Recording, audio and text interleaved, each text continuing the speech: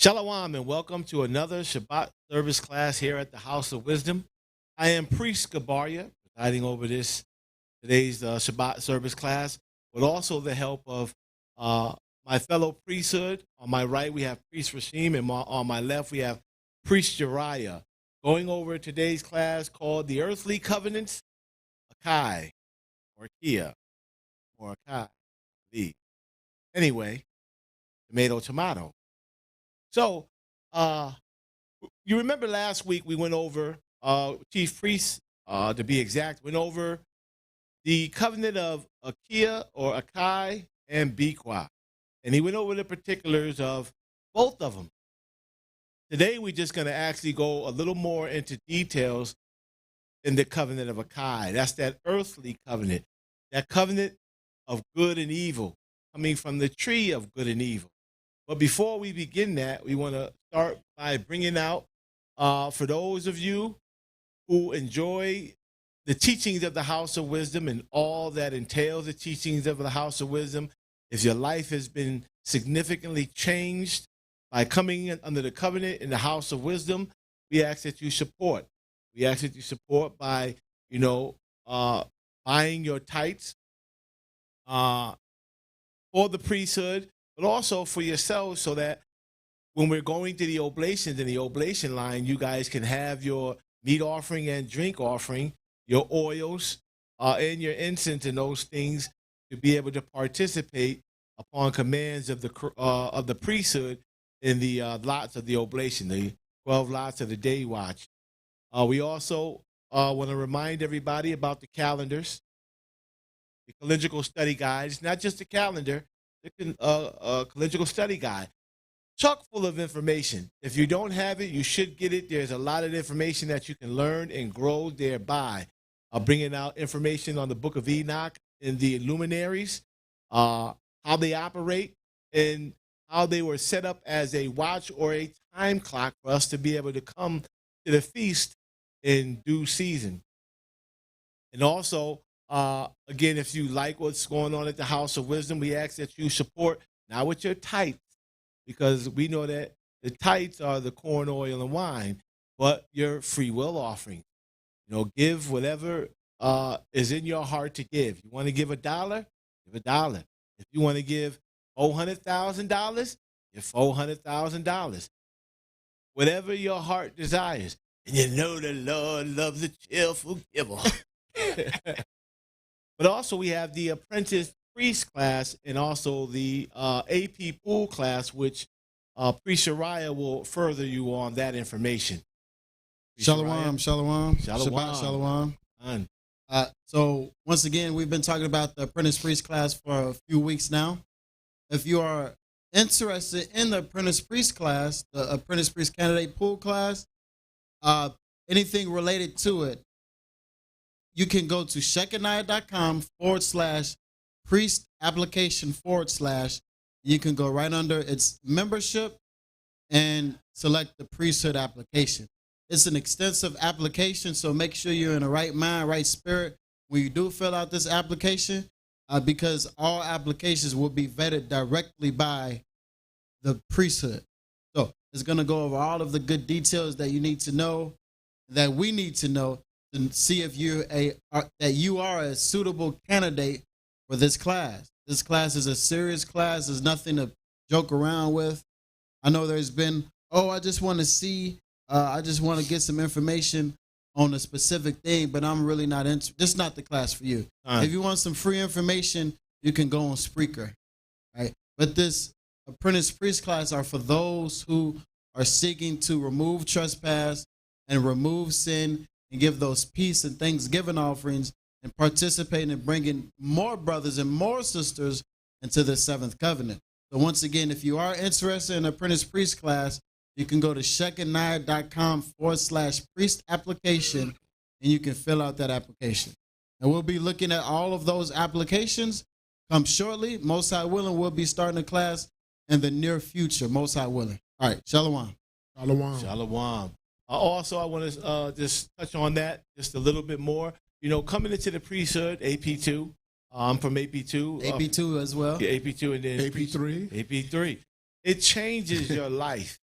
If you're serious about truth. Some of us are not serious about truth. A lot of us are just serious about the camaraderie.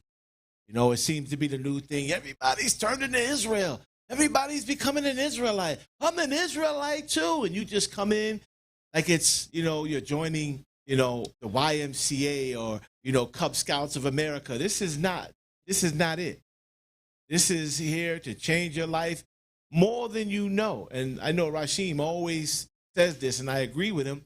You know, when you called into this gospel, you know, you're not called. What is that? I don't want to chop it up. You always say that. Oh, yeah, it ain't predicated on your understanding, but on your obedience. Right. You want to be obedient to the word of the Most High. Even if there's things that you don't understand, there might be things that you do understand. To give you an example, and then we can actually press forward. You know, when I came in, I was sold on sacrifices was not done away with. Absolutely right. For those of you who are saying that the sacrifices are done away with, you don't read. And I always say you don't read enough. You don't read because clearly it tells you in Hebrews that it was changed. Changed don't mean done away with. So what is this talk? All sacrifices done away with. Where does it say that? Who said that? Where are you getting this information from? If it's not in the book of the Most High, like the scripture said, they speak not according to this word, it is because there is no light or no truth in them. So where did you get that from? So I said, yeah, okay, you got my attention now. You're absolutely right on that. But what was it changed to? It was changed from carnal to spiritual. And this is what we're going into today, that carnal covenant, Akae or Akae. We went over last week, both of them, but we're going to go into a little more details on Akae this week. And then next week, Most High willing, we'll go into the spiritual covenant. But today we'll start off dealing with the covenant of Akae, you know, and all that entails that covenant. So without further ado, we can go ahead and begin this class, the earthly covenant, Akae. Shalom. So, Priest Rashim, if you can hold 2nd Ezra 3.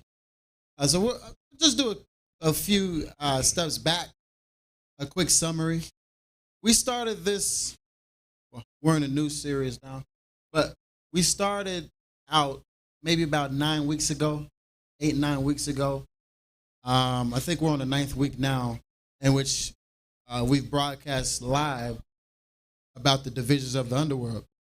And last week, Priest Banyala went over the covenant of Bikwa and Akae, which has been spoken of in previous Shabbat classes, right? Especially Bikwa being free from all manners of trespass, all things like that. But in this new covenant, in this covenant of Bikwa, I should say, excuse me, misspoke. But in this covenant of Bikwa, we are being free. And in the covenant of Akae, we're being held back. So today we're going to go over what caused us, or at least in this introduction, I'm going to, in detail, most I will, go over what caused us to being held back. We started off with the abyss, which you go into the abyss. Well, we know what covenant you're in. And then we worked our way all the way up to the resurrection. Know what covenant they were in. But today, like I said, we're going to go over Akae, those earthly covenants, as the title of today's class. Priest Rashim, if you can go ahead and grab 2nd Ezra 3, and let's pick it up at the 3rd verse for the sake of time. And my spirit was sore moved, that I began to speak words full of fear to the Most High, and said... All right, so this is talking about the beloved prophet Ezra, who in the Apocrypha, it was pronounced Esdra with a D. In the so-called Old Testament, we know Ezra. We see him all throughout the Old Testament. We see his prophecies. He's quoting other prophets. A prophet quoting a prophet. But I'm not a prophet. I'm just looking at these verses, bringing forth that understanding. But we got the beloved prophet Ezra. And man, my spirit was moved. I'm in Babylon. Our city is destroyed. It's just detrimental to the nation of Israel right now. Let's read on. Verse 4. O Most High, who bearest rule, thou spakest at the beginning. So we're going to pause right there. We know that this verse, this specific word says beginning. But in the more perfect translation of Urim, we do understand that it was the first fruits of creation. All right, let's keep reading. Continuing in the middle of verse 4.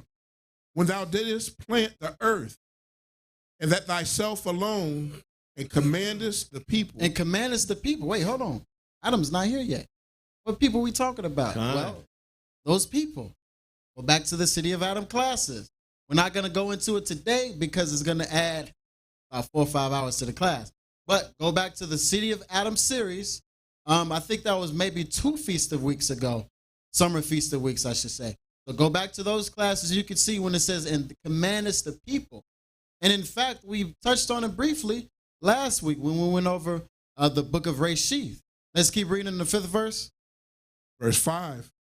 And gave us a body unto Adam without soul. Look at that. Then we get Adam down the line.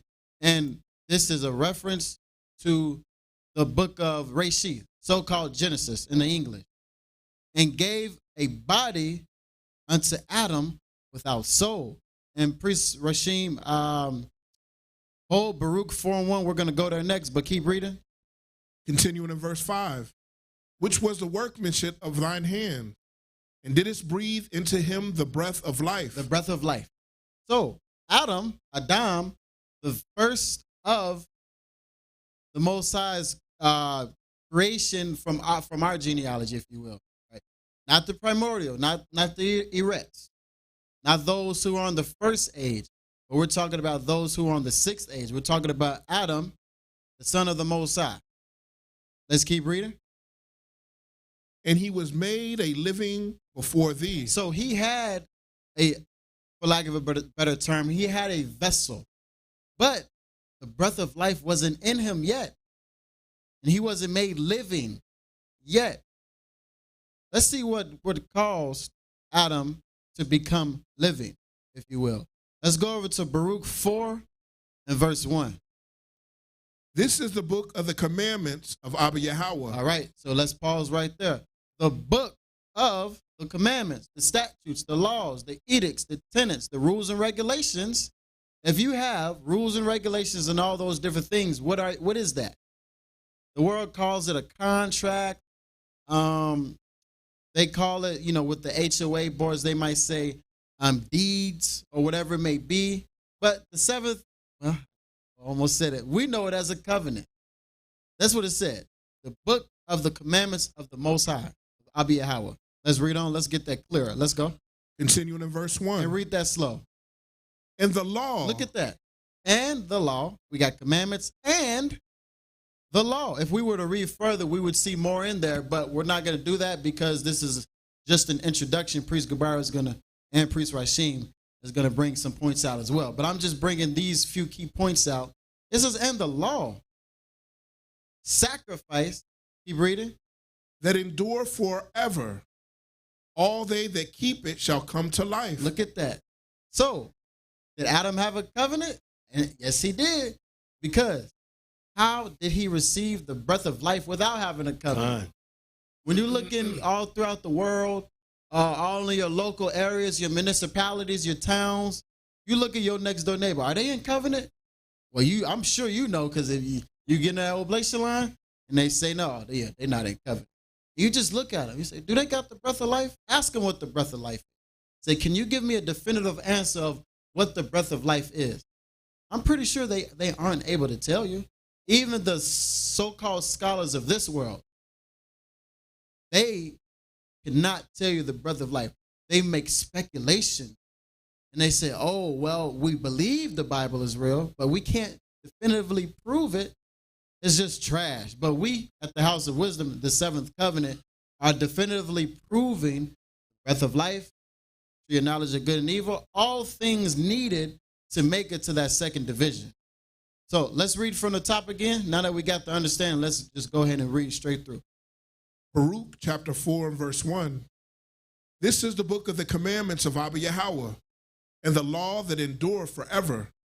All they that keep it shall come to life, but such as leave it shall die. Look at that. But such, read that one more time. That's powerful. This is the book of the commandments of Abba Yahweh, and the law that endure forever. All they that keep it shall come to life, but such as leave it shall die. Such as leave it shall die. Now, I was going to ask a question, but as far as death, we'll go over that. So just keep that on your mind, that keyword death, for temporarily.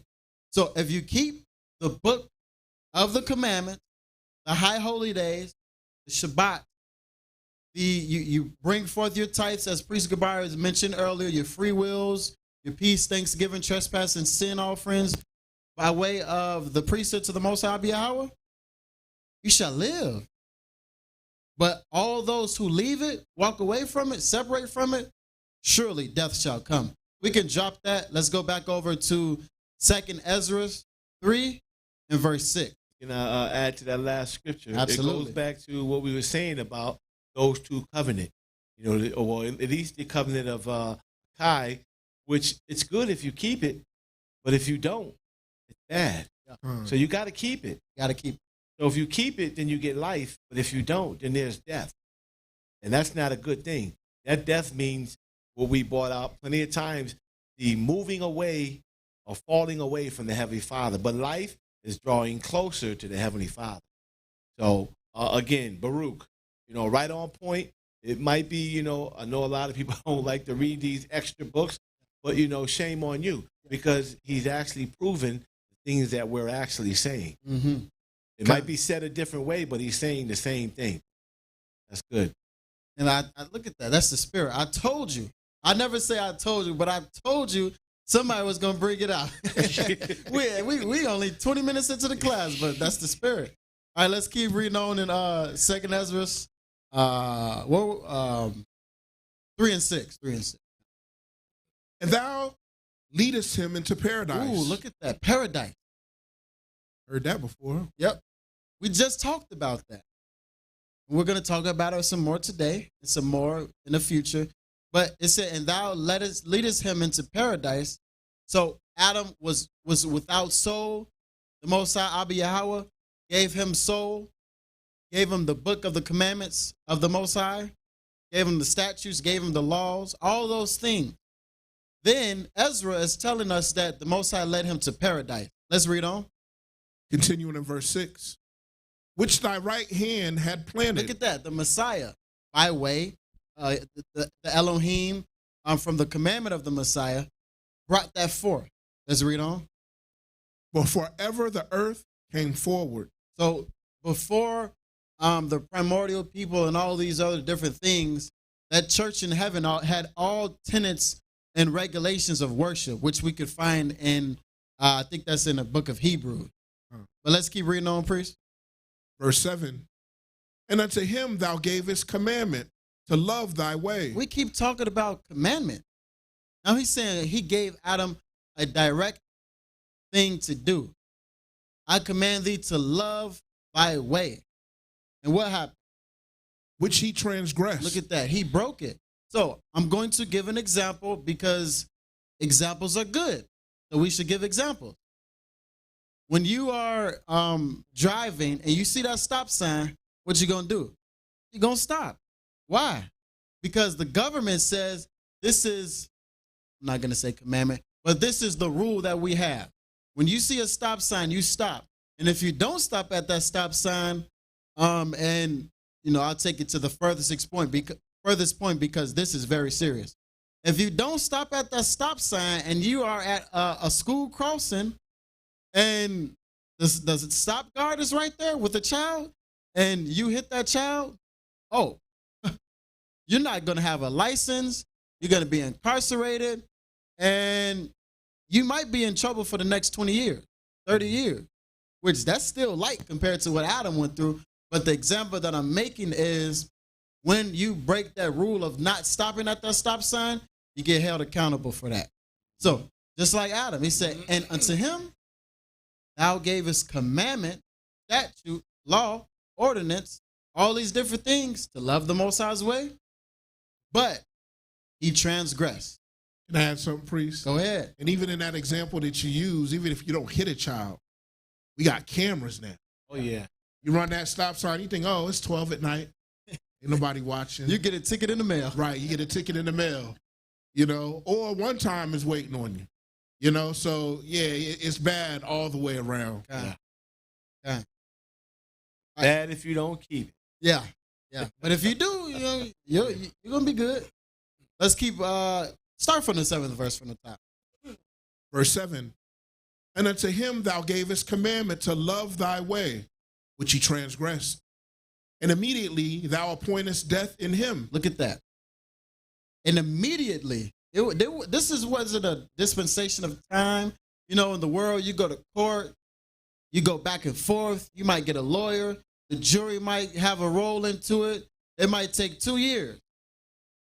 It might take, longer than that. It might take 6 months. It might just be one court day.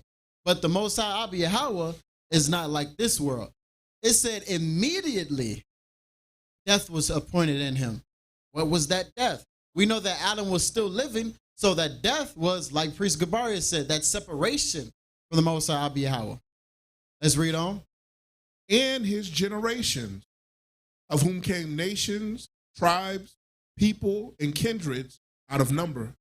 All right, if Priest Rashim, my bad. Priest Rashim, if you can grab 1 Thessalonians 5:23.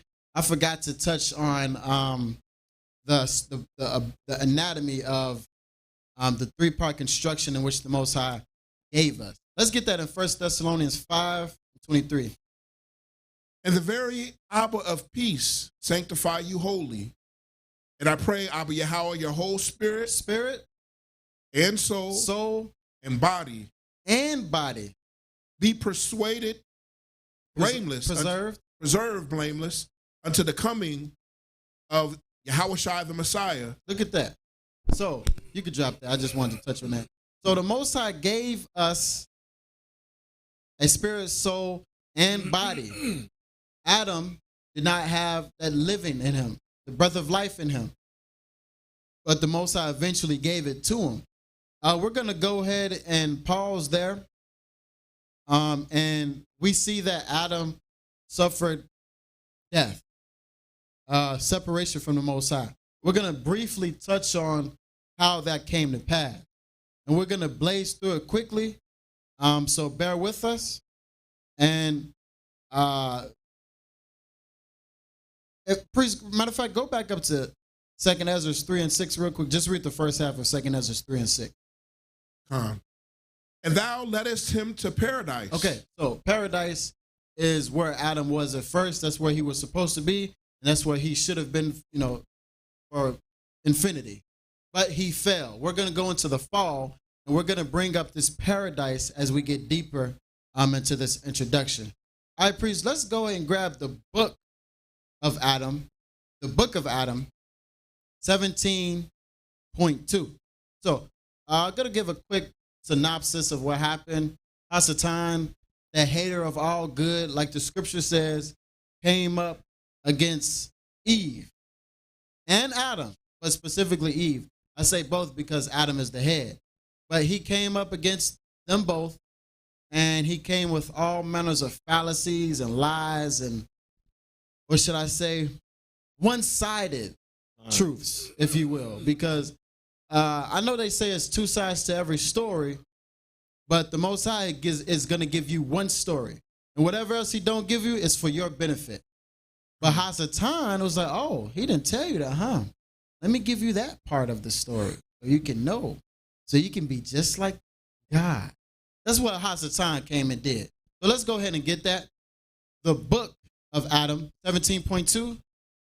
He took on the form of a serpent to go close to the wall of paradise. Look at that. Paradise. We're going to see this frequently because that's where he was. He was in a holy place. Let's read on. And the devil slipped inside the serpent, and he allowed his head to hang on the wall of paradise. Once again, paradise. I don't know if that was Priest Gabari who always brings it up, but I think he said when the Most High says something once, and he says something twice, and he says something a third time, you might want to pay attention. So these are one of those instances. Let's read on. He cried out and said, shame on you, woman, you who are in the paradise of delight. Look at that. The paradise once again. So now definitively, it's infallible. You cannot refute this. Adam was in paradise. It's right there. Who are blind, come to me and I will tell you a certain secret word. Wait, hold on. Did the Most High say, if you keep my laws, statutes, and commandments, he won't hide anything from us? Didn't it say Solomon knew the beginning, the first fruits of creation, the middle, and the 7,000-year curse being lifted up? He said Solomon knew all that. So what is this Satan talking about? Oh, I'm going to show you something secret. Didn't, who was that? Peter said there's nothing, what did he say? There's no inspiration. I'm butchering it horribly. I know what you're talking about. I can't think of it either. Yeah, something in Peter where he was like, it's no private interpretation. You know, all of this stuff would be open. No private. It's just one interpretation. Right. You have your own, but, you know, you can't back up anything that you say with it. Like I brought out earlier, the law of sacrifice is done away with it. Where's that at? Yeah. That's your interpretation. The scriptures has another interpretation that it hasn't been done away with. That's exactly what I was talking about. So when it says secret, I mean, we just got beguiled. But let's keep reading. The book of Adam, verse 17. And this is what was the precept of this chapter called? I think it's the encounter with Satan. Yes. Yeah, for those following along, this is the book of Adam. I know the numbers are a little weird, but this is the encounter of Satan. All right, let's keep reading. In the book of Adam, not the first book of Adam and Eve, but the book of Adam. 17.2d. And when I had come, he told me, Eve, and I told him, here I am. He replied to me and told me, what do you do in paradise? Look at that. This is the fourth time in paradise. And if Hasatan asked me what I did in paradise, oh, just hand me them coals over there. Let me show you. I'm going to tell you what we do. He ain't going to be able to do it. So this is an admonition, and this is a learning experience for everybody in the audience, everybody online. For our beloved sister, do not get beguiled. Somebody trying to question what you know and what you've been taught by way of the Most High Yahweh. I said, all right, look, I don't know nothing. Go to my head. Simple. Because when somebody come to me and I don't know, hey, I'm calling my elders quickly. Hey, hold on, brother. Hey, yeah. And then when he doesn't know, he going to the Most High. We all going to the Most High at the end of the day. God. It's all going back to that. So we have to be disciplined. We have to be orderly. We have to be constructed well. We just can't be free willy-nilly. Yeah. We have to be in submission to the Most High. And there's an order. Like Paul said, you have Abiyahwa, the Messiah, the Elohim, Rapayala, all of them, man, woman, child, in that order. And if we're not coming in that order, the Most High takes our glory away, meaning our covenant, our head is removed. So Eve, she had some hardships with this conversation, and we'll see that. Let's keep reading. Verse 17.3. I replied and told him, Abba has set me to guard paradise and eat of it. Come on now. This right there. This is the 5th time that we've mentioned paradise. Abba has set me to guard paradise, as my husband is Adam. He's to dress and keep the tree of life. I'm supposed to aid, support, and assist him in guarding paradise and eat of those sacrifices. Let's see what that serpent, that devil, said. Read on. Verse 17.4. The devil replied to me and told me through the mouth of the serpent, well done. So he was like, oh, okay, hey, you're doing good. You know how, like Priest Bayala says, the con man, he'll give you something so he can get everything from you. So the serpent was like, okay, I like that. Okay, that's good. Then he asked the question. What was the question he asked? Do you eat the fruit of every tree? Look at that. Pay attention. He said of every tree. Now he has Eve. Oh, I'm about to get all up in her business so I can break it down. You're not supposed to let people in your business. The scriptures say that. It says the business of the Most High is the oblation. And we know these oblations are of those of the 7th covenant. If you ain't in the 7th covenant, then that's not your business yet. Come get consecrated. Of it. Say that again. You have no right to eat of it. If you eat of it unworthily, you're in some trouble. But it was so bad for Satan that he couldn't even eat of it. That's how horrible it was. He said, do you eat the fruit of every tree? Which is in where? Paradise. Now we on number 6. This is the 6th mention. And so, 17.5, let's read on. I replied to him and told him, yes. Whoa, she said, yeah, we sure do. Like I said, if somebody asks me, hey, you eat of the tree of life? You eat of paradise? Oh, you want to come see? I'll show you. If they're not going to come, you already know they're not going to come. One thing we have to understand, and this is just the Spirit lead me, so I'm going to speak loosely with this one. Don't quote me verbatim. We have to understand when people ask us questions, we got to pay attention if it's condescending or if they're willing to actually learn something. And it's very important. What pillar is that while we're there? Which one is that? Who know that pillar? Discretion. Look at that. Y'all know. 7th covenant right there. And to back up what he's saying, there's plenty of stories where Yahweh was talking, and here come the Pharisees to test him, and he knew it. Sometimes he answered a question with a question, and sometimes he didn't even answer. He ignored him. So he used discernment and discretion when dealing with these folks. Wise as a serpent, gentle as a dove. Yeah, that's right. That's right.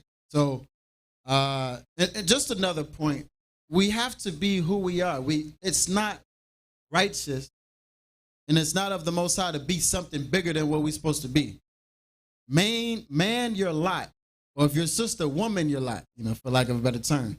Be who you are. Don't try to be greater than who you are, because then you might get yourself into, a sticky situation, and then it's no good. So let's keep reading. The priest, that's actually the very definition of pride. Thinking more of yourself than what you are. Yeah, let's not be prideful. Let's walk in humility. Like me and Priest Gabari, we both come from AP2. We look at each other, I know we both in AP2, who gonna do it first? Well, you wanna do it, I'll do it. And then we decide. Nobody up here says, no, I'm gonna do it, watch out. Yeah, that's that pride talking. So let's keep reading on, Priest. Continuing in verse 17.5. We all eat the fruit except for only one tree, which is in here in the middle of paradise. Ooh. Now Satan then got all the information in which he needs. We eat of everything. It's just this one tree in the middle of paradise. This is the 7th mention of paradise now. in one chapter. It's crazy to just think about it. They done mentioned this 7 times already. Paradise, paradise, paradise. Yeah, we eat of it, but one tree we don't eat. In paradise, we don't touch that one. Let's read on and put some emphasis on that. For Abba Yahweh commanded. Look at that. Command. How did Adam not have a covenant if he commanded him a thing? That's like you going to work and your manager say, make sure you turn your assignment in for the lab at 6 o'clock. Well, what does the job description say? Every lab must be turned in at 6 o'clock.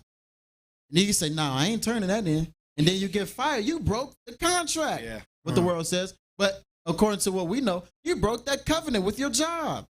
That's what he said. This is a command. I said, Abba commanded us.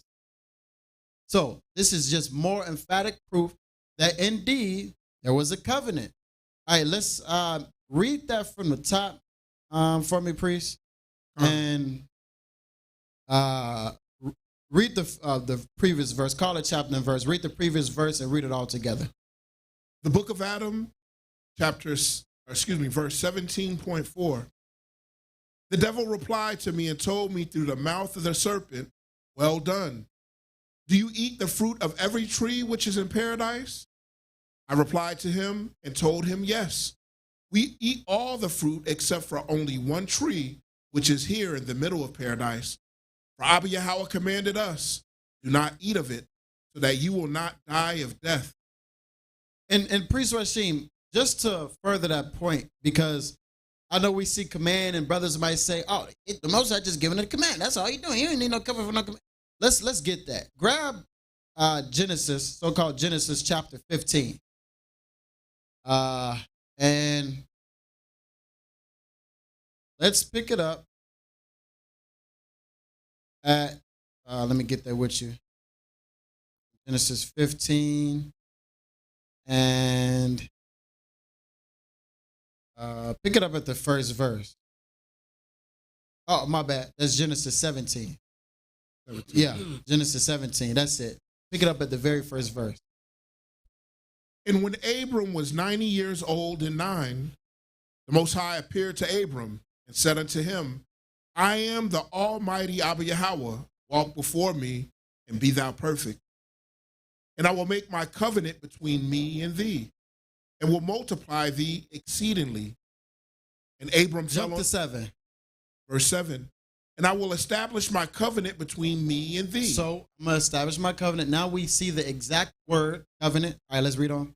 And thy seed after thee in their generations. Jump to 10. Verse 10. This is my covenant, which ye shall keep between me and you and thy seed after thee. Every man child among you shall be circumcised. For the sake of the conversation, right, with the example, this is the command. This is the statute. Circumcise every child, every single one.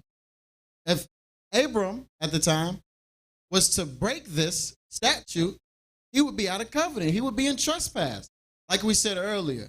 And when Adam transgressed, immediately death was appointed to him. So this is what it was. For Abba Yahweh commanded us, do not eat of it. This was a rule, a statute in Adam's covenant, and he broke it.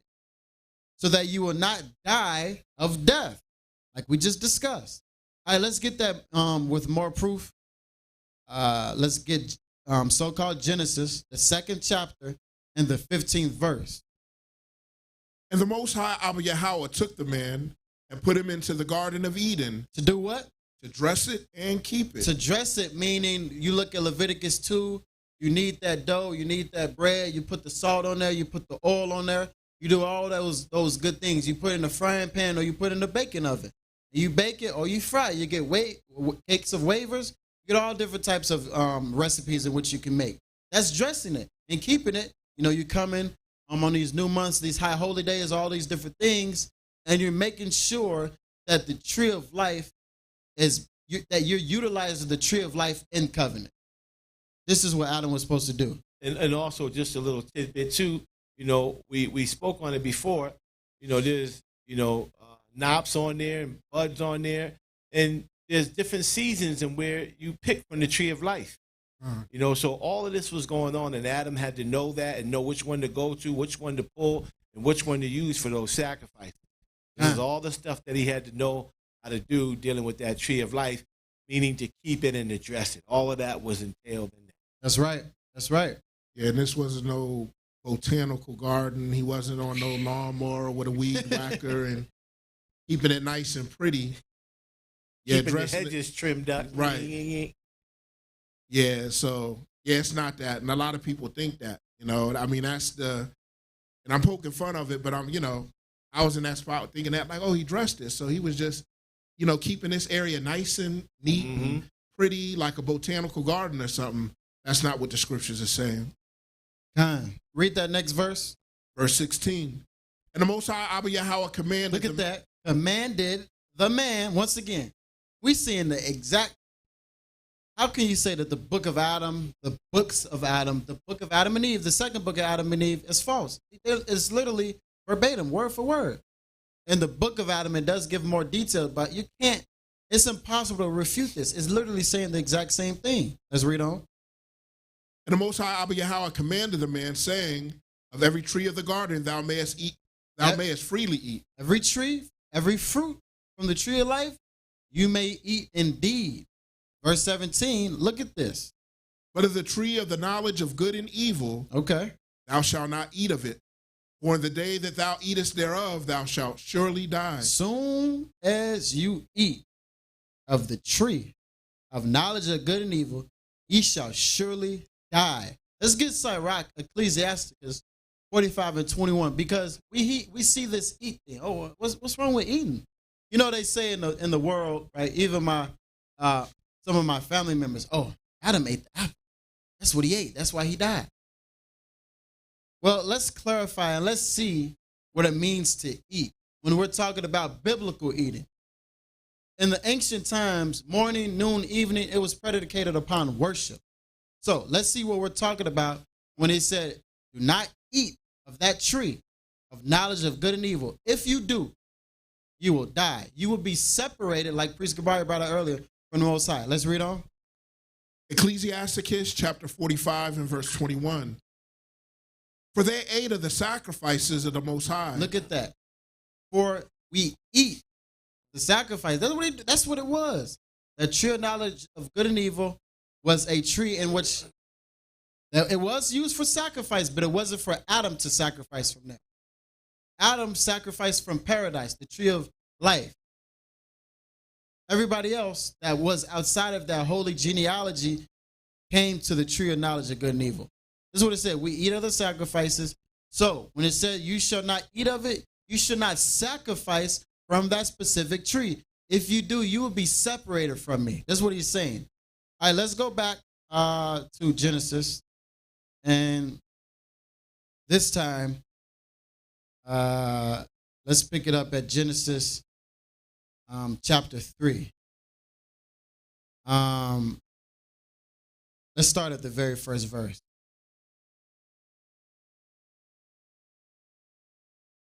Genesis chapter 3 and verse 1. Now the serpent was more subtle than any of the beasts of the field, which the Most High Abba Yahweh had made. All right, so we didn't go over it, but I'll go over it briefly. Earlier in the chapter, Hasatan, as Priest Bayala went over last week, Hasatan came into the serpent. He said, hey, be a sheep for me. I'll do the talking. You just be there. And that's what happened. That's when it says that serpent. We also know that in the book of Reshith, there was enchantment going on from the primordial people. So all of these different things, and that's in the series, the City of Adam. So you can go back to that class. We're not going to go there. I just wanted to touch on it. So you could go to the second verse. Verse 2. And the woman said unto the serpent, we may eat of the fruit of the trees of the garden. And just harping on that point, last week, or every week, essentially, how can you break down the calendar in which Enoch gave us? How can you go over this? How can you go over all of these different things if you aren't reading the books that the Most High said to read? You just going to read books that somebody told you to read? God. Like Priest Gabaria says so often, be like the Bereans, man. Go search out. Go ask your leader. If he can't give you no understanding, does that raise a red flag? That's for you to find out. I believe so. But be like the Bereans and go search out. But let's keep reading, priest. So it says, we may eat of the trees of the garden of Eden, the tree of life, but of the fruit of the tree which is in the midst of the garden, Abba Yahweh has said, ye shall not eat of it, neither shall ye touch it, lest ye die. All right. Once again, so this is now the third reference of this death, separation from the Most High. Verse 4. And the serpent said unto the woman, ye shall not surely die. Serpent was like, what you talking about that? Look at me. I'm eating it all the time. Running around doing push-ups. Look, this stuff is making me stronger. I'm getting faster. All that madness. However, we're going to see. Verse 5. For Abba Yahweh doth not know that in the day that ye eat thereof, then your eyes shall be open, and ye shall be as God, knowing good and evil. Oh, so if Abba knows if you eat, no, so now, like I said, he's using that as those enchantments, those charms, trying to be, big and bad, whatever word you want to say. You shall be like the Elohim. You shall know both good and evil. You should know both Bikku and Akae. And we ain't supposed to know Akae. Adam should not have known Akae. He should only knew about that tree of life. But by way of the envy of the devil, man, that's just crazy. We look at it, what Solomon was talking about. He said by envy of the devil came death. Now, all these years, however long we've been reading these verses, we just was like, oh, man, Hasatan was hating. He just a rogue angel. He just wanted to do this. He was attacking Adam and Eve because they received the tree of life. They received the covenant that Hasatan, Behemoth, and Leviathan didn't receive. That's what Solomon was talking about by way of envy of the devil. It's because Hasatan was envious of Adam and what Adam received. And what did Adam receive? Come on now. He received the covenant. Hasatan didn't. What did Hasatan receive? Oh, you make sure you be over these animals, over the beasts, over the fish and all those things. But the Most High told Adam, you in charge of all of it, and you just delegate. So by way of envy of the devil came death, meaning came separation from the Most High. All right, let's drop that. I know we're getting a little too deep into it. So let's go back to the book of Adam, bracket 44, chapter 18.2. We skipped a little bit, but bear with us. We got this. However, I told him, I am afraid of dying. I'm afraid of dying, but she was thinking, because if you in covenant, I ain't afraid of death. I know exactly where I'm going. Most High willing. But if you don't know what death he's talking about, he was like, oh, snap. I don't want to die. I want to live forever. It became spooky. Yeah, exactly. Like, like the people in the world, the fleshly rulers that be, they get a heart transplant after heart transplant. I think he was like 104 years of age when he went to that third division. I know he ain't going to the second division, but he said he was like 104, one of the multi-trillionaires. Had that many heart transplants, should have been dead by he was like 60 or 70. Yeah. So that's one form of death. But Hasatan was like, oh yeah, you ain't gonna die. You eat this, you ain't gonna die. Tricking her up, beguiling her, deceiving her. So she was like, I don't want to die. I don't really want to do that. I want to live. All right, let's read on. Continuing in verse 18.2. I am afraid of dying, perhaps, as Abba Yahweh said. The serpent replied to me and told me, what is death and how does one die? I would have told Satan, well, you answer your own question. Because you're the one who's going to die. I'm going to be living. That's what I'm trying to do. It's just, for lack of a better term, she was naive. And Hasatan beguiled her.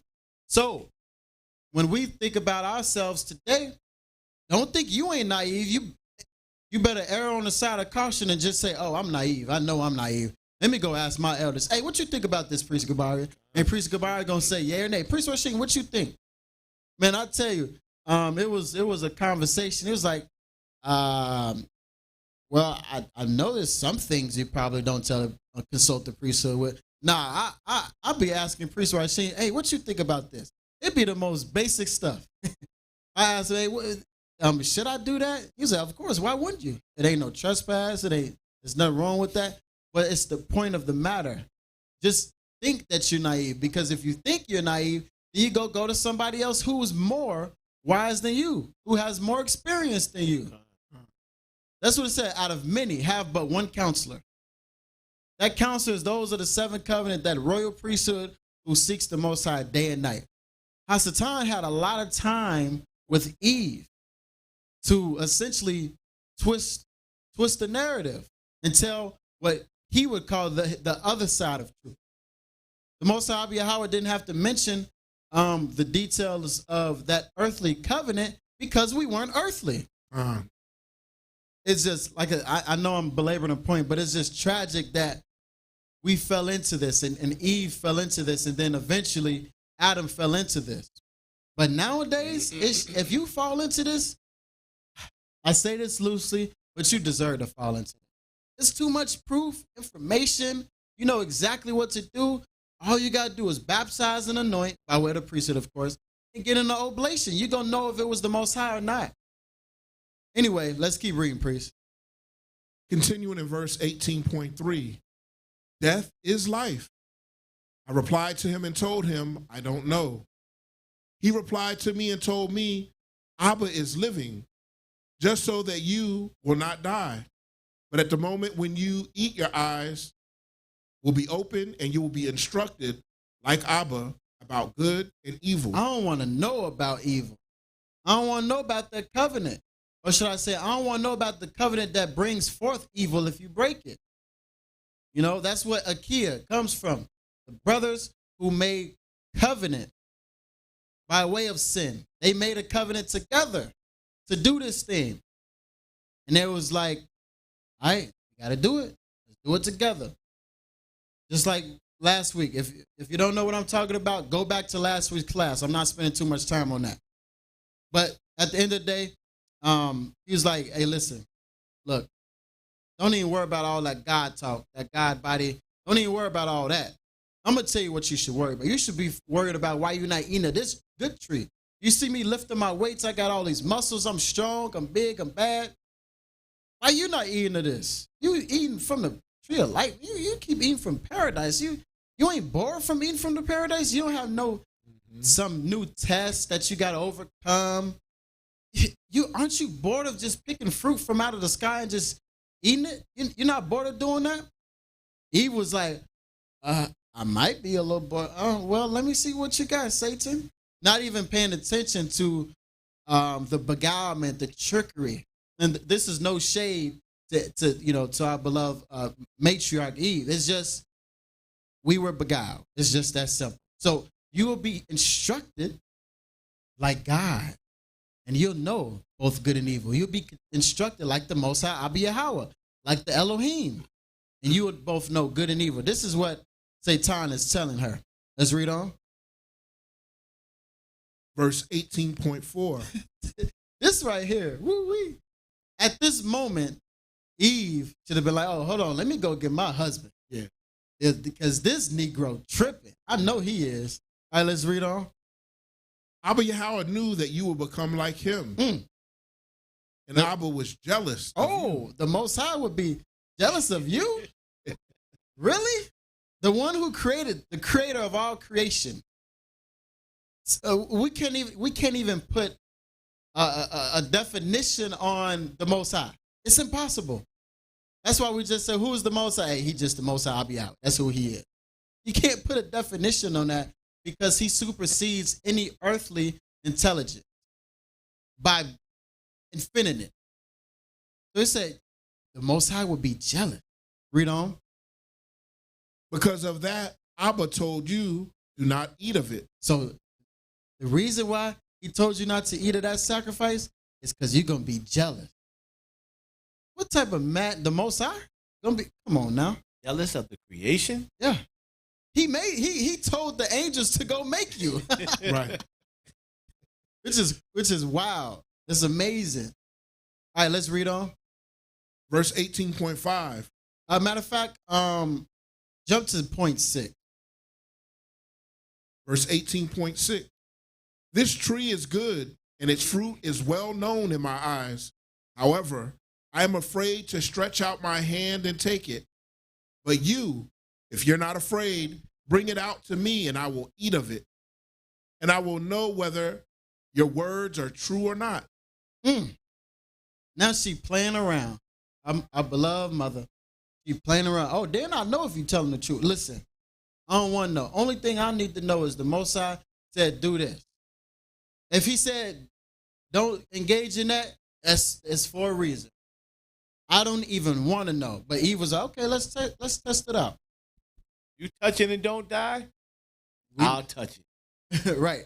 Let's read on. You touch it first and give it to me. Right. Verse 18, continuing in verse 18.6. The serpent replied to me and told me, come, open the gate, and I will give you of it. Look at that. Come on. I'll show you the other side. I'll give you of it. And then just a tragic story. So let's go over to bracket 44, 19.2. We're jumping ahead. In so many words, she ate the sacrifice, and she was like, oh, snap. Hold on. I feel different. Oh, I can't see. It was tragic. It's just a horrible story. Yeah, it really is horrible. It's just horrible. That's what it is. Horrible. All right, 19.2. I replied to him and told him, I do not know any oath. How could I swear to you?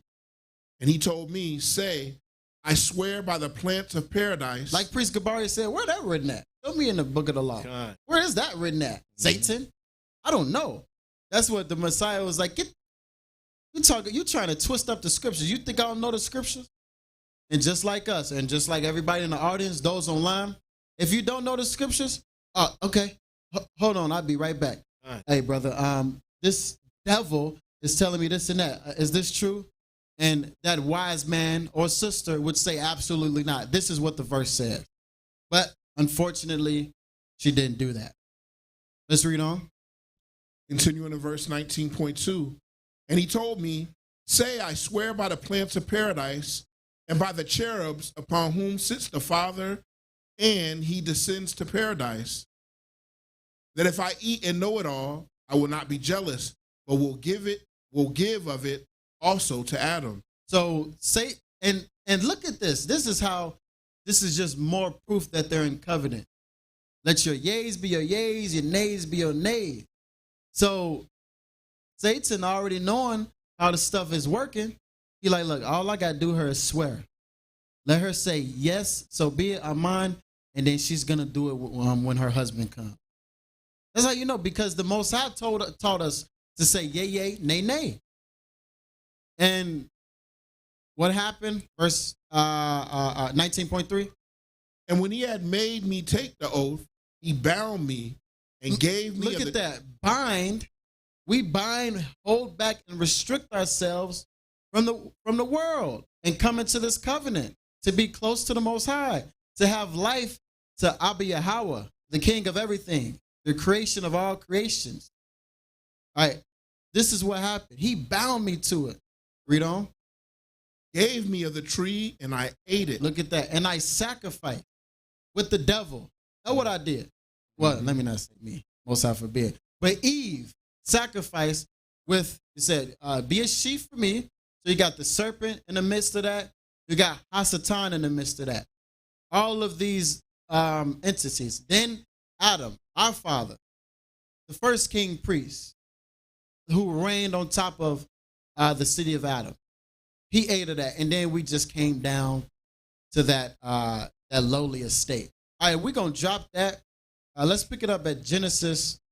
Let's go back to Genesis 3 and 6. Genesis chapter 3 and verse 6. And when the woman saw that the tree was good for food, and that it was pleasant to the eyes. When a woman saw that it was good to be sacrificed, let's go. And that it was pleasant to the eyes, and a tree to be desired to make one wise. To make one wise, meaning to know both good and evil, which, anyway, let's read on. She took of the fruit thereof, and did eat. And did sacrifice. And gave also unto her husband with her, and he did eat. And he sacrificed. Verse 7. And the eyes of them were both open. Now they knew. Akae. They already knew Bikwa.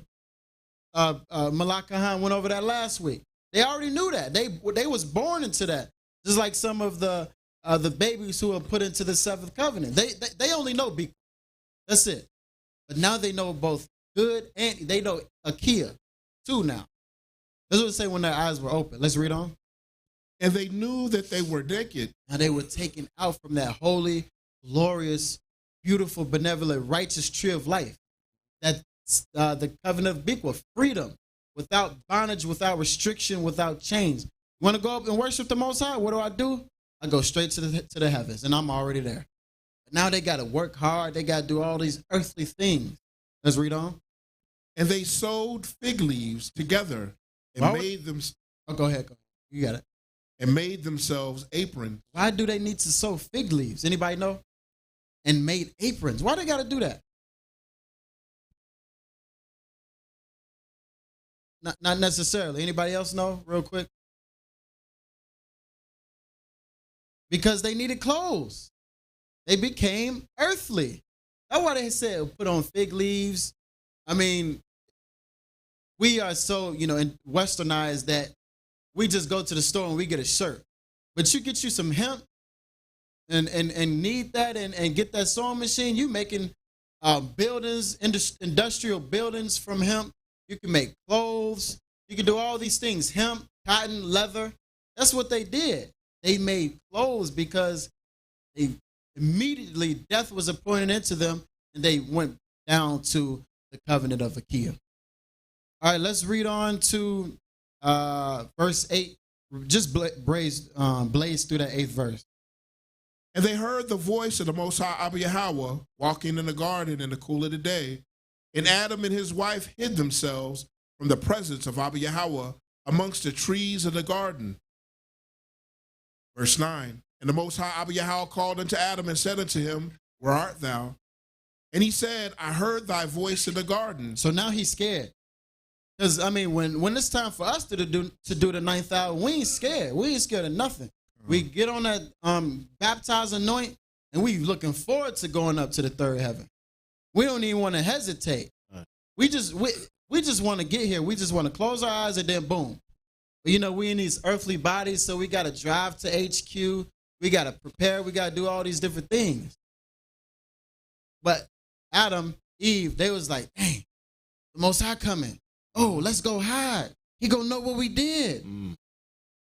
It's so detrimental. Let's read on, priest. Continuing in verse 10. And I was afraid. There it is right there. Let's go.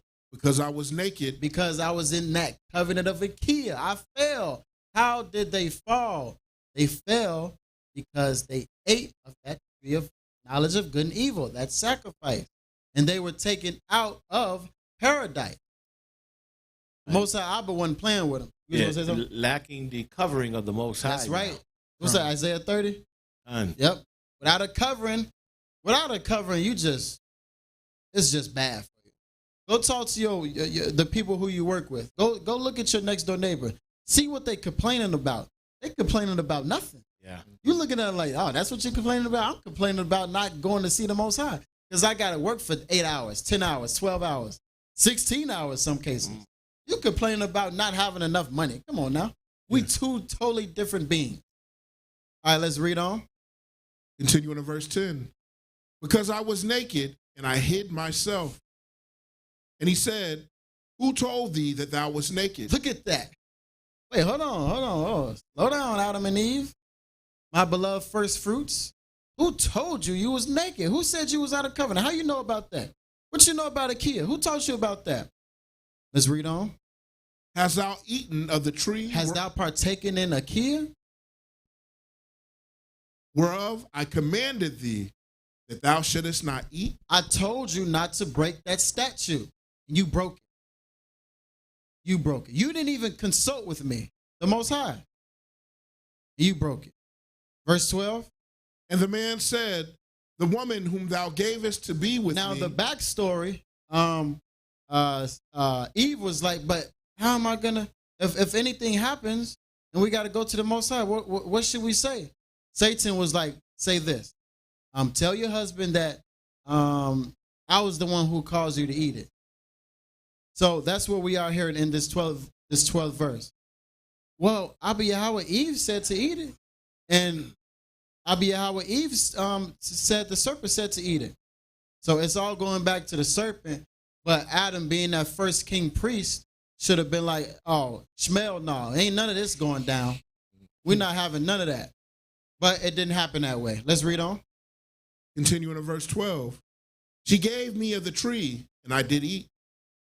Verse 13. And the Most High Abba said unto the woman, what is this that thou hast done? And the woman said, the serpent beguiled me, and I did eat. Like I just said, it was what you would call in reverse. It was Adam, Eve, serpent, Satan. But it started with serpent, Satan, Eve, Adam. But when the Most High came forth, who did he come forth to? Did he come forth to a serpent, Satan, woman, man? No, he came to the man first in the proper order. So, once again, you got any dilemmas, any issues, go to the head. Don't go to the third piece. Ain't nothing wrong with the third piece. But go to the head because he's going to give you the information without infallible proofs what you need. All right, let's drop that, and then we might come back to that. I know we're getting a little ahead of ourselves. Let's go back to the book of Adam and Eve, 20.4. I was searching for leaves to cover. Now we got precept upon precept, entire chapters on entire chapters. We ain't just going to use one verse. We're going to use the entire book to line up with another entire book. It's saying the exact same thing. Let's go. My nakedness and found none on all the trees. For at the moment at which I had eaten. Look at that. Woo-wee. At that moment. Just like we read in 2nd Ezra, bringing a full circle. At that moment. At which I had eaten, the leaves from all the trees of paradise in my portion fell down. Fell at that moment. Just think about the example we talked about. You get a stop sign. It might take 6 months. Well, I got an even better example. They just came out with the September plea agreements for those who participated in that September portion. That was 2001, so-called 2001. It's so-called 2024. That's a long time. That's almost for as long as I've been living. It took that long. It took that long for them to come to some type of an agreement for the deeds so-called they did. I'm not no conspiracy theorist. I ain't going to go into it. I'm just using it as an example. But Most High Yahweh, he too righteous.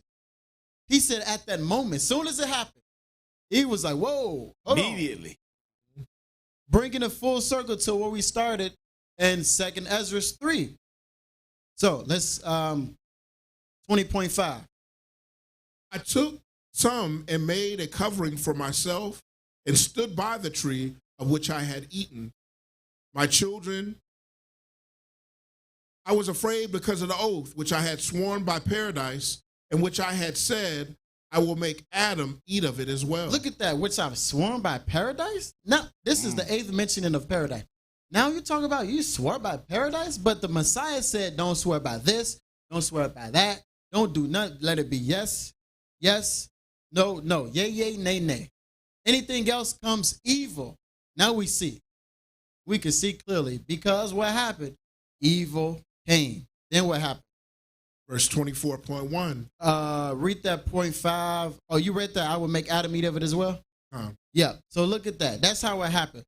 So it was a dispensation of time, but at the end of the day, they ate of that sacrifice. All right. So we're going to go to, Like you said, what was that? 20 what? 24.1. All right, cool. Abba Yahweh replied to Adam and told him, because you hearken to your wife. Look at that. Listen, I'm not going to belabor the point too much, but as a king, as a man, make sure you paying attention because we see what's happening here. I didn't say it.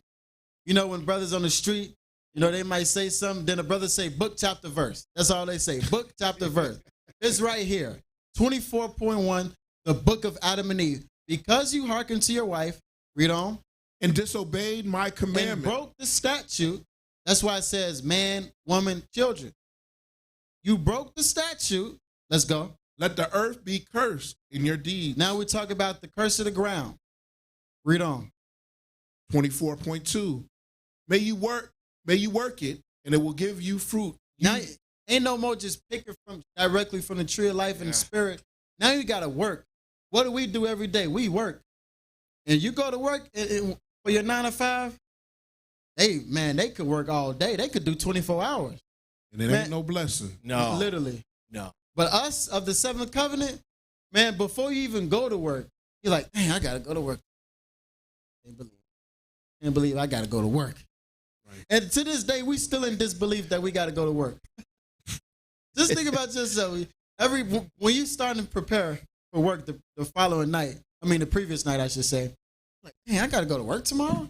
And we've been working all our lives, but we still in disbelief. That tells us we aren't meant to be in this covenant of Akae. Like everybody, like those Hasatans, or should I say, the people who are evil. They're meant for that covenant. We meant for that righteous abode. Let's read on. Continuing in 24.1.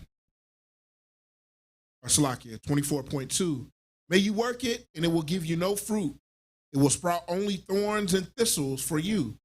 By the sweat of your brow you shall eat bread. May you be with many sighs, labor and laborers, and you shall have no rest. You shall hunger, and you shall not be satiated. You shall be affected by bitterness, and you shall not taste sweetness. What that sound like? What type of body that sound like? Who can relate to that? Can anybody relate to that? In the chat or in the audience, drop it. Let it be known. Can you relate to this? Read it again. Go a few verses up. If you are in the audience, let it be known. If you're in the chat, let it be known. Can you relate to what Priest Rashim is about to read? Go ahead. 24.3. May you be with many sighs, labor and laborers, and you shall have no rest. You shall hunger, and you shall not be satiated. You shall be affected by bitterness, and you shall not taste sweetness. You shall be tormented by heat and will undergo cold. You shall be pauperized, and you shall not be enriched. You shall eat, and you shall not grow fat. You shall swarm yourselves with fire, and you shall not be heated. Look at that. What that sound like to y'all? To me, it sound like this body that I'm in now. Soon as I get out my car, I'm like, man, it's 105 degrees out here. Boy. Yeah. I need some water. Man, hey, Priest Gabar, can you give me a shirt? I need a shirt, man. That's what we fell into. I hope somebody dropped it in the chat. But that's what we fell into. We fell into this earthly, primordial, beastly body where we can sleep for 6 hours. You wake up, you still tired. You need an energy drink now. Mm-hmm. You sleeping for 8 hours. You might wake up, you still tired. But the angels in heaven, man, tired. What you talking about tired? What you couldn't be with me for 1 hour, Peter? Yeah.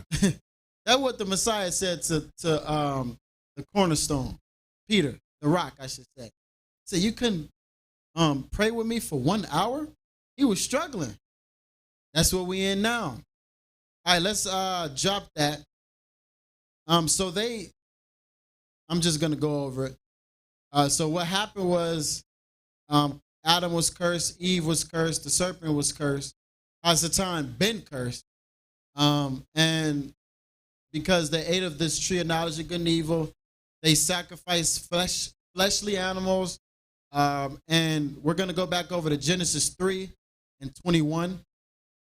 Let's pick that up. Unto Adam also, and to his wife, did the Most High Abba Yahweh make coats of skins and clothe them. So they had coats of skins because they became fleshly. They became like me and you. They became like primordial beasts. Temporarily, this isn't permanent. This is temporal. Verse 22. And the Most High Abba Yahweh said, behold, the man is become as one of us. Oh, look at that. The man has become as one of us. Read. To know good and evil. To know both Biqua and Akae. And now lest he put forth his hand and take also of the tree of life and did eat and live forever. So he said, if he put forth his hand and take the tree of life, he's going to return back. But the Most High was like, nah, he has to serve his punishment. Verse 23. Therefore, the Most High Abba Yahweh sent him forth from the garden of Eden. So he took him away from freedom. He took him away from that. And he put him where? To till the ground. To Akae, bondage. Binding yourselves to, you know, you're going to trespass. It's nothing, ain't no ifs, ands, or buts. You're going to trespass, you're going to sin. Sin is going to come into you, I should say. Let's read on. From whence he was taken. Verse 24. So he drove out the man, and he placed at the east of the Garden of Eden cherubim. Flaming swords. Them cherubim say, look, hey, Adam, if you come here, I promise I'm going to slay you so bad. That's why they got flaming, not just regular swords, you got flaming swords. Flaming swords. Come on. We're not talking about lightsabers from Star Wars. We're talking about something far more advanced than that. Let's read on. And a flaming sword which turned every way to keep the way of the tree of life. Look at that. He took him because of our transgressions, our trespass. We were removed from the tree of life. But let's get that tree of life, paradise. We talked about paradise. It was mentioned in that chapter 8 times. Let's get that in Luke, if you can, priest. Luke 23, verse 42. So as we're getting deeper into this introduction, we're talking about how Adam was taken away from paradise by way of his trespasses. So we're going to pick it up at Luke 23 and verse 42. And he said unto Yahushua, Lord, remember me when thou comest into thy kingdom. And Yahushua said unto him, verily I say unto thee, today thou shalt be with me in paradise. In paradise. So this is talking about with Messiah when he was about to be crucified. He said, you're going to be with me in paradise. Now that tells us right there, okay, now we have access again because we're coming. I'm not going to speak on that. We'll talk about that later. But now we're starting to receive access again. Drop that, get Revelations 2, verse 7. Revelations 2, verse 7. We're going to extend that paradise and we're going to make a flawless connection. Let's read on. He that hath an ear, let him hear what the Spirit saith unto the churches. To him that overcometh will I give to eat of the tree of life. The tree of life. You overcome, you're going to be able to return back the cherubims with the flaming swords. They will be alleviated. They're going to go back. They're going to go back to the sanctuary and to the Holy of Holies in the third heaven, and you'll be able to return back to paradise with them, with the Messiah, with all the holy angels in that section. Continuing in verse 7, which is in the midst of the paradise. Look at that. Look at that right there. You cannot disprove this now. This is where Adam was taken away from, and when he went to being primordial, when he fell into Akae. All right, you could drop that. Pick it up at Romans 5 and 12.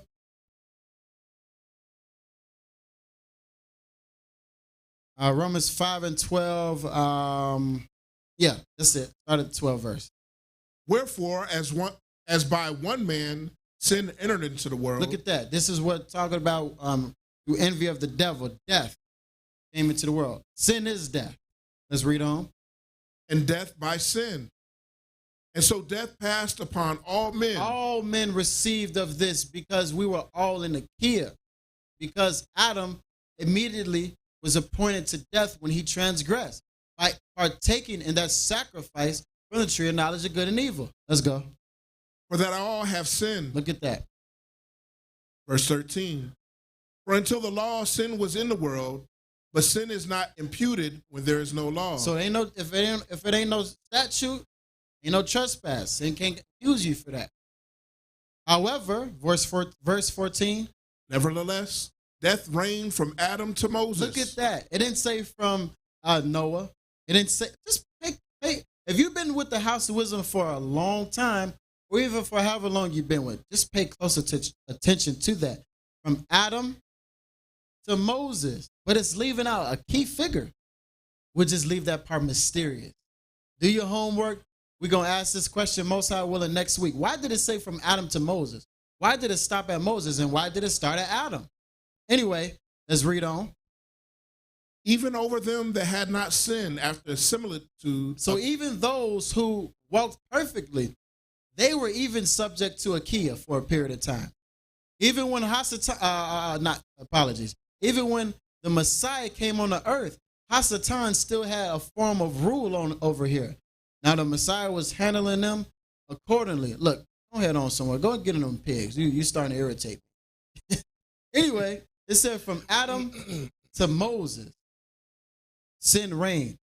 So all men were subject to death because of the transgression. And we were all in Akae.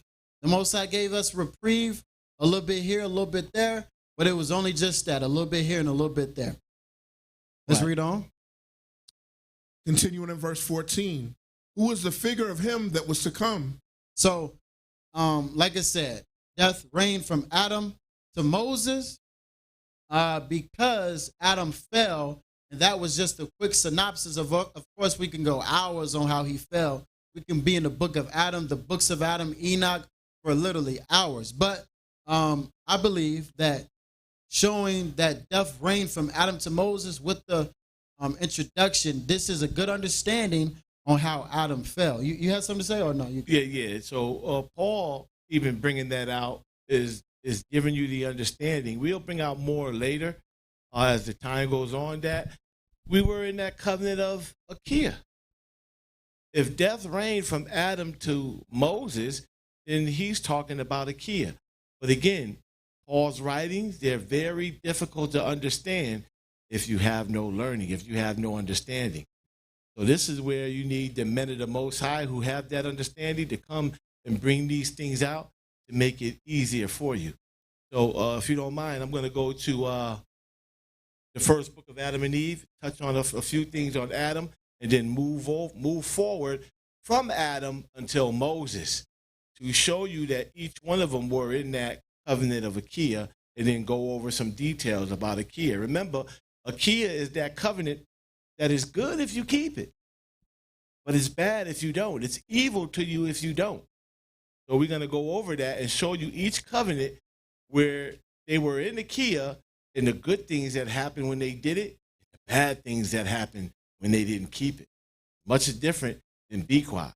So let's go to, as a matter of fact, Uriah, you can give me the first book of Adam and Eve, the 3rd chapter, and read from 6 to 10.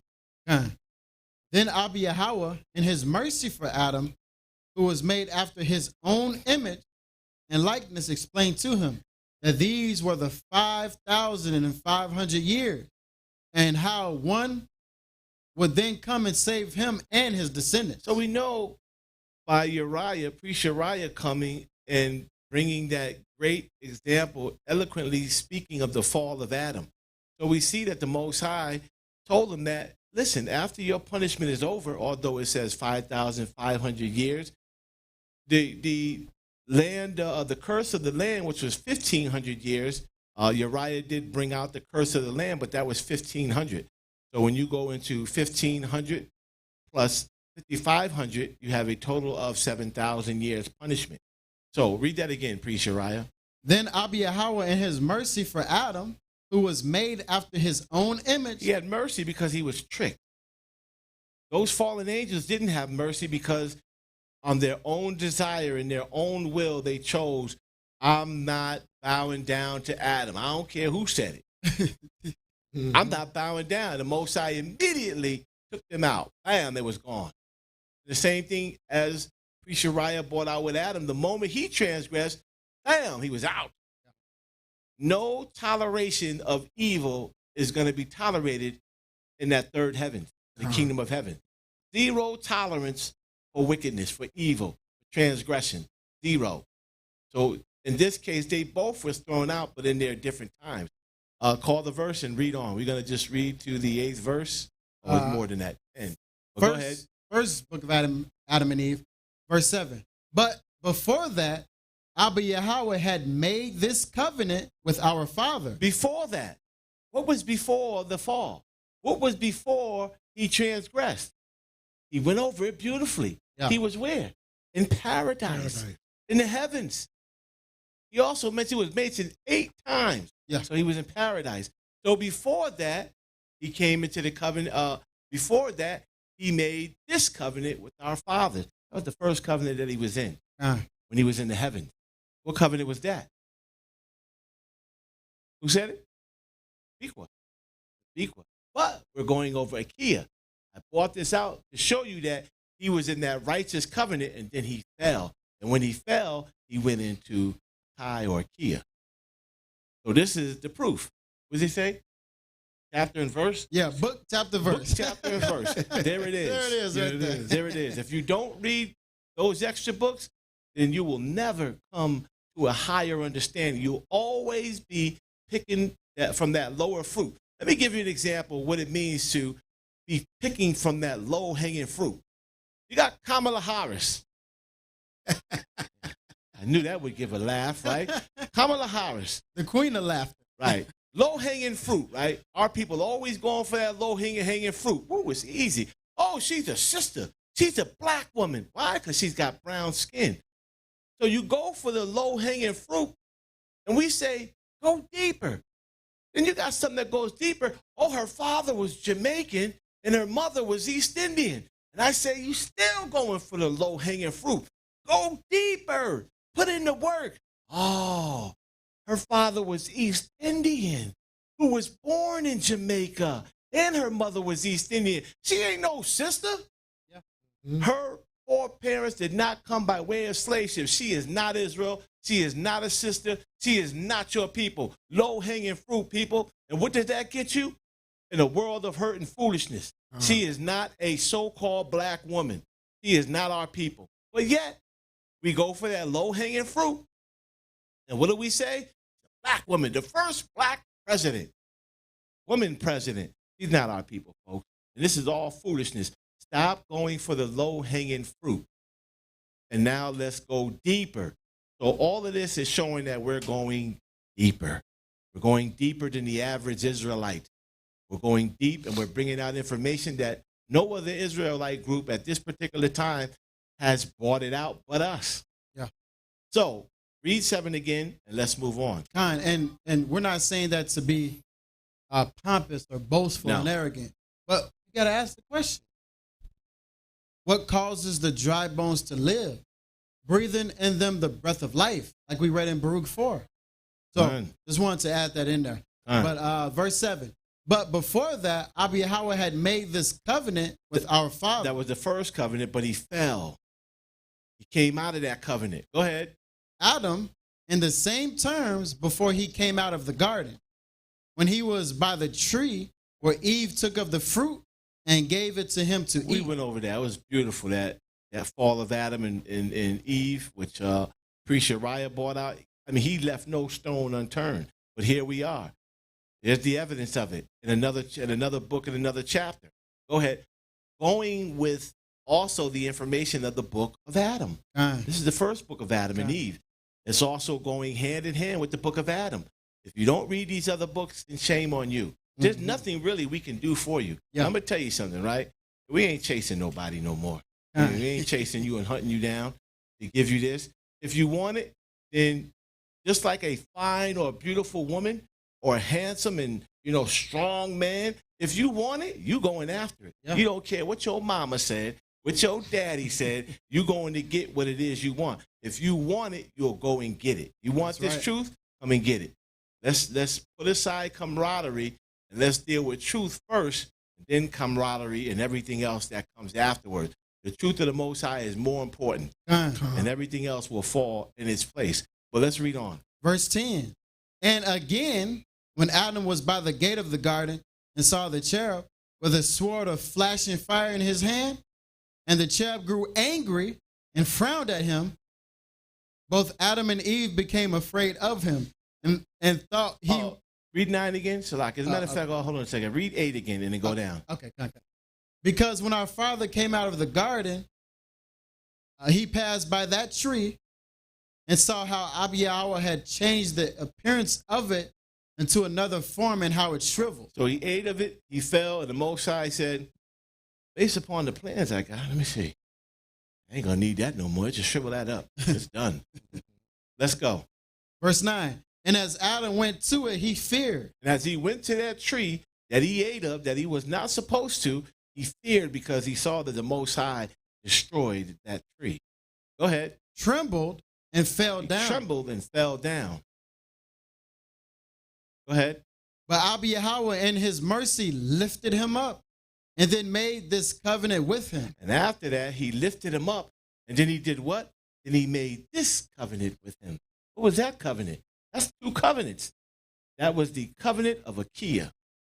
It's good if you keep it, Adam, but it's bad and evil if you don't. I'm going to tell you something. I told you, this is why I told you don't touch that tree. So it's going to be hard for you to please me in that covenant. You're going to go through your ups and downs, your backs and forwards. You know what I mean? Your good times, your bad times. It's not going to be easy. That's why I told you to stay away from it. So this is the second covenant. But it's actually essentially the first earthly covenant that Adam was in, and it was Akae. This is the covenant that we are now in to this day, except for the exception of one. But let's go. The 10th verse. And again, when Adam was by the gate of the garden and saw the cherub with a sword of flashing fire in his hand. We just read that. When he saw that, he was like, you know, like, almost should I go or should I not go? Adam already know where he came from. These angels ain't going to play with me. Yeah. So that's why he was fearful. He's like, these jokers are not coming out of this covenant of Biqua for me. Yeah.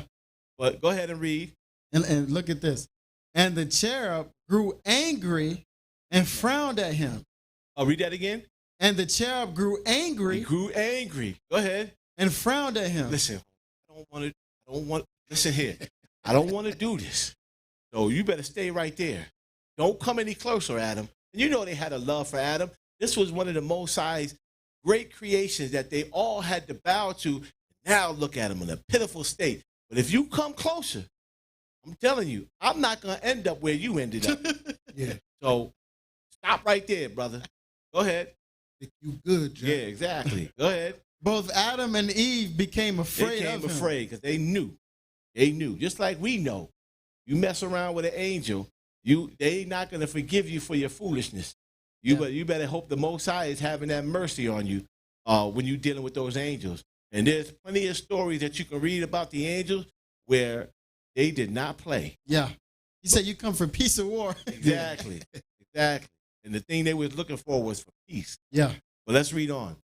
And thought he meant to put them to death. Yeah, they thought he was going to kill them. They thought so. But he did not. Go ahead.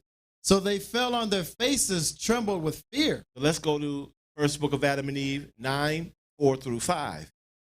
And Adam cried and wailed and beat his chest for being severed from the garden and said to Eve. So he was upset. He cried, he wailed. This was not an easy thing. As Uriah beautifully put it, this was a sad story. Sad. It was in a heavily position. They didn't have to worry about death. They didn't have to worry about pain. They didn't have to worry about affliction. They didn't worry about anything. And the moment they ate of it, bam, as soon as they ate of it, they knew the difference. They was like, uh-oh, this is trouble. And if you read the first and second book of Adam and Eve, you'll see the trouble that they went through, and you'll also see how much they hated these bodies. They could not stand them. We love them. They hated it. So I'm with Adam. You know, this body is crazy. I don't want it no more. Too much ailments, too much suffering. You know what I mean? Dealing with these bodies. But let's go ahead. Other verse. Verse 5. Why have you brought on me, on yourself, and on your descendants? Read that again. Why have you brought on me, on yourself, and on your descendants? Who is he talking to? His wife, who was misled by those evil spirits of sin. Hasatan, Gadriel, to be exact. How do we know that? We read it in Enoch. He said that this was the one that deceived Eve. Gadriel. So now we know. How many of you knew that? A lot of you just thinking it was a snake that was in the garden. The snake talked to Eve. But this is because Cobra. Yeah. Well, he might have been a king priest. Who knows, right? Yeah. But according to your narrative, it was a snake. It was not a snake. It's deeper than that. But let's read on. Continuing in verse 5, the latter part of verse 5. So many of these plagues and punishments. What did they say in this covenant of Akae? So many of these plagues and punishments. This is what we're going through. Working is not a blessing. It is a punishment. Let's get that right. I don't care if you're in management making $150,000, $250,000 a year. If you do something jacked up on that job, what's going to happen to you? Yeah, you'll be out on, as we always say where I work, you'll be out on South Cobb Drive, Right. walking around aimlessly, looking for work. It don't matter how much you're making. It is a curse. It is punishment. There's no blessings in it. And you might say, oh, I'm blessed to have a job. Yeah, opposed to being homeless out in the street. I think the most side that I have a job that I can take care of my family, and then help support this movement. Thank you, Abba, but, I want out. Is there a way that you can cause us to be free from this, where we can make our own money or do something? We don't want to work. It takes up most of our time, giving us less time for the Most High. And we're tired of it. So let's go to the first book of Adam and Eve, 23, 4-8. Priest Uriah. Then Adam and Eve took stones and placed them in the shape of an altar. And they took leaves from the trees outside the garden. Now, what did he do? What did Adam do? In this covenant of Akae, we already know in the covenant of Bequa, and we're going to go over that next week. But in the covenant of Akae, what did Adam do? Read that again, all the chapter and verse. First book of Adam and Eve, 23, verse 4. Go ahead. Then Adam and Eve took stones and placed them in the shape of an altar. They did what? In the shape of an altar. They made an altar. Well, what do you do at an altar? You preach in the pulpit? What do you do? Go ahead. And they took leaves from the trees outside the garden, with which they wiped from the face of the rock the blood they had spilled. So they took those leaves and the blood that was on the rocks, did what they had to do to clean them off. To do what? To give a sacrifice unto the Most High. So I'm showing you this because, number one, he had a covenant. The Most High made a covenant with Adam. We already read that. That was the covenant. He had one covenant, which was the heavenly covenant. Then he fell, and then he was in Akae. He had that second covenant. But what is he doing in this covenant of Akae that is required of Adam? He's making a sacrifice. So let's read that again. Verse 4. Then Adam and Eve took stones and placed them in the shape of an altar, and they took leaves from the trees outside the garden, with which they wiped from the face of the rock the blood they had spilled. So to bring you back, because I know a lot of you don't read Enoch, you don't really know, you might be interested, but they had threw themselves off a cliff because they didn't want to be in these bodies. They hated them. It was just a bad thing. It's almost like, you have your freedom and all of a sudden, you do something, you might get in an argument with your woman, or you might get in an argument with your man and, some violence take place, and then now you locked up in prison.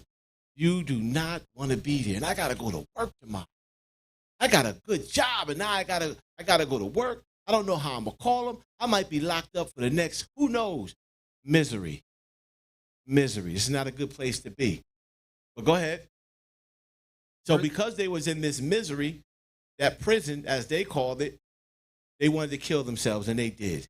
And we already brought out, the Most High don't want us to kill ourselves because we have to live to do this work, to spread this gospel, to give up those oblations, to give up the sin, trespass, and peace and thanksgiving offering, to become clean and ready for what's to come. So let's read on. But that which had dropped on the sand, they took together with the dust with which it was mingled and offered it on the altar as an offering to Yahweh. So they still continued to sacrifice. Even though they fell, they was in another covenant. The point I'm trying to show you is they made the sacrifice. Go ahead. Then Adam and Eve stood under the altar and cried, thus praying to Yahweh, forgive us our trespass. They asking to do what?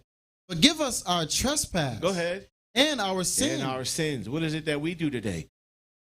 We go in there and give an offering upon the altar, a sin offering and a trespass offering. Let me ask a question. It's rhetorical. I already know the answer to it. But which one of you are giving up sin offerings? Oh, that's right. You're not, because you said Christ did away with that. Oh, that's right. You can't give a sin offering because you said the law of sacrifice is done away with. Adam did it. We're about to prove to you all of them did it.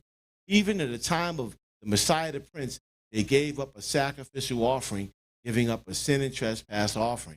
Go ahead. And our sin, and look at us with thine eye of mercy. For when we were in the garden. Well, so when we was where? In the garden. In that first covenant. Go ahead. Our praises and our hymns went up before you without ceasing. What did they do? They was giving up sacrifices without cease. Hymns, singing psalms of praise, and giving up the meat and drink offering when they was in the garden. Go ahead. Verse 7. But when we came into this strange land. But when we fell and we came into this strange land, in this strange covenant, go ahead. Pure praise was not longer ours. It was no longer theirs. Pure praise, pure righteous praise was no longer theirs. They fell. It was in punishment now. And they had to deal with this washed up covenant that was no good for nobody, not even for Adam. Go ahead. Nor a righteous prayer, nor understanding heart, nor a sweet thought, nor just counsel, nor long discernment. See what happened when they fell? All of this goodness disappeared from them. It was over. Go ahead. Nor upright feeling, neither is our bright nature left us. Go ahead. But our body is changed from the likeness in which it was at first when we were created. So it was changed. They changed. And they changed it to something that was not good. It was changed into that covenant because of Akae. And Akae is good if you keep it, but it's bad if you don't. And they said much punishment and anguish and troubles come with this covenant. You want to know why you're suffering? You want to know why you're catching hell? You want to know why people are born with no arms, short arms, 3 arms, 6 arms? Because of this covenant. Yeah. There's suffering here. There's nothing good here. The Heavenly Father has called this covenant to be nothing in comparison to that great covenant that we're about to receive. And in this covenant, there's much turmoil and anguish. And as far as I'm concerned, looking into the world, who's really happy? You got rich men that are rich, that went after the bag, got the bag, and they are miserable. They're not happy. Why? Because you are in prison in a covenant that does not help you to become spiritual or to receive all those righteous gifts that Adam had before he fell. Chapter and verse. Book of Adam Eve, chapter 9, verse 8. Yet now, look at our blood. He's asking the Heavenly Father to look upon their sacrifice. Go ahead. Which is offered on these stones, and accept it at our hand. Like the praise we used to sing to you at first, when in the garden. If you don't know now that they fell, they was in a different covenant and went to another one, then I don't know what to tell you. Because this is plain and simple. It's been like 8 chess matches. It's all man. checkmate. So that's it on that. So now let's go to Ezra, because Ezra understood something too. And I don't see many brothers going to Ezra to even explain why we in this situation we're in. Now, we bring out the covenants, and then brothers, they for a form of mockery, in my opinion, may not be. It's just because of lack of understanding on their part. They're like, oh, the Most High made many covenants. This is just to discredit what we said. Listen, Uriah said it earlier. We're not prophets. I know a lot of you brothers like to say, oh, yeah, we're the prophets of the Most High. You're not prophesying anything. The only thing you're doing is interpreting prophecy that was prophesied by a real prophet with a men of the Most High that he's given understanding to be able to reveal and give you the understanding of these prophecies. So let's go to Ezra and see the importance of these covenants, because he's speaking of covenants while you guys are being foolish and say, oh, there's 5 covenants, there's 6 covenants, there's 3 covenants, all this madness that you're coming with. I'm saying, listen, let's pay attention to our forefathers who knew better than us. Ezra speaks about covenants. There's a reason why he speaks about it. So let's find out the reason and then see the importance of exactly why we say 7 covenants. In this case, today we'll be talking about 6, but still, it is important because he brought it out. So let's see the importance of it. 2nd Ezra, the 4th chapter, 22. Then answered I and said, I beseech thee, O Most High, let me have understanding. For it was not my mind to be curious of the high things. So he's in captivity. Israel is catching it. I'm like, we supposed to be your people, and we catching all this. I just want to know what's going on and why. Like, how long are we going to be going through this, man? We got these people that hate us, that is over us. We're not catching any break. We're suffering even more. Let's read on. Continuing in verse 23. So he's letting the angel know, listen, I'm not trying to be presumptuous. I just want to know why we suffer. I'm not trying to ask you any deep things. Why is Israel going through the hell that they're going through? Go ahead. But of such as pass by us daily. Yeah, I just want to know about what's going on with us today. The stuff that I'm seeing before me. Go ahead. Namely, wherefore Israel is given up as a reproach to the heathen. Yeah, you got us in captivity. They're over us. They don't like us. They're treating us crazy. Israel is celebrating these holidays that I know in our right minds, and then without that captivity, we would not be doing this madness. Like Christmas, Thanksgiving, Easter, Mother's Day, Father's Day, 4th of July, you name it. If our forefathers was here, they would not be celebrating any of it. And let me hit you with something deep. And I say it's deep because you guys don't seem to understand it. Christ didn't celebrate those days. Right. You want to be Christ-like. If you say you following Christ, he never followed that. Who are you following if you're following Christmas? You're not following Jesus or the Messiah or Yeshua. You are not his followers. So you're following after something else. There's only 2 things. You either following the devil or you following the Most High. So which one are you following? You keeping Christmas? I can tell you, you following the devil. And that's just being real with you and honest with you. So let's read on. Continuing in verse 23. And for what cause the people whom thou hast loved is given over unto ungodly nations? Yeah, why is the Israelites over to this ungodly nation? Go ahead. And why the law of our forefathers? Why is the sacrifices of our forefathers is brought to we naught? ain't sacrificing no more. What happened? Go ahead. And the written covenants. And the who? Written covenants. Is that an S at the end of that? Covenants. Plural. He's speaking about covenants.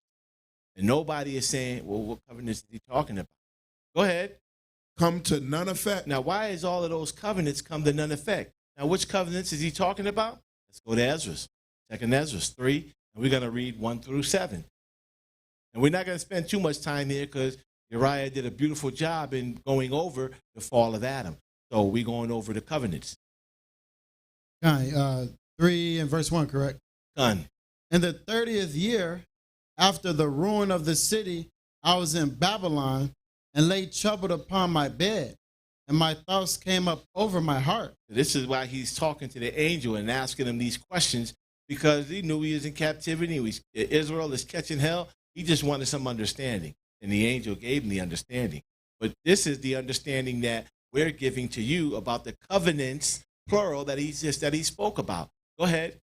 Verse 2, for I saw the desolation of Zion and the wealth of them that dwelt at Babylon, and my spirit was sore moved. It's just like us. We seeing the desolation of our people here in America, you know, so-called Negroes, so-called African Americans, so-called black man. And I say so-called because those are all titles and bywords. They don't belong to us, neither one of them. We're neither one of those. We are the children of Israel who are fallen from the grace of the Most High. So let's read on.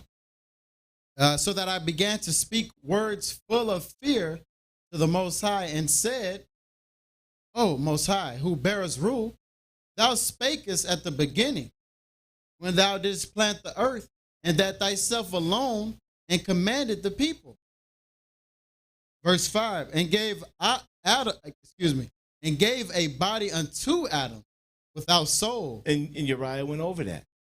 Went over that beautifully. If you missed it, go over to the beginning of this class and he'll go over it again. As many times as you need him to go over it, he'll go over it. All you got to do is press rewind and then press play. And you can get it over and over and over again until you get it in your head. Go ahead. And did his, which was the workmanship of thine hands, and did breathe into him the breath of life. Breathe into him the breath of life. Go ahead. And he was made living before thee. And thou leddest him into paradise. You go that word paradise again. You led him into paradise. He went over that again beautifully. Go ahead. Which thy right hand had planted before ever the earth came forward. And unto him thou gavest commandment to love thy way, which he transgressed, and immediately thou appointest death in him and in his generations, of whom came nations, tribe, people, and kindreds out of number. So from there, go ahead and go through the 8th verse. And Priest Rashim, you can give me, bear with me for a minute, Genesis 6 and 17. Go ahead. Verse 8. So we see that he speaks of Adam. Adam is that first covenant. We went to the 4th chapter to show you about the covenants that he was speaking about, why they have come to naught. And then we went over into the 3rd chapter to show you why they came to naught, or what was actually taking place. In fact, I forgot to actually get it. If you could find me that.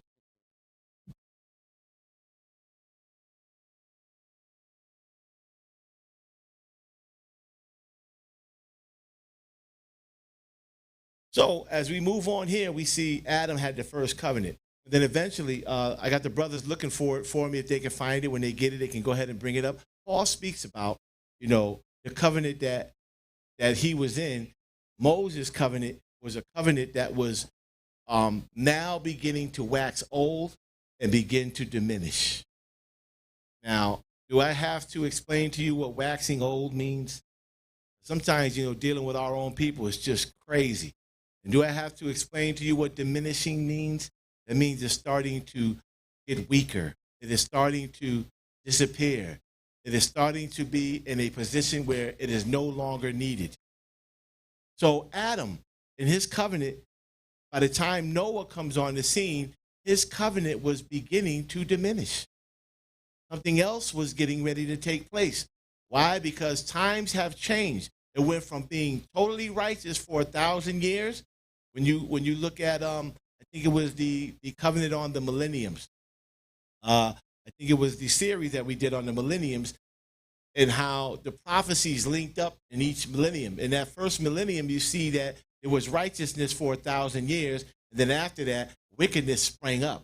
So now that covenant that Adam had now had to be changed and be acclimated, and then what's the word I want to use for Noah?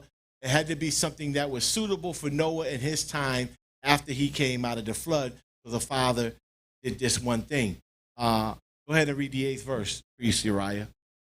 Did anybody find that about the diminishing? Yeah, I didn't find it.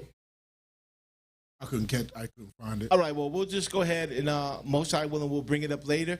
But I wanted to bring this point out because I wanted to show you the diminishing of each covenant that came. This is important. And don't be fooled with these guys talking about, there's 5 covenants. They start adding covenants and start, saying little menial things that don't mean anything. We want to deal with what Ezra is talking about, because what Ezra is talking about is like pinpoint. It's important. And then these sequential covenants are major covenants that the Most High made for a reason. And then we already see that the Most High does a lot of things in 7s. So we got 7 sequential covenants ultimately.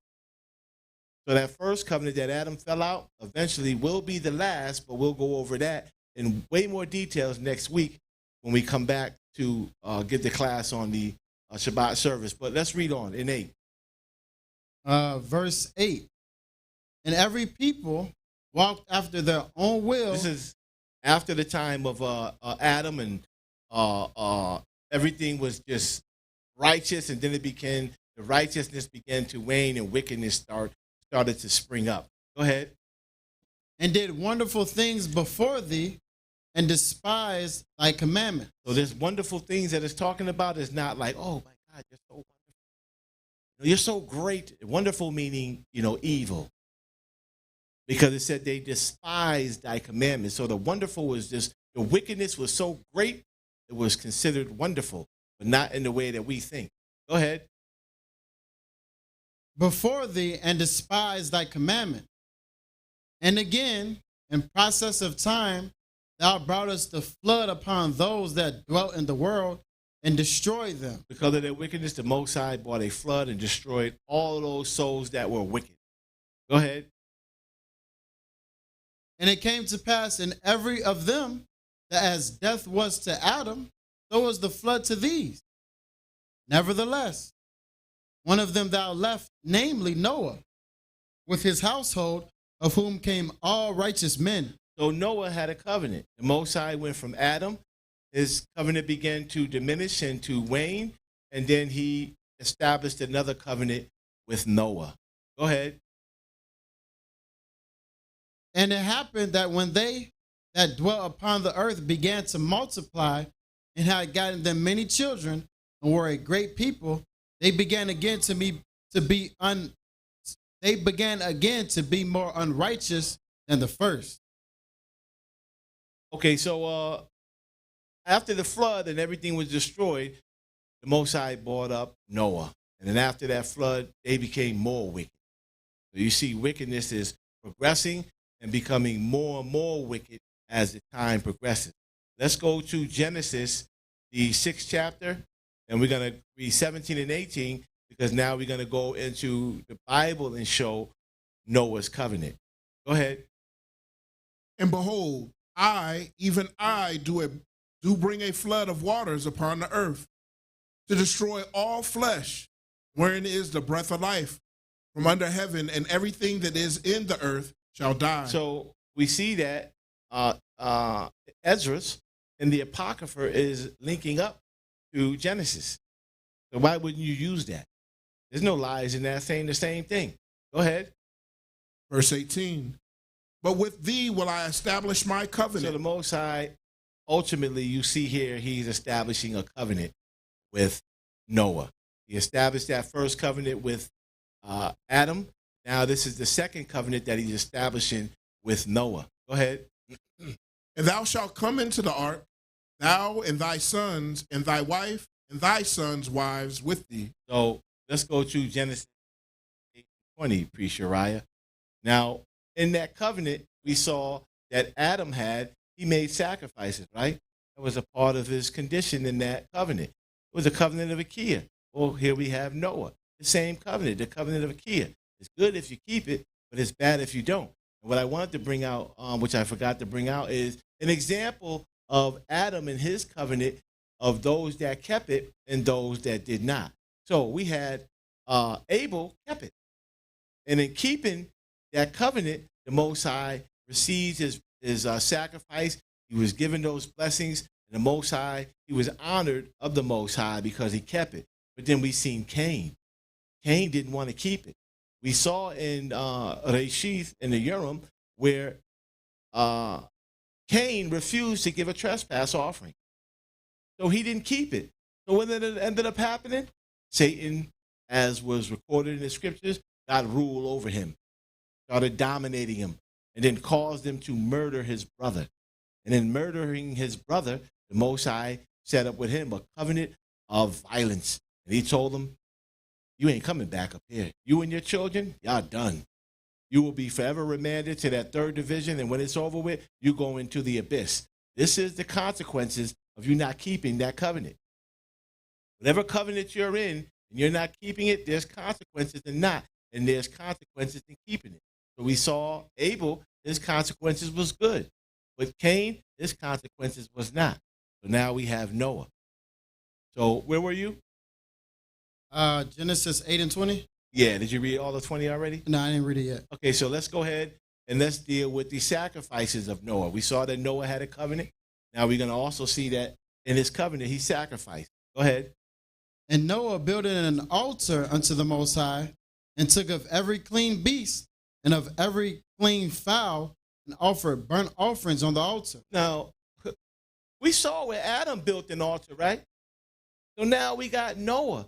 He's building an altar. Why is Noah building an altar? Because there are sacrifices in the covenant of Akae that needs to be made. It has always been that way. From Adam till Moses.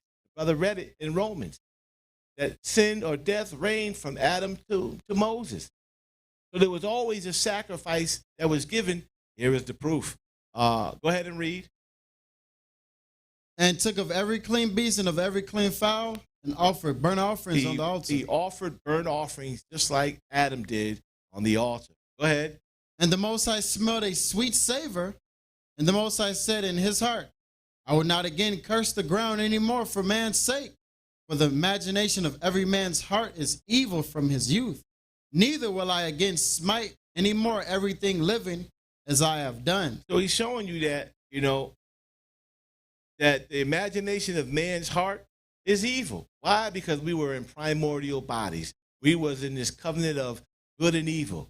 Good if you keep it, but bad if you don't. So now, let's look at quickly the example of Noah in his time. What was a good example of those who kept it? Well, let's just deal with Noah and his son Shem. They kept it. The Most High blessed them. In fact, the blessed line went through Shem. But Shem continued in the way of the Most High. He continued in the way of the covenant of Bequah, doing good in that covenant. But then we had Nimrod, who came up. He started off doing right, but he ended up wicked, not keeping that covenant of Akae. And because he didn't keep it, eventually what ended up happening to him, he was trying to build a kingdom. The Most High tore it down, and eventually death came upon him because he did not keep it. So again, we're going to drill it into your head until you understand what it is.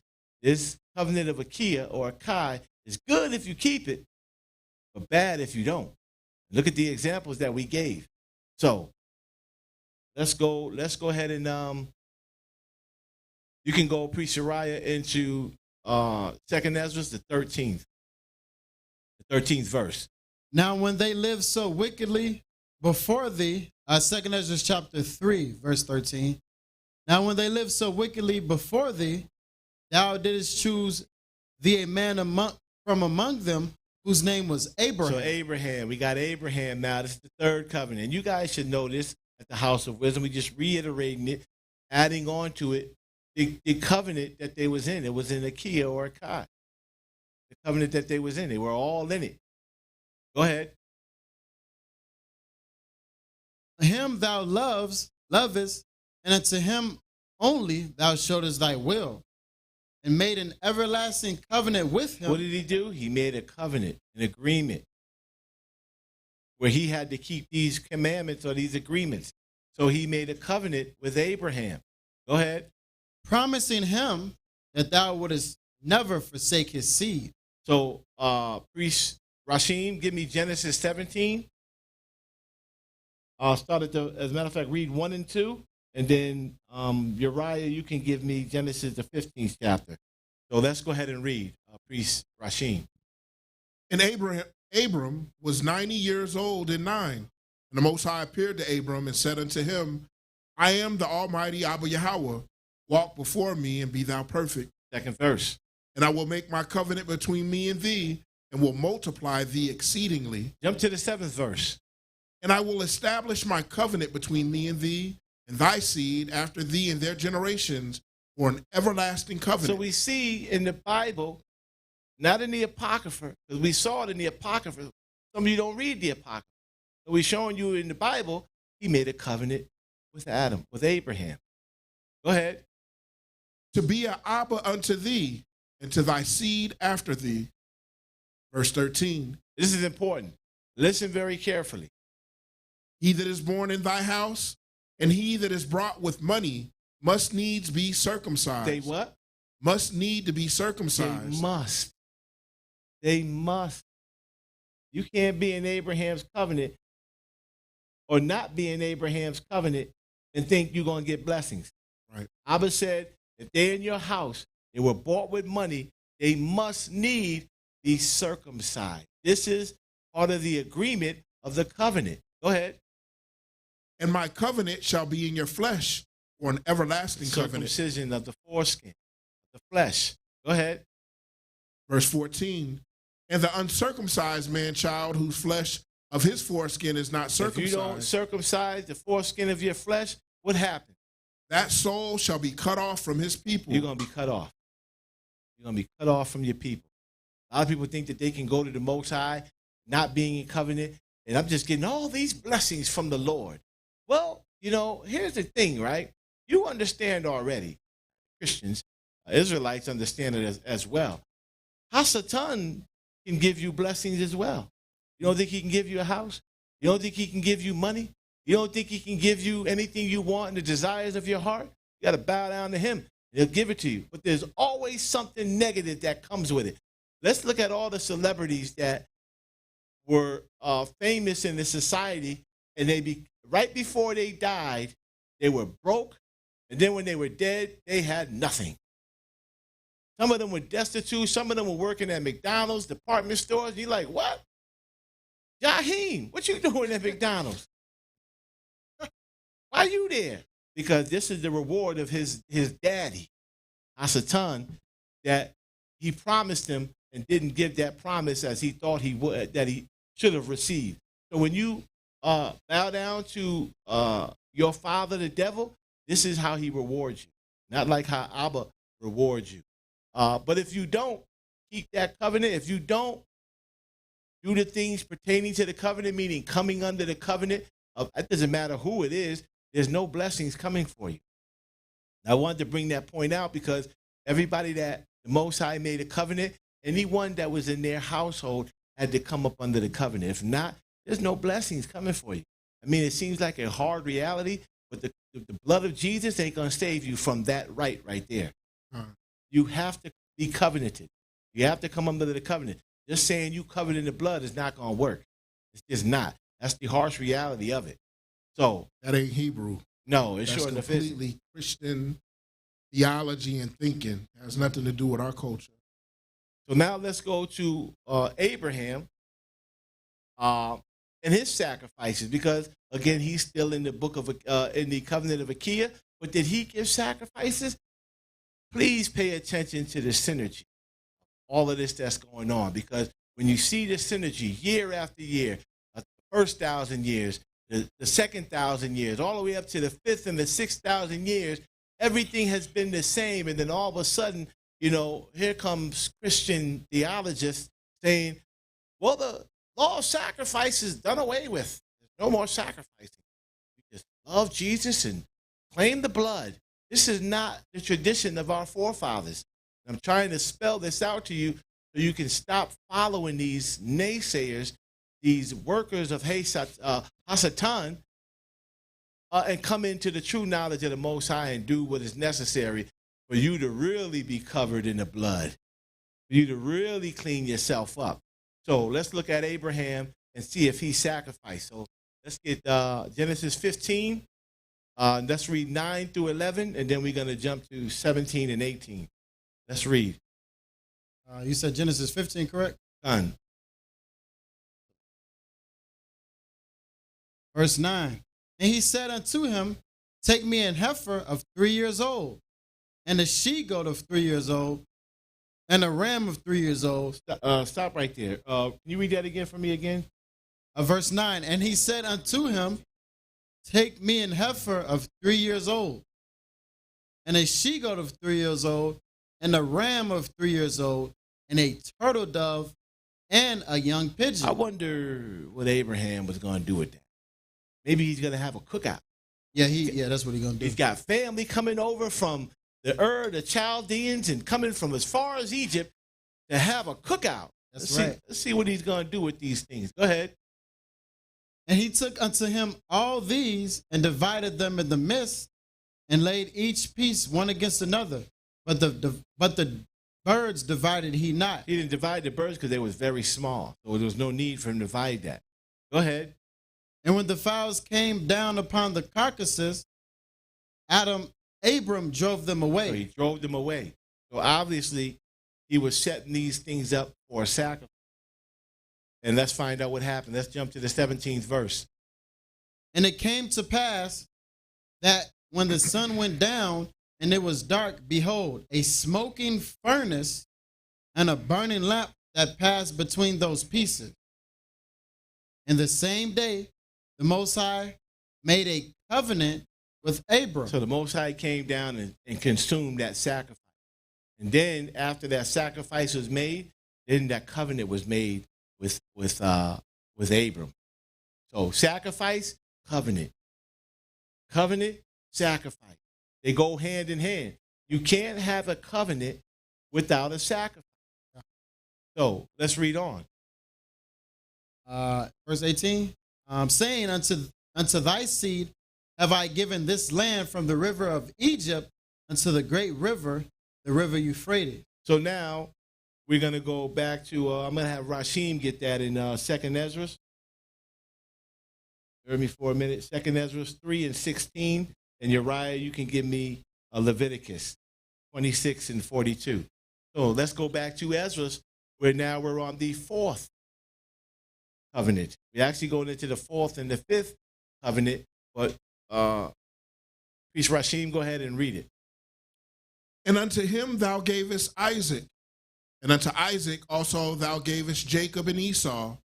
As for Jacob, thou didst choose him to thee, and put by Esau, and so Jacob became a great multitude. So now he's telling you he made that covenant also with Isaac and Jacob.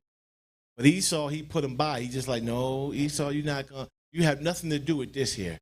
And he chose Jacob to where that covenant would actually pass down from Isaac to Jacob, not Esau. So even though Esau was the firstborn, Esau disrespected his covenant. He disrespected the laws of the Most High, and he didn't keep it. So he lost his birthright. So let's go ahead and go to the scriptures in Leviticus 26 and 42 to see the covenants that is spoken of in the Bible. Like I said, we're only doing this because a lot of you don't want to read these extra books. We're only doing it to show you that, listen, there's no need to fear. That these books that we read, we've searched them out, we've studied them. They go hand in hand together. There is nothing off about any of these books that we are actually having you guys to read. They go exactly with what's going on in the 66. In fact, you say you don't read any other books, but the 66 speaks about 13 other books that you don't even read either. So I'm not even paying any attention to that foolishness. Oh, we only read the 66. Well, shame on you. Because the 66 speaks about 13 more. And you don't read that either, knock it off. You playing games. And it's like the older I get, I think, and maybe the more I know, not being pompous and proud, I just can't deal with the foolishness anymore. Can't deal with it. I'm not chasing nobody, not begging nobody. You know, I thank the Most High that I got it and I received it. Hopefully I can hold on to it, but I'm not going to be chasing nobody and begging you to come in. You guys come in and then, you know, you got all this fervor with you and you're like, yeah, for the Most High. I love the Most High. And then you disappear. Yeah. Like, we don't see you. Like, what is that all about?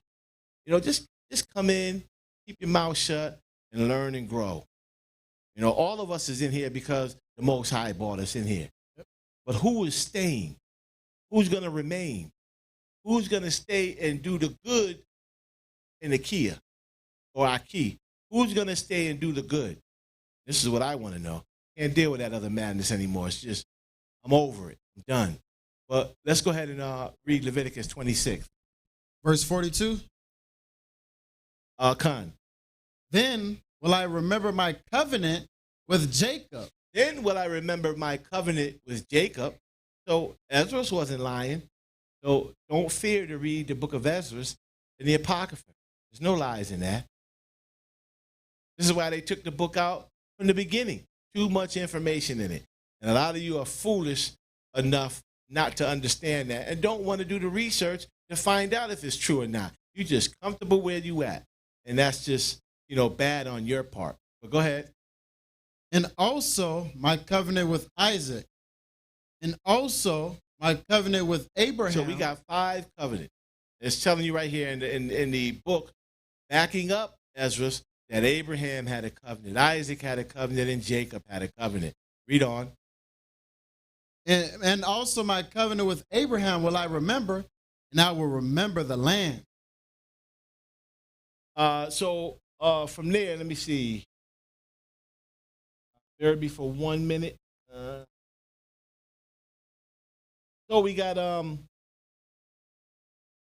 Isaac and Jacob. Okay. So now, and they're so closely related. It's so close because you got a father and then you got a son.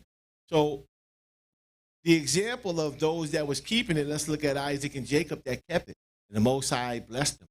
In fact, Isaac went into his father-in-law, Laban's house, and pretty much became rich, doing the work, working 14 years for his father-in-law because he kept the Kia, and it was good for him. And when he left with substance.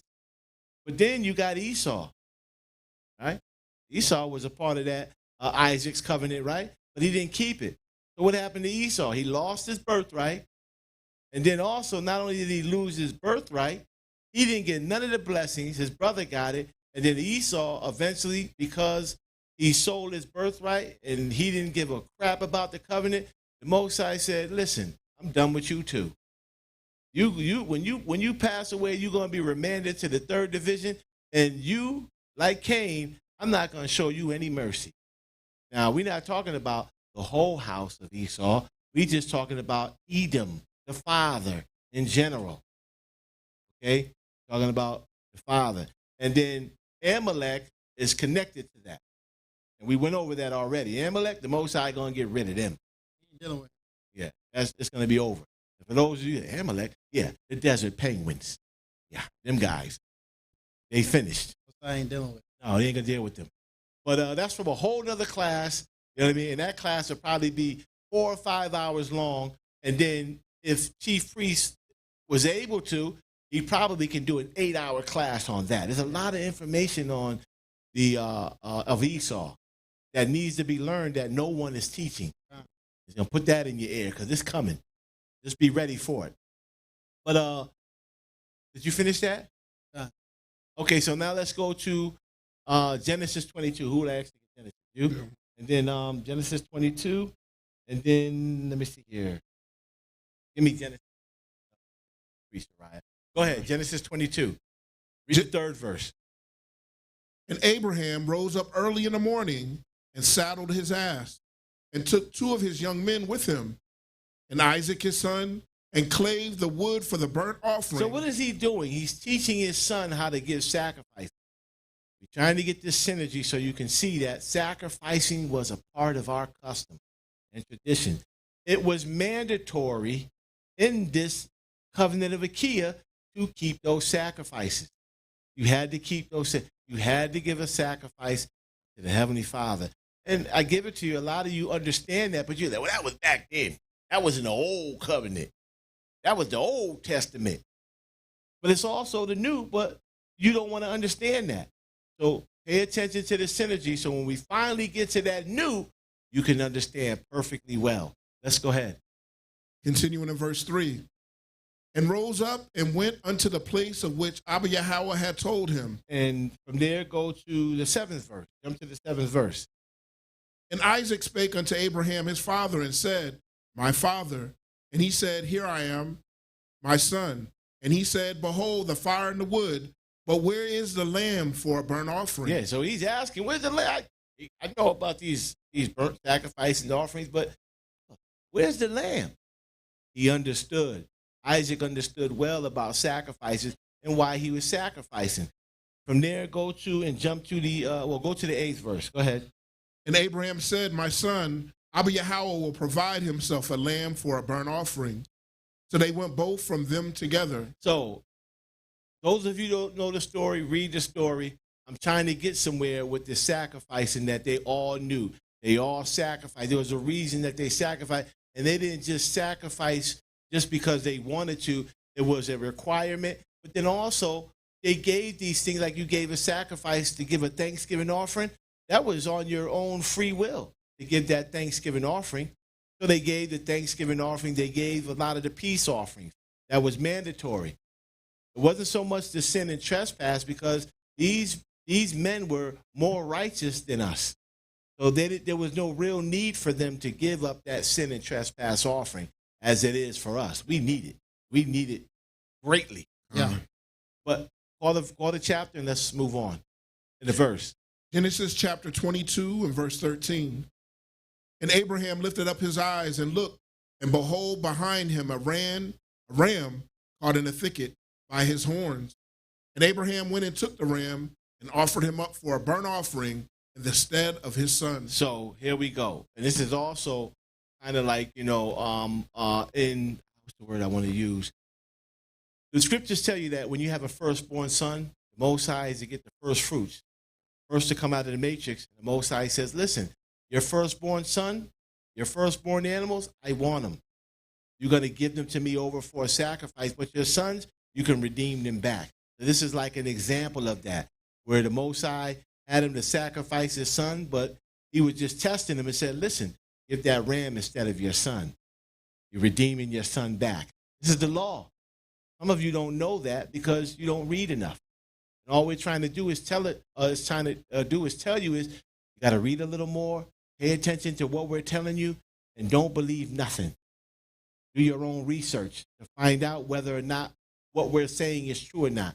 You're going to find out that what we're telling you is the truth because it's coming out of Scripture. Don't just go for the okie doke of, they going off. Don't listen to that. If they tell you that, I would pack my stuff, go and say, I got a dentist appointment I was supposed to go to. I'll get back to you some other time and leave and never come back. You just can't tell somebody's going off without telling them how and why. What was that again? Book, chapter, and verse. Book, chapter, verse. Give it up. Don't just accept anybody's word for anything. Do the research. So, from there, let's go to 31. Okay, give me that 31 and 54. And then Jacob offered sacrifice upon the mountain. Now we're dealing with Jacob. His father sacrificed. Obviously, Jacob sacrificed, right? Yeah. So here's the synergy. They all was in the covenant. They all gave sacrifice in that covenant. Why? Because it was that covenant of good and evil. Good if you keep it. It's bad if you don't. We just gave the examples. So pay attention. So in this Akae, if you don't keep it, then this is what's going to happen to you. Death, destruction. You're falling away from the Most High. More affliction, more pain, more troubles. Anything you go to put your hand to, it don't bless. And if it does become blessed and you flourish, like a lot of these superstars and celebrities, you'll be miserable. They're not really happy. They're not. If they tell you they're happy, they lie. They'll come back and tell you in another sentence, in the same sentence, out that same mouth, I'm miserable. I'm getting tired of doing this. And for the most part, most of them have said it. I'm tired of this. Yeah, I don't want to do it anymore. But they're forced. You want to keep your money, you go out there and work. Do what I tell you to do. You better have my money. This is what Hasatan is telling all of those that he's pimping. You better have my money. That's it. Meaning you got to go out and do that work and do what he needs you to do to help mislead your own people. And this is why you're being rewarded heavily. But also there's another reward because you do not want to keep that covenant of good and evil, the good side of it. You're keeping the bad side of it. So there's something else that's coming that you're not looking for that you're going to eventually get. And look at what's going on with Diddy. Diddy is pretty much on the run and maybe looking to face, many years in prison because of the negativity that has been perpetuated in this earth by himself and others of those celebrities. But did you finish that on that? 54? And called his brethren to eat bread, and they did eat bread and tarried all night in the mount. So they was giving oblations. They was making sacrifices unto the Heavenly Father. And that eating of the bread, pay attention. I ain't going to say nothing, hint, hint, wink, wink. They ate bread. So the house of wisdom, those that are been following for a minute, you know exactly what we're talking about. Yeah. You know what bread they ate. That's right. So let's go to Genesis 46 and 1. As a matter of fact, you can give me 46 and 1 and then okay. you Yeah, go I'm ahead in and there pick that already. up. Yep. And Israel took his journey with all that he had and came to Beersheba and offered sacrifices unto the Abba of his father Isaac. So here we go, those sacrifices.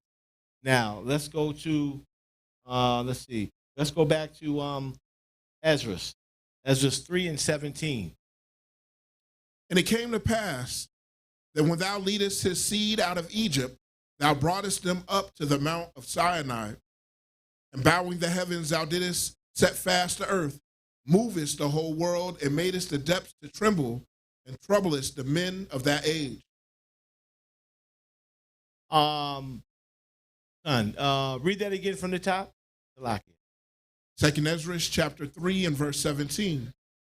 And it came to pass that when thou leadest his seed out of Egypt, thou broughtest them up to the Mount Sinai. Now, who led the children of Israel out of Egypt? It was Moses. So now we have the sixth covenant. So we got from Adam all the way to Moses, and Moses is now that sixth covenant. He led them out of Egypt. So let's read on. Verse 18. And bowing the heavens, thou didst set fast the earth, movest the whole world, and madest the depths to tremble, and troublest the men of that age. So from there, let's go to Exodus. Exodus, the 24th chapter, because we see that now Moses and the children of Israel have this sixth covenant, the covenant of Moses. Moses is the sixth covenant. For those who don't understand, we've brought it out before, but to give you that understanding, you can go check it out yourself. In fact, I think Priest Rashim is going to bring it out. That I lost my train of thought that quick. But anyway, go ahead and let's read. We got Moses having that covenant with the children of Israel. Now we're going to prove it in the scripture. In Exodus 24 and 3 to 8. And Moses came and told the people all the words of the Most High and all the judgments, and all the people answered with one voice and said, all the words which the Most High said, which the Most High hath said, will we do. So they're agreeing to this covenant that's being given to them at the bottom of the mountain. Moses came down to give them and bring them under the covenant. They said, everything that you said, we will do. In other words, in this covenant of Akae, the good of it, we shall do. Go ahead. So let me see here. We're the third verse with the fourth verse. Let's see. Exodus 24 and the fourth verse. Ready? And I'll go ahead and read it till he catches his face and read the fifth. So it says, and Moses wrote all the words of the Heavenly Father and rose up early in the morning and builded an altar. Here we go again. All of these righteous men are building altars. Now, I ain't telling you to go out there and you got to build an altar, but think about what's going on here. This is part of our culture. This rap culture is not a culture. This is 50 years in the making. Yeah. Rap. And you calling it a culture? So you mean to tell me that committing adultery and committing immoral sexual acts was a part of the black man's culture? Our forefathers were brought over here in slavery, and you saying that this rap culture was something that they brought over here? That's just foolishness. This is crazy. Then you got this horrible rap that's causing our sons and our daughters to become not only ignorant, not only more evil, not only more recidivist, but also where they don't even love the Most High anymore. They care nothing about the Most High. And you saying that all these things is a culture of our people? Absolutely not. I will never claim that. I'm not a part of the rap culture. That rap culture I have nothing to do with. In fact, our forefathers, if they was to come here and see that as a culture of their children, they would say, what is this madness? Clean this mess up and get this house clean before I come back and put a whooping on you. This is pure madness. It is messy. It is disgusting. There's nothing good about this rap culture. Name one good thing about it, and I'm waiting. And everything you come up with it's going to be no, absolutely not. This is not a culture. It's foolishness. And stop claiming that rap culture. It has nothing to do with that rap culture. It has nothing to do with our people. But are you there, the 5th verse? Go ahead. And he sent young men of the children of Israel, which offered burnt offerings. They did what? Which offered burnt offerings. There's the synergy. Even up until Moses. So now you know in Moses' covenant, all the way up into the Pharisees, they gave sacrifices. Why? Because they were in the covenant of Akae or Akae. And in that covenant, you had to give a sacrifice. That was part of the good. But if you didn't give an offering, that was a part of the bad. Because that offering took away sin, it took away trespasses, and then it also gave you, what's the word I'm looking for? It also gave you the favor of the Most High because you gave him what he was asking for. I want my daily peace offerings. What he told Moses, every morning and every evening, I need my peace offering. This is mandatory. But as we brought out in many classes before, that the sin and trespass offering was a gift that Abba gave to you. You're going to look at it as a gift because you're thinking about a house as being a gift. Let me get that bag as a gift. Yeah, Abba, what am I supposed to do with a sin and trespass offering? What am I supposed to do with bread and wine? I don't want no bread and wine. I want a house, Abba. I want a car. I want money. I want a good wife. I want all these things, but you don't want the bread and the wine? What was it? Which prophet said that? Was it Amos or Joel? I think it was Joel, the 2nd chapter, where he says that the Most High, if you keep Akae, keep the good of Akae, who knows? The Most High might give you a blessing. His meat and his drink offering. That's the true blessing. Give me that meat and that drink offering, and then all those other things will come. All right, what did Christ say? Seek ye the kingdom of heaven first, and all those things will be added unto you. And for those of you who already got it, and you're not in the covenant, and you're not giving up sacrifices, you better think about who gave you that. You better think about it. Satan gives blessings as well. But all the chapter and the verse. Exodus 24 and verse 6. Go right ahead. And Moses took half of the blood and put it in basin, and half of the blood he sprinkled on the altar. And he took the book of the covenant and read in the audience of the people. And they said, all that the Most High hath said will we do, and be obedient. So they said, we'll keep that Kia, and we'll do everything that you told us to do. We'll do all the good of it. This is what they agreed to. Go ahead. And Moses took the blood and sprinkled it on the people and said, behold, the blood of the covenant, which the Most High hath made with you concerning all these words. So the blood of the covenant. In this covenant, there was a sacrifice that was given. It was necessary. It was needed. All of our forefathers did it. And now we got an example. This is fantastic. And I'm not going to take any credit for it. Give credit where it's due. Chief Priest had handed that over to me, and it was like a light glowing. I was like, this is perfect for an example because it's with the same person. So we see Moses, when he kept it right, the Most High did great things for him. Brought him out of Egypt, raised him up, got him ready. He saw the burning bush. He gave him all of the things that he needed to go to the people. And then there was nothing but blessings. But there was one time where Moses wasn't trying to keep it. What time was that? Who can tell me? Who can help me out? Which one time that he wasn't going to keep it and I'm going to give it away? The angel or Hasatan was coming to get rid of him, kill him. What was that? Right. He didn't circumcise his son. And the Most High was like, what? Dispatch. One of his favorites, man. Yeah. Moses, my son. The same Moses who was like, nah, Most High, you got to repent from that. Don't destroy the children of Israel. Exactly. Yeah. So he didn't want to keep. Listen, you can't come into a key and say, I'm gonna do this, but I'm not gonna do that. And I'm not gonna do that, but I'll do this. No. You got to keep all of it. And if you trespass in any way, you got to give up a trespass offering. But because he wasn't trying to do that, his wife quickly and boom, and said, you are a bloody man unto me.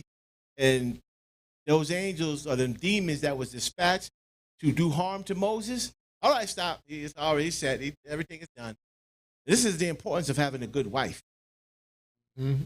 So that's in the covenant. Outside the covenant, he doesn't understand the walk that you need to walk. But when she's in the covenant, she understands that she'll be there to help you from falling, but you're supposed to be there to help her from falling as well. Yeah. See? So this is an example of Moses when he kept it. Most High was sending them blessings. And Moses, when he, listen here, I don't know what the thought process of Moses was, why he wasn't circumcising his son. But nonetheless, we see that Most High said, listen, I told you about Akae. Yeah. It's going to be hard. And if you disrespect me in any way and don't do what I ask you to do, them demons is going to be dispatched to take over you and destroy you. Yep. And it hasn't changed. Well, it did. But we're saving that for next week. But for the most part, it has not changed. Even up until the time of Christ, we were still in that covenant here. And some of you today is still riding and holding on to Akae. You shouldn't be. Next week, we'll tell you what you should be doing. Some of you should already know what it is. But Moses was that example. So let's also go to Deuteronomy. As a matter of fact, Uriah, you can give me Deuteronomy, the 30th chapter, and then read 15 and 16, because Moses, even after all of that time transpired, after maybe about 3,000 plus years have transpired, they were still keeping to traditions of our forefathers. They didn't go from the left of it or the right of it, because if they went to the left of it or the right of it, there was punishment that was exacted, and it wasn't fun. So Moses is going to show you that, listen, this is that covenant that we're still in. Genesis. I'm at Deuteronomy, the 30th chapter.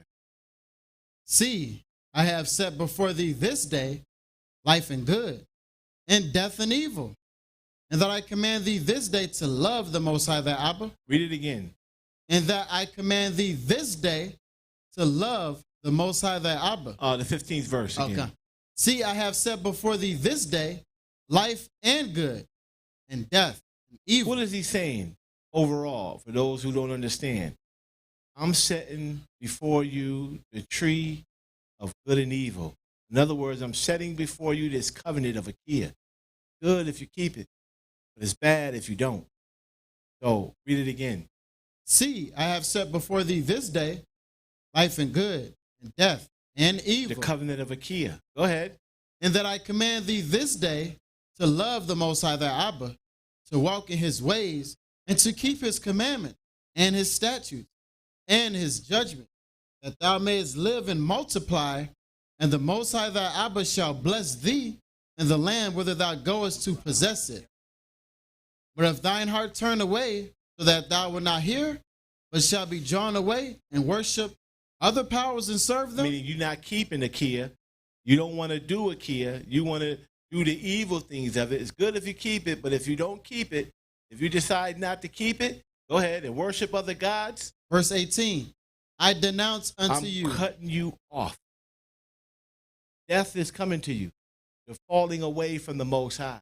Life is the drawing near to the Most High. Death is going away from the Most High. And if you don't decide to do the good of Akae, then I will denounce this day. Go ahead.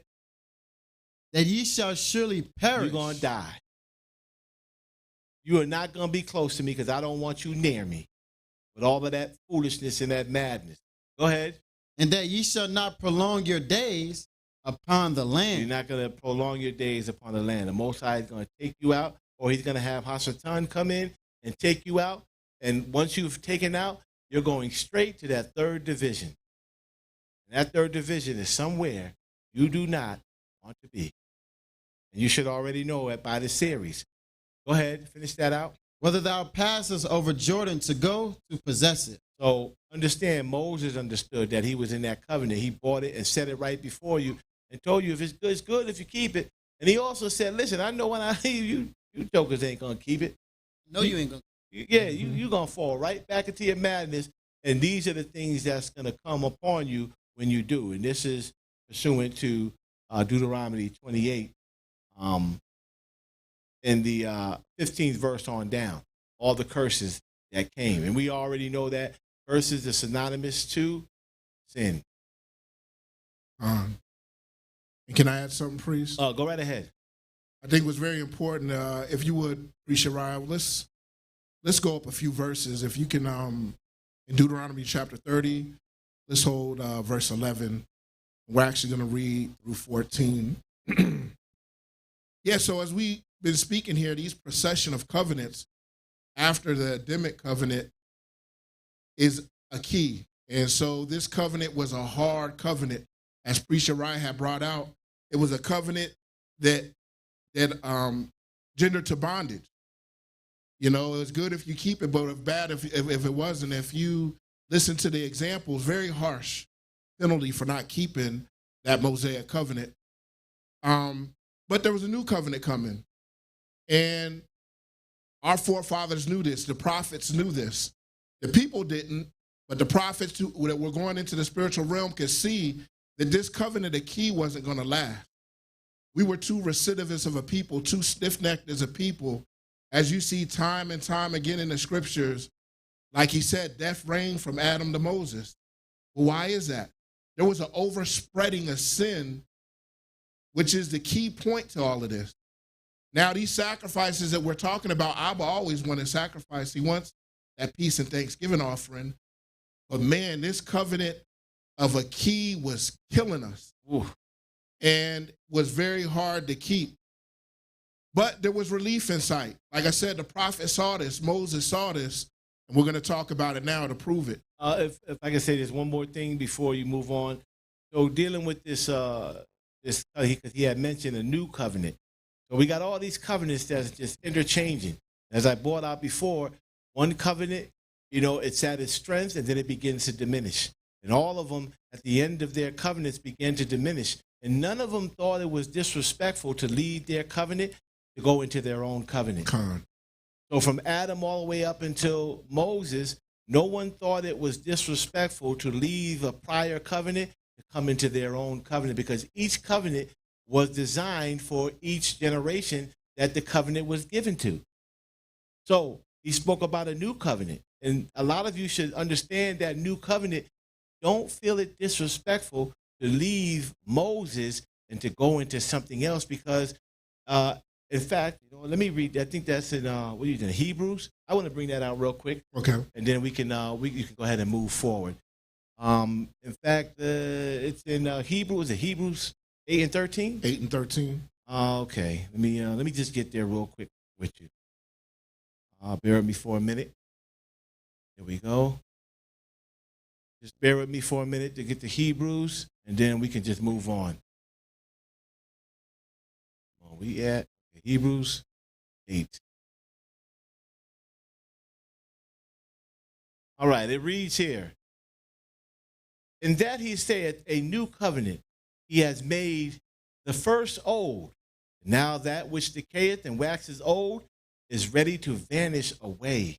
So Paul is telling you that sixth covenant of Moses was waxing old and ready to vanish away. So this has been the synergy of what's been going on from Adam to Noah, Abraham, Isaac, Jacob, and the children of Israel with Moses. Each one in this time began to diminish. And now Paul is telling you that even in this new covenant that's coming, that old one was getting ready to be diminished. So keep that in mind as we move forward in this class of Akae and also in the class of Bequa. So go ahead, priest. Khan, that was a great scripture and a great segue into what we're going to talk about. So Moses knew that this covenant was going to vanish away. He was always reminding the children of Israel, circumcise your heart. Do this, do that. They just couldn't get it. And they were constantly in a place where they had to be saved. And so if you will, Priest Shariah, let's begin reading Deuteronomy chapter 30 and verse 11. For this commandment which I command thee this day, it is not hidden from thee, neither is it far off. Now this is Moses talking to the children of Israel, just to give you some context on the audience and who's doing the speaking and who he's speaking to. So he's speaking to the children of Israel. And as Uriah had brought out in his portion in the introduction, that commandment Pay close attention to that word. He's talking about a covenant. We'll continue, reprieve. All right. It is not hidden it is not hidden from thee, neither is it far off. It is not in heaven that thou shouldest say, who shall go up for us to heaven and bring it unto us, that we may hear it and do it? Neither is it but beyond the sea that thou shouldest say, who shall go over the sea for us and bring it unto us, that we may hear it and do it? But the word is very nigh unto thee, in thy mouth and in thy heart, that thou mayest do it. All right, so here, and a lot of the children of Israel probably didn't understand what he was saying here, but this is what Moses has saw in the spirit. He saw that this new covenant was coming, and as you read more of Deuteronomy, it talks more about this in the latter chapters. But the key point, it says, the word is very nigh unto thee, in thy mouth and in thy heart, that thou mayest to do it. So what he's saying here is this covenant that's going to come is in your mind to think it, in your mouth to speak it. They're not going to be, like he said, you're not going to have to say, well, do this and do that I may receive it. No, it's going to be there so you can do it. Very easy to do. So easier than that old covenant that they was actually in. So he's telling you that new covenant was going to be a lot easier to actually keep it than it is in a Kia. Go ahead. And so I want to touch on another point here, because in speaking of this, we got to think about the mind of Abba Yahweh. He loves his people and he wants them to be saved. He said, I don't will that no man perish, but that all men come to repentance. Well, we know what that means. Repentance isn't forgiveness. It's to convert, to change. What does that mean, to change to what? We're talking about covenants here. So this covenant of a key is not the covenant. We're going to change to something else. If you would, priest Uriah, we'll go to Jeremiah 31, chapter 31 and verse 31. And we're going to read 31 to 33. So here we're going to go into the scriptures and show where this new covenant is coming. It was already set in the beginning. When Adam made his fall, Abba Yahweh already had began the process of regeneration to bring us back to our original state. When you have it, priest, we'll begin reading Jeremiah 31 and 31. Behold, the days come, said the Most High, that I will make a new covenant with the house of Israel and with the house of Judah. All right, so he says a new covenant, plain as day, simple. With the house of Israel and the house of Judah. Now, mind you, when Jeremiah was walking earth and in captivity at this time, the two were at odds with each other. The kingdoms were separated. He had the northern kingdom and the southern kingdom. But he's bringing in a prophecy that a new covenant is coming. It's going to rejoin us both, and it's going to be different from this covenant of a key. We'll continue reading, priest. Not according to the covenant that I made with the house of Israel, or should I say, that I made with their fathers in the day that I took them by the hand to bring them out of the land of Egypt. So not that covenant of a key, which that sixth covenant that Moses was a covenant bearer for. But we'll continue reading. Which my covenant they break. They broke it. Clear as day, they broke it. But why? How did they break it? The idolatry, all the things that you read in the Old Testament. Like I said, we were stiff-necked people. We couldn't keep it. The priesthood would fail. They would cause the temple to be destroyed. This overspreading of sin was destroying Israel, and it was not good enough to get us back to paradise like Uriah was talking about. That's the goal.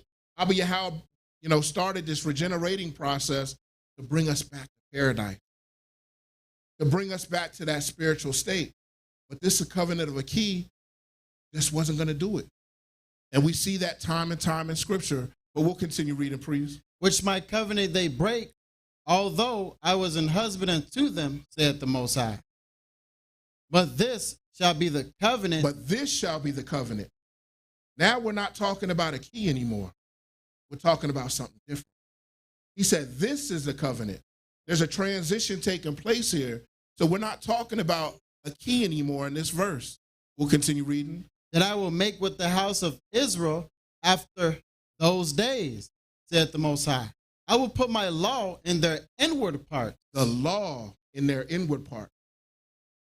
See, this is the thing that Hasatan would attack, was the law. Because it was a law that kept us in perfect standing with the Most High. If you break that law, like you said, your soul is cut off. These curses were going to be dispatched on you. So he said he was going to put the law in our inward part.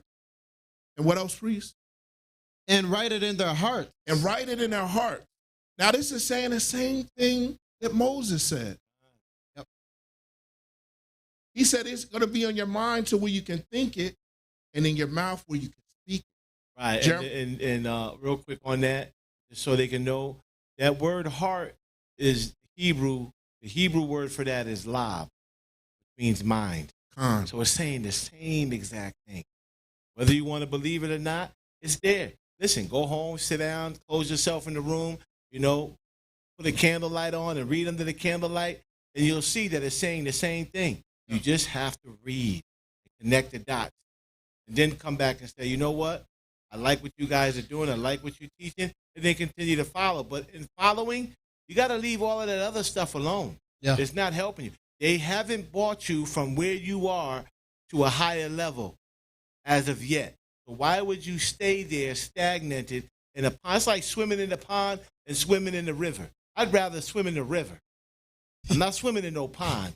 All kind of manner of nasty, abominable things are in there. Water ain't moving. No, it ain't moving at all, man. It's dangerous to go swimming there. And if you swallow that water, you can forget about it. Yeah. All the parasites and all the stuff that's in that water. There was and I know I'm going on a little rant right now. I apologize. Take your time, please. There was a show called Monsters Inside of Me. Who's seen that? And they were saying something about a guy that was swimming in water that was stagnant. Got heated up. It was warm. All kind of bacteria and parasites. And the water went in his nose. After that, he was on his deathbed because of that. So I say that to say, if you're stagnated in a group that is not going nowhere and they're bragging about, we still keeping the ways of, One West, that's just foolishness. From that time of One West and the work that they did great works. I'm not disrespecting any of those brothers, and none of us should disrespect them. Abba gave them what he needed to give them, and they did, and they took that thing and they ran with it until we was able to now elevate. We are supposed to elevate, not stay the same. And move forward. Yeah, don't brag about keeping the old ways of Masha, Ariyah, and Yaikwab. Don't brag about that, because they only knew a certain amount to take us to a certain place. And then Abba was going to take us the rest of the way with someone else. In this case, it just happens to be with Chief Priest Banyala. And all praises for that. Go ahead, priest. Khan. So again, as the priest said, their hearts is the mind. The law was going to be put there. And to take it even further, and the scripture says you're the temple of the living power now under this new covenant. So let's take a look more into this to double down on what Jeremiah was saying.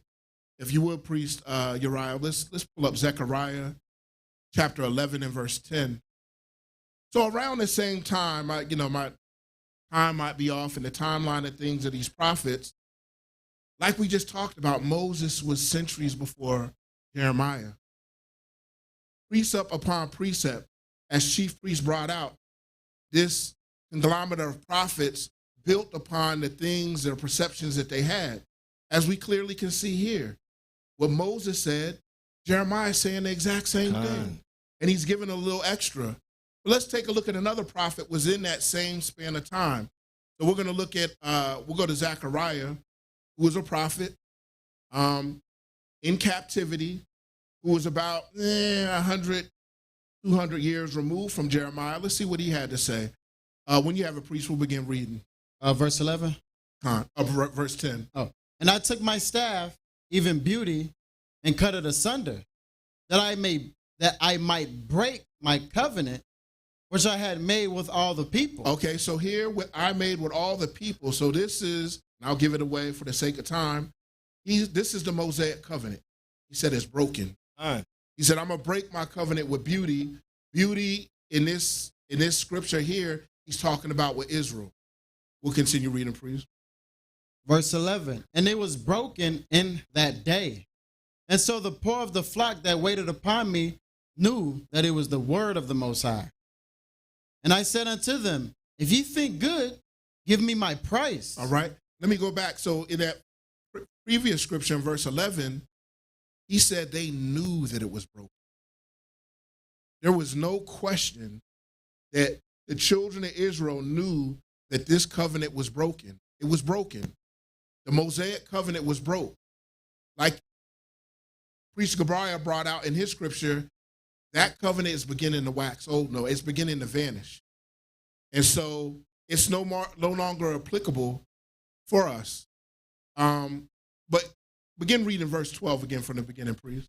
And I said unto them, if ye think good, give me my price, and if not, forbear.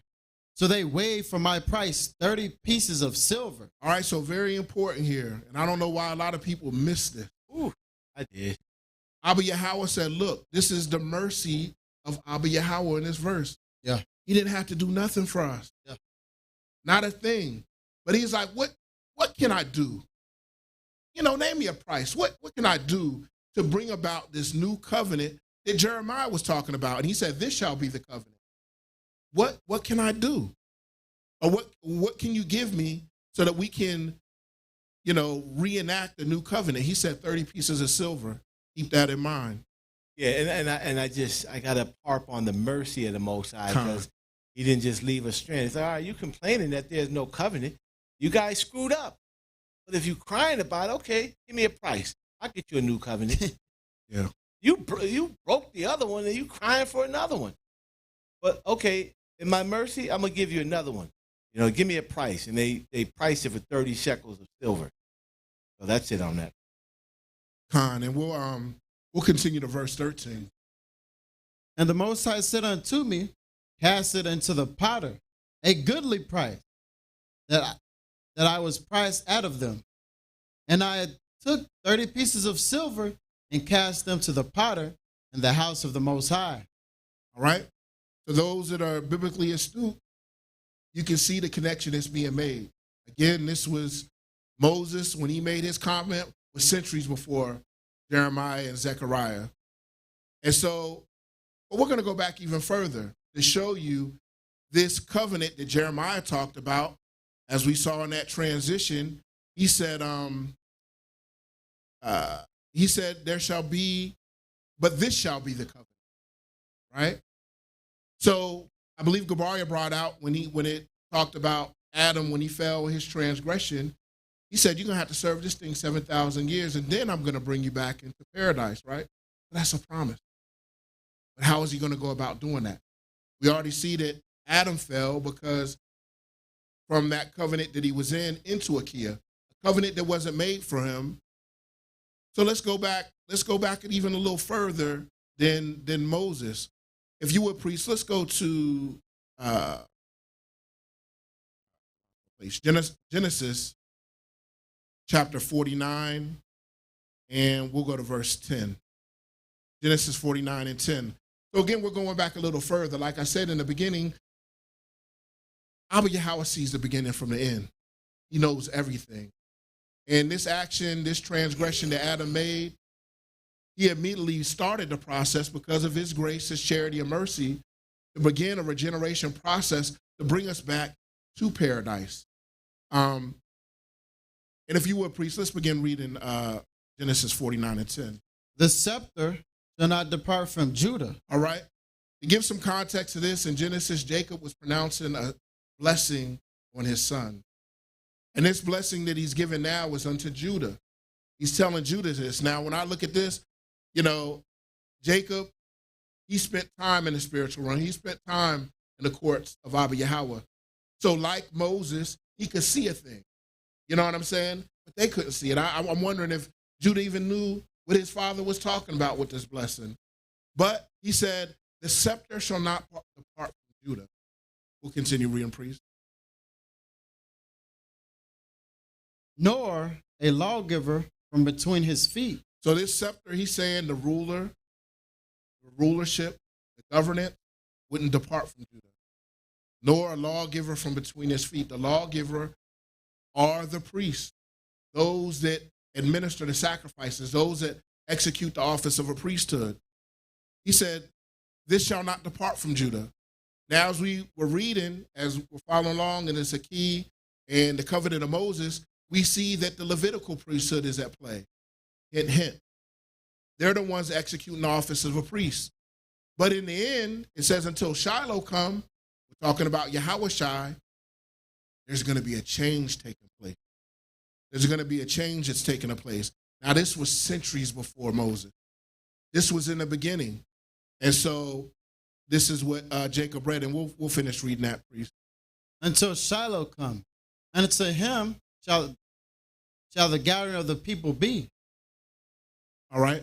And so now what we'll do, if you would, priest, let's hold, let's see, 2 Peter 3 and 9. Wait, can I bring out something real quick? I got it, and I'll read it to show you that even during the time of David, he understood. We all should know that the lawgiver is Levi.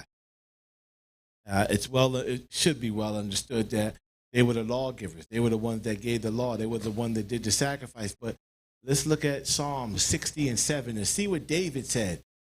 And it's going to go exactly what Jacob said. He says in Psalm 60 and 7, Galeed is mine, and Manasseh is mine. Ephraim also is the strength of mine head. And he says, Judah is my lawgiver. Explain that. Explain that.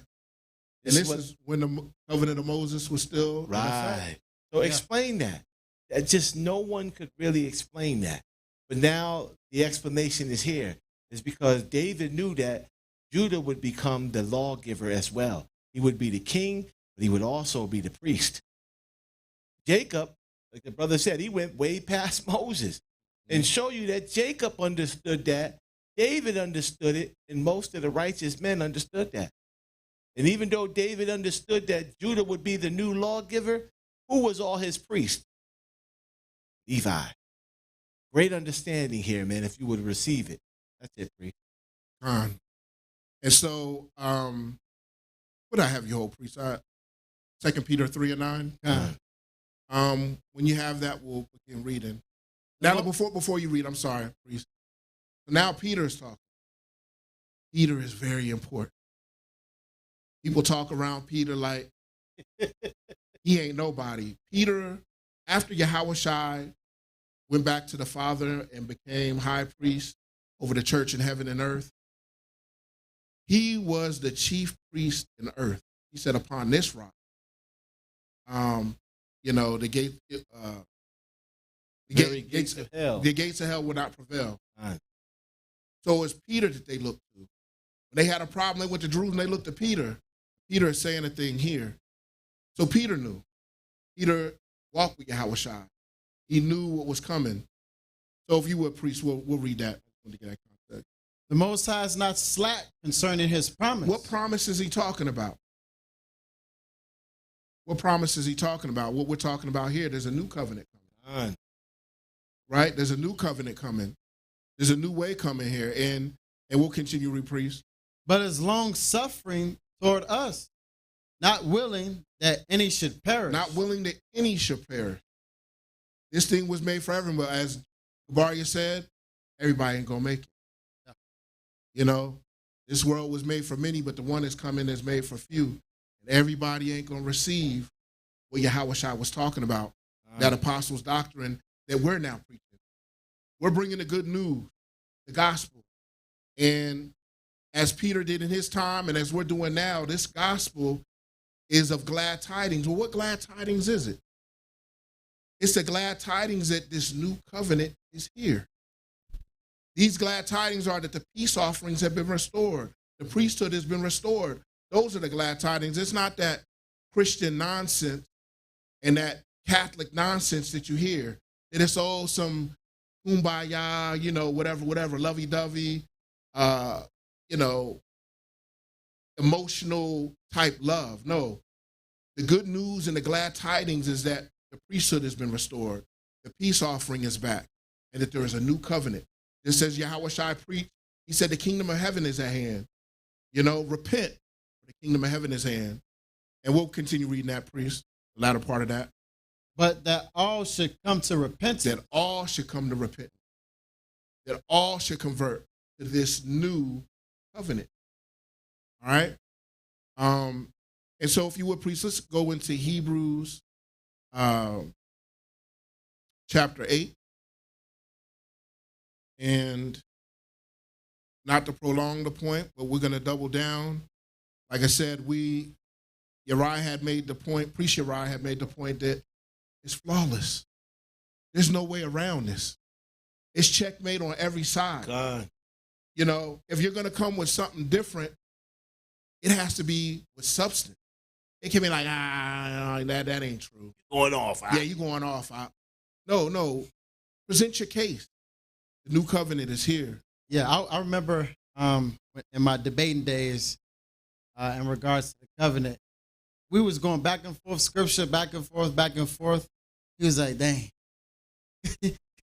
Because for every, going against the new covenant, there was a response for why the new covenant is here.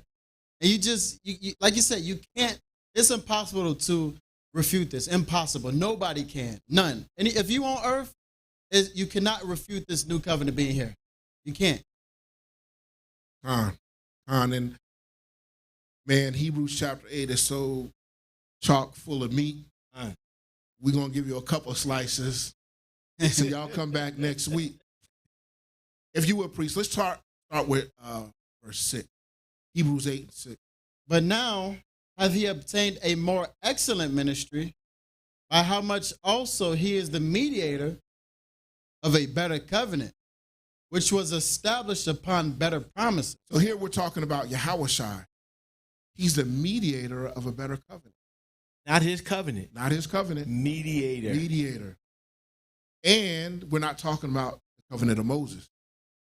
We're talking about another covenant. We'll continue reading, priest.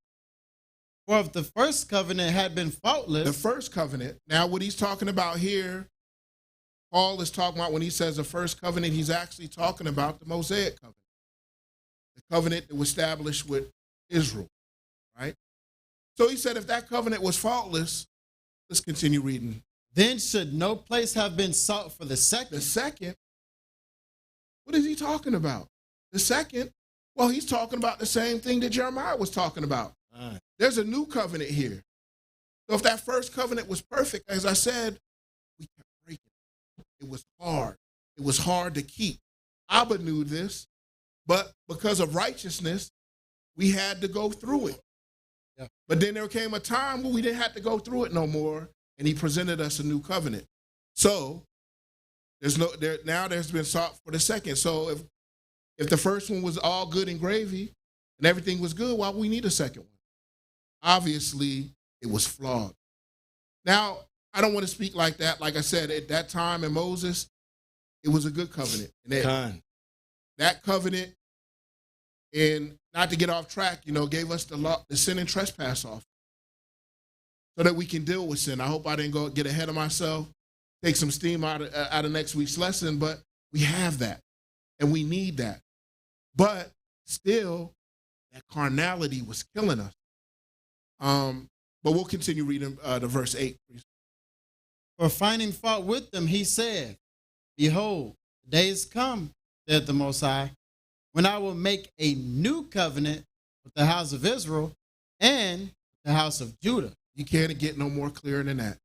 Yeah. We went from Moses to Jeremiah to Paul. Paul is quoting Jeremiah. In the New Testament. In the New Testament. You can't say, oh, yeah, you can't say none of that. It's right there. What was you going to say, priest? If he can read this, I think it's the 6th verse. But just the first 2 words. But now. He's not then. He's telling you that covenant is in effect now. Yeah. Take a look at it, because then he reads down that he also now quotes Jeremiah. We are in that new covenant. But now, he's saying, finish that out for me, please. Check this out. In verse 6, it says, but now, then verse 9 says, not according to that covenant. Then verse 10 says, but now, this is the covenant I will make with the house of Israel when I will put my laws into their mind, just like Moses said. We in it. Huh. Paul said we in it. What you say? Yeah. Thank you, sir. Checkmate.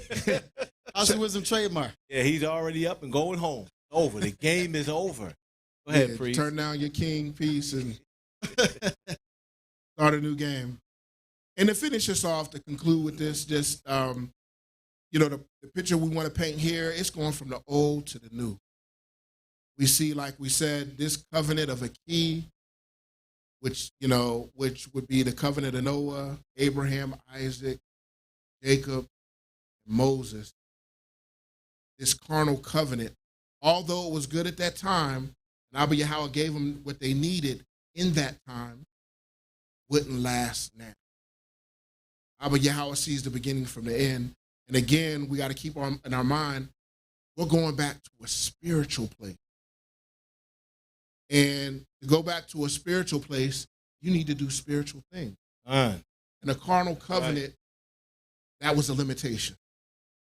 Because, as he said, Hasatan, his war is against the descendants of Adam. If he can get you to fall like he beguiled Eve, then bam, you out. You out of the game. Yeah. But we're going to talk more about that next week. If you will, Priest, let's pull up Romans chapter 5 and verse 15. And real quick, not to belabor the point, but there's this misnomer, this notion that we're not in the new covenant because we still teach it. We still doing that. We still doing this. So I'm going to read this verse. And they shall not teach every man his neighbor and every man his brother, saying, know the Most High, for all shall know me from the least to the greatest. And like I said, we're not playing no comeback game, but there is a verse for that. It's in Ephesians 1, chapter 10. Having made known unto us the mystery of his will, according to his good pleasure, which he hath purposed in himself, that in the dispensation of the fullness of times he might gather together in one all things in the Messiah, both which are in heaven and which are on earth, even in him. So with that being said, right, even though we're still in this earthly realm, there's going to be a point where all things shall be done, and it'll be like you said, like I think that was Gabari, a complete puzzle piece. So yeah, there are still some things, that prophecies that still need to be fulfilled, but that doesn't negate the fact that the new covenant isn't here. Right. I just want to add that. And to add to that, right, you have the beginning and the fulfillment of prophecy, right? The Most High prophesied through Moses that we would go into captivity, slavery, by way of ships. Well, how long did that take before it was fulfilled? It doesn't mean that, it wasn't going to happen. So this that Paul is talking about is the beginning of the fulfillment of teaching no one anymore. You have to have a beginning. You have to have a middle. That is the ending of that prophecy. When it's all said and done, we won't have to teach anybody his neighbor anymore. But there is a beginning stage, and Paul said, and now. Yeah, he sure did. Now it's here. It's the beginning stages of it. Right. So we have to teach you. Right. They're going to come by osmosis. Oh, I woke up this morning. We're in the seventh covenant. How did that happen? I didn't know anything about it, but all of a sudden, I know about the seventh covenant. It's a dispensation of time, as the brother so eloquently brought out. And then, just to keep adding on to the point, we might as well keep going. When you think about it, right, let's just say that was true. Oh, man, seventh covenant is here. It just pops up out of your head out of nowhere. That would be contrary to Scripture, because it says a sent man must come and teach. How can you believe without a preacher? Yeah. So just to add on to that point as well, without that sent man, you're going to be in some trouble. Yeah. And that sent man, like I was saying, is bringing the glad tidings. Yeah. Gospel of peace. It's a good thing. It's a glad tiding to know that you can defeat sin. Yeah. That you can atone for sin. Yeah. All these lessons that we got about the underworld, that we can go to a place with living water and pray for our ancestors and those that have passed away that didn't know Abba Yahweh, that they can make the resurrection. Those are glad tidings, not this Philly good whatever. I don't even have a word for it. Philly good. Yeah, Philly good. That's nonsense. It doesn't help us. So if you would, priest, let's go to Romans. Actually, let's start with verse 14. Romans 5 and verse 14. And that's a good point. There was one brother back in the day. He was like, "What? You can't defeat sin? What you talking about?" Just to think in your mind, like, yeah, it's no battle for sin. But look at us, finding a way, by way of the Most High, the opportunity to bring down sin, which is amazing. Verse 14, you said, right? Yes, sir. Nevertheless, death reigned from Adam to Moses. All right, so we spoke here. Death reigned from Adam to Moses. There was an overspreading of sin in the earth. And we needed something for that. We'll continue reading, priest. Even over them that had not sinned after the similitude of Adam's transgression, who was the figure of him that was to come, but not as the offense, so also is the free gift. So this free gift, what is he talking about here? Talking about this new covenant. I'll give it away. We talking about this new covenant. It's a gift. Right. Mercifully, terribly, graciously. Oh, Satan got us, man. Well, we looking at the wrong things, man. Everything is carnal. Yeah. The Most High is a spirit. They that worship him must worship him in spirit and in truth. And the Most High will have it no other way. If you're carnally minded, what did the scripture say? What did Paul say? That's enmity with the Most High. You have to be spiritually minded. This is what this is all about. This movement here at the House of Wisdom. Training us to become spiritually minded. Giving us acclimated to the spiritual things that we need to be acclimated to in order to please the Most High. And outside of, that carnal covenant ended. It's over. And outside of the prophet, the children of Israel, they weren't spiritually minded. No. It's like, okay, I got to bring this. Okay, I brought it. I've accounted that as righteousness. You did what I told you to do. Right. But under this new covenant, hint, hint, you can't do that. Yeah. And we're going to get more into that next week. So he said, because of this overspreading of sin, constantly breaking the covenant of Akae, what would he say in the next verse, priest? Or continuing in that verse? Latter half of verse 15. But not as the offense, so also is the free gift. For if through the offense of one, many be dead. Okay, so the offense of one, we were just talking about it in the beginning. This is what Uriah was talking about. That was an offense. A provocation, the unmitigated trespass that Adam did, where sin came in and got his way. What happened? Many be dead, much more the grace of Abba Yahweh. All right, so many be dead. We talked about what that dead is. Now that means, physical death, but many be dead mean many moved away from the Most High. They couldn't come close to the Most High. They were estranged from him. Let the dead bury the dead. And we'll continue reading, priest.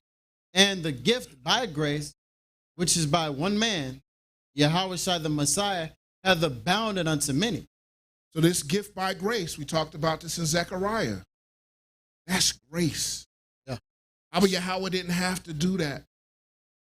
That's the beautiful thing. And then by the passion of Yahushua the Messiah, as chief priest brought out, he did a thing to bring about something which affects everyone. Like he said, that no man would perish, but he come but repentant. That's what Yahushua established. It's out there, freely give. Now, you can reject it. You can say, I want my good life now. I want to enjoy the things here now. Or you can have your mind on the world to come and experience that. But we'll continue to verse 16. You got something to say? I was, but go ahead. Okay. And not as it was by one that sinned, so is the gift. For the judgment was by one to condemnation, but the free gift is of many offenses unto justification. For if by one man's offense death reigned by one, much more they which receive abundance of grace and of the gift of righteousness shall reign in life by one, Yahushua the Messiah. All right, so here, as Paul often does, like Uriah brings out, this is college material. Yeah, college professor. Yeah, and it's easy to misunderstand or error in the things that Paul is talking about. But here he's clearly showing you a delineation between the sixth covenant and this new covenant that he's talking about. So here he's saying about death reigned by Adam and by the works of the passion of what Yahushua Messiah did. Life abundant can be yours. And so we'll read down to verse 18. I think it was 18. But actually, we can conclude there. Not to belabor the point, because like I said, he's saying the same thing, that, look, there's a new covenant that's here that you don't have to work, you got to receive it. You got to come under it. And with that being said, that's all I want to add, Priest. With that. Good. So before we end it, I want to reiterate on something that he brought out and then close with these two scriptures. If Priest Uriah can give me, I think it was Zechariah, was at 11 and 10? 10 and 11. From earlier, right? Yeah, and then you get me Matthew's 26 and 14. And then Uriah, you can start it off, and then Priest Rashim, you can go ahead and end it. And I took my staff, even beauty, and cut it asunder, that I might break my covenant which I had made with all the people. So Rashim went over that beautifully. He's Mosai, and that day he broke the covenant. It was over. And because the temple and everything dealing with the priesthood was our life, there was a problem. No way to please the Most High. And we understood then, we were seriously in a bad position to be in. The Most High said what? Go ahead. That I might break my covenant which I had made with all the people. So he broke the covenant. It was detrimental. And they needed a covenant. They needed to be able to be free of the curses. But go ahead. And it was broken in that day. And they knew it. It was broke. Wailing, crying was going on when they knew that the Most High had turned his back on them. Go ahead. And so the poor of the flock that waited upon me knew that it was the word of the Most High. Yeah, that's Abba's word. He's finished. He's done. He said that would happen, and here it is. We're living in it. Abba, please have mercy on us. What are we going to do? The temple is burnt to the ground. We're in captivity. The priesthood is scattered. There's no more priesthood. Man, we're in a dire situation. Go ahead.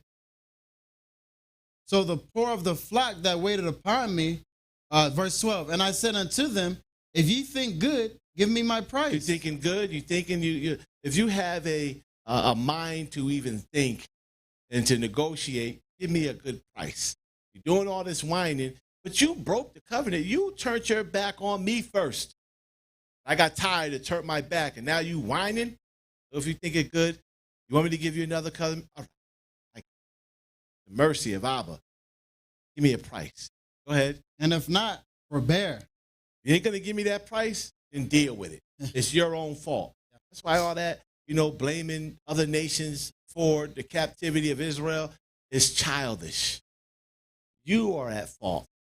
You are the ones. Your forefathers were the one that broke the covenant, but yet you're blaming somebody else for your afflictions that are taking place. That's just pure foolishness. Will the real men please stand up? Let's read. So they weighed for my price 30 pieces of silver. So they weighed for the price? All right, Abba, we'll give you 30 pieces of silver. How is this and why is this significant? Some of you already know. Yeah. But for those who don't know, Priest Rashim, tell them. The chapter, verse, what? Matthew chapter 20. Was that again? Book, chapter, verse. There it is. Hey, can I say one thing, Priest? Yeah, go right ahead. I forgot to mention this earlier, that, our people had an expectation for this new covenant. This didn't appear out of the air. Like he said, You know, like he said that, you know, the temple, the priesthood was at the epicenter of our culture. Extremely important. If we didn't have it, we can't please the Most High. Yeah, and our people wanted to please the Most High. Although some were recidivists and it had an effect on the whole nation, there was many that want to please the Most High. And so they had an expectation for this new covenant. They were waiting for it. They were waiting for it. And what was that chapter in verse 26? 26 and start at 14. We're going to end at 16. Then one of the 12, called Judas Iscariot. Got Judas in the picture. We talk about hundreds of years later. Judas Iscariot comes on the picture, comes on the scene. This covenant of Moses is over with. They're anticipating and waiting for this new covenant. And this is what happened. Judas. Go ahead. Went unto the chief priest, verse 15, and said unto them, what will ye give me? And I will deliver him unto you. Do you want me to deliver you to the Messiah? What you going to give me? We know that Judas carried the bag, right? Nobody know? If they know, then Judas carried the bag. And the scriptures also say that Judas was a thief. How much you going to give me? Yeah. I'll betray him. But in his mind, he was probably thinking that if they go and get him now, I got 30 shekels easy, and he going to raise up, and he going to tear this whole kingdom up. Right. Tear it out the frame. And you know what his mindset was, right? He was a zealot. What was his mind frame? Kill, kill, kill. Kill the white man. That was his mindset. I know some people like that today. I know you guys know some people like that, right? Kill the white man. The same way. They said if they go and get him, he'll rise up and we can get our kingdom right away. So he was trying to push the hand of the Most High and ended up stepping in a pile of cow manure. And it was over for him. He's remanded to the third division. And guess what? He's going straight to the abyss after he's done. But nonetheless, he said, what you going to give me? Can I add one thing, please? Go ahead. And so here, if you take it a little further and read between the lines, he didn't believe in the new covenant. There it is. If you go to them links to think that Yahweh going to overthrow the Roman government and to do all of this and they're going to be free, he didn't believe the words of the prophet. And he lacked understanding. And as Chief Priest brought out many a times, it's like you got to believe the testimony of the prophets to have a perfect heart. Judas didn't have a perfect heart. There it he is. didn't have a perfect heart. Good point. Mm-hmm. So Judas said to the Pharisees, was his not having a perfect heart? What you going to give me? Go ahead. And they coveted it with him for 30 pieces of silver. Y'all see the connection?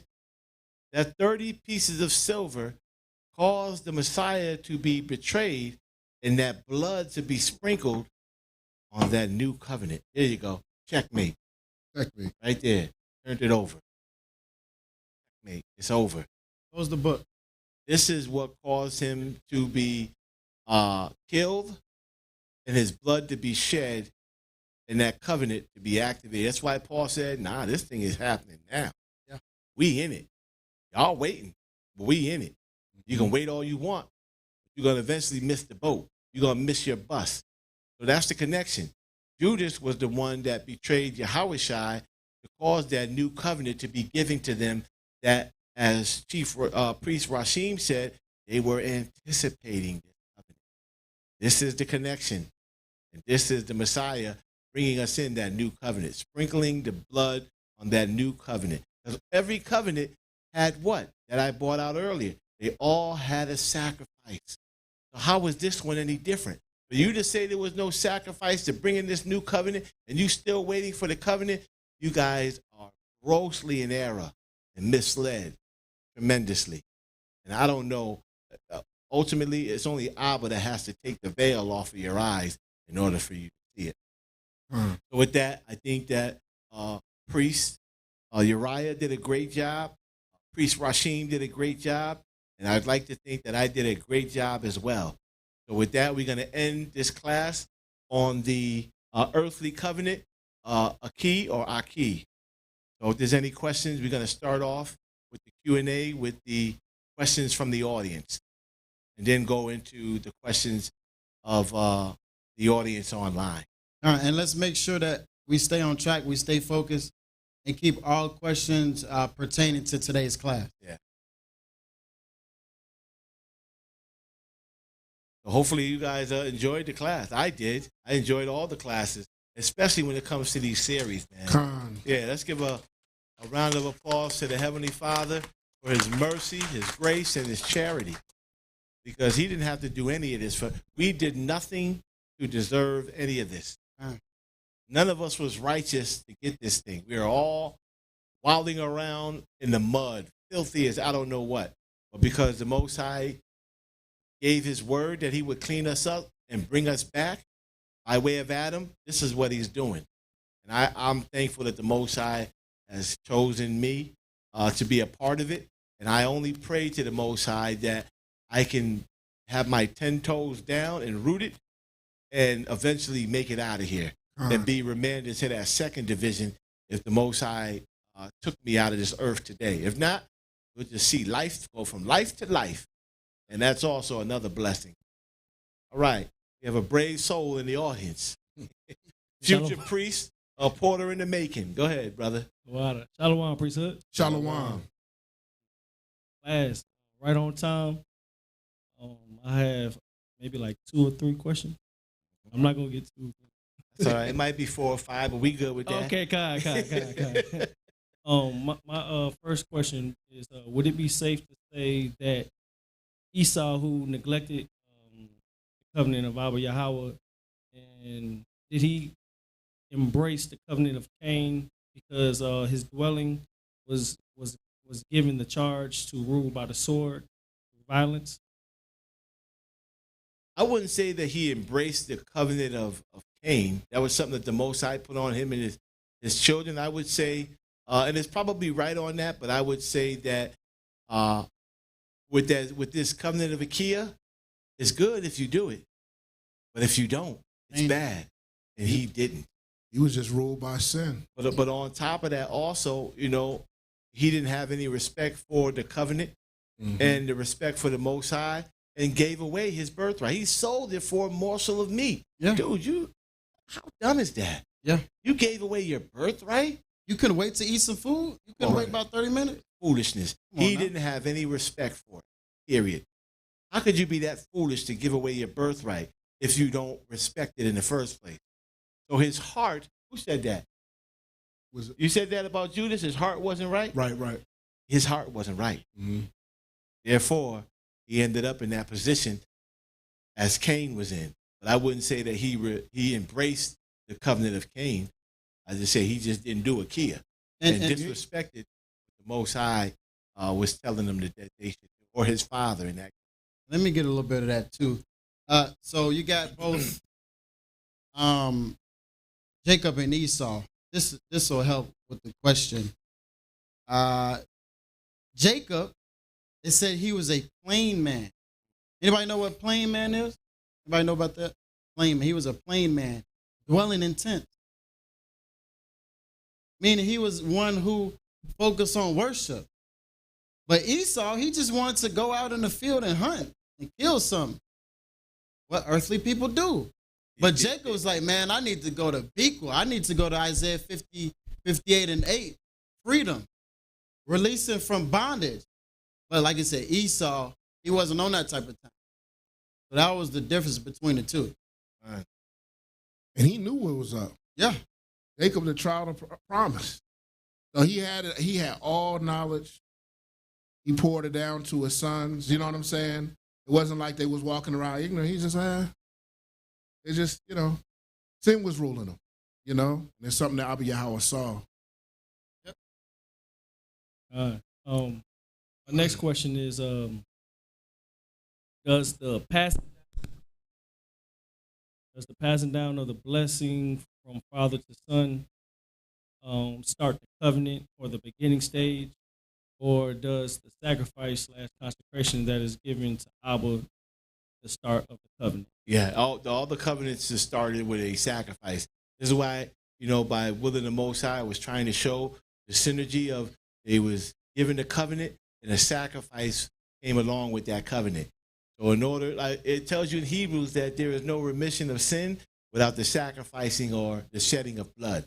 that it has to be blood to shed to activate the covenant. Just being blessed by the Most High, the blessing was giving them a covenant and then activating that covenant with the blood. So it is a blessing, but it is activated by the shedding of blood. Yeah, and just to add on to that, it was just absolutely amazing that Abraham was so righteous, so upright, all of these different things that the Most High was like, all right, Isaac, you next up. All right, Jacob. That wasn't, then it went over to Moses down the line. Then we'll talk about the next one. But it wasn't like that for each one. From Adam, there were 9 men after Adam. Then Noah came. Then from Noah, it was, you got Shem, Arphaxad, you got Eber, Terah. Yeah. Then Abram came down. Then when you get to Abram like, I'm going to hold on to this. Mm-hmm. And then Isaac came. Then Jacob came. Then there was a dispensation of time. You got the 12 tribes with Judah. Then you got from Judah, you got Levi. From Levi, you get Amram. Mm-hmm. Then you get Moses. So with that being said, it wasn't always directly from son to son. So then after Moses held on to that covenant. Well, let me not say it like that. But Moses' covenant with Israel, established for Israel, was gone for a long time. Long time. Then after, like we said earlier, a dispensation of time. Wait, I think it was another covenant. Oh, we'll talk about that next week. We'll leave a mystery on that. All right. My next question is, does the bread and wine that's in Genesis, does the bread and wine that's in Genesis 27 and 37, does it represent the charge of the sacrifices given to Jacob as a gift from Isaac? Because in Genesis 27 and 37, 37 or 27? 27 and 37. Okay. It speaks on how Esau was trying to get a blessing, and Isaac was pretty much telling him that he gave corn and wine. He gave the corn and the wine to Jacob. Priest Rashim, you gonna answer that, Gabaria? I'm still trying to understand the question. Okay, let me read it again. Does the bread and the wine that is spoken of in Genesis 27 and 37? Or the corn and the wine, yep. Yeah, the corn and the wine. Is it a representation of the sacrifices or the gift that was given to Jacob for the ability to be able to, as a representation of the covenant where he's able to do the sacrifices? Well, I don't want to say that it was a gift from his father. It was a gift from Abba. Yeah. Because Abba is the one that gave him the covenant. But his father taught him what the Heavenly Father and his father has given their fathers. So it was tradition that was coming down, but ultimately, Uriah brought it out pretty nicely. You see where Adam, and then you got the 10th from Adam receiving covenant. That was Noah. And then you got from Noah all the way, through Shem and Arphaxad and all that. Here's Abraham, but then Abraham, all the sons after until Israel received that. So it was by will of the Most High they received that blessing and not the forefathers. Because, to be honest, Isaac wanted Esau to have that covenant. But the Most High said, I told you from the get-go that the elder shall serve the younger. Yep. So this wasn't my will, this was your will. And I made sure that my will was done. I wouldn't say the blessing from his father to get the corn oil and the wine, but the father that gave him that covenant. See? And then, just to, once again, add on to that point, Isaac loved Esau more. You see? But Esau and Jacob's mother, as a virtuous woman, was like, hey, don't forget. It needs to go to Jacob. So the story in the KJV, I'm sure, is totally different in that more perfect translation. But loosely speaking, Jacob, did he really do anything wrong? Because when you look in the other books, in the book of Jasher, Esau was ready to give his birth. He's like, I'll give you anything. I just need some food. Look, I ain't tripping on no covenant. But he thought he was gonna die. He was just fatigued because he was out fighting with Nimrod for a long time. And he, like we always say, have patience. He came beforehand, he wasn't patient. He was too hasty. And he lost that covenant. Well, he didn't lose nothing.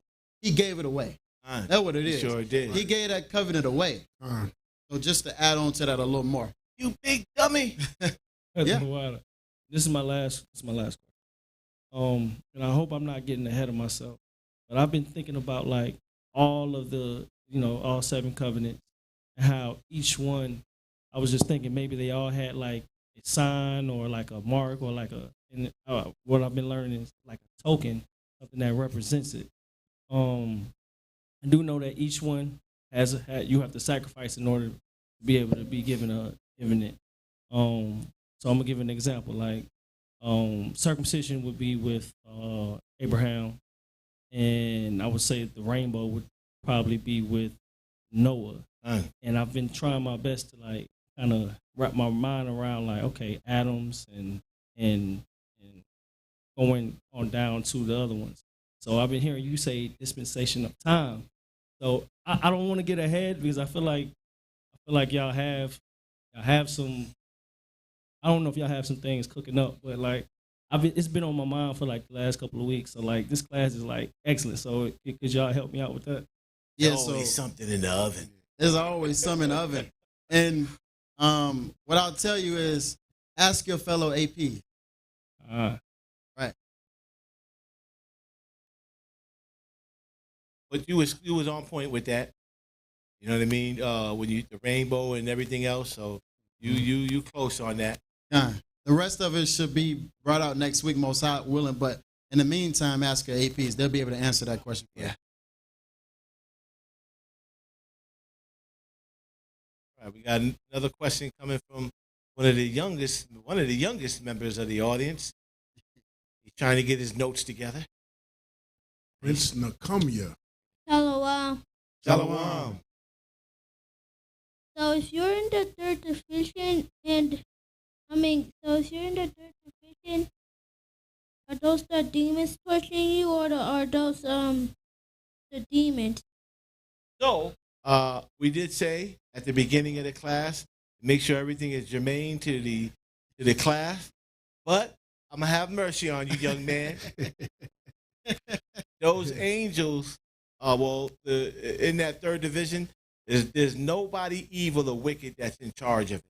It's the righteous angels that are in charge, and they're in charge of punishing all those who exact evil upon the earth or evil in the heavens. So the righteous angels are in charge of that. No demonic or evil spirit is down there with a red suit and horns and a pitchfork. Yeah. And a long red tail. That's just foolishness. Man, them angels, man, I'm telling you, that when the Most High commands the angels to do something, it's almost as if the angels do it robotically. Yeah. For lack of a better word. When he says do it, they doing it without no form of emotion in them. The Most High says, kill, who be dead? Yeah. It said, and the cherub started to become angry at Adam. Ooh. He was like, man, come closer. I want you to. Yeah. Because I'm going to do exactly what the Most High said. Don't let nobody back up in here. Not even Adam. They fervent about being obedient. Man, so listen, at the end of the day, fervent obedience. And we talk about this consistently week by week. Do not take up that covenant in vain, because them angels will not hold you guiltless.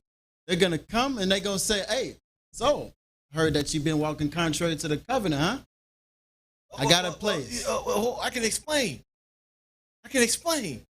What the angels say?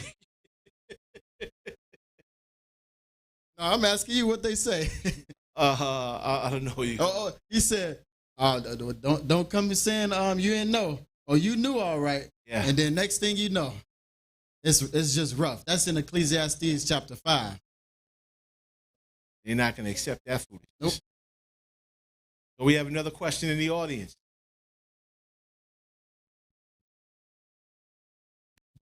If you go to Shalom.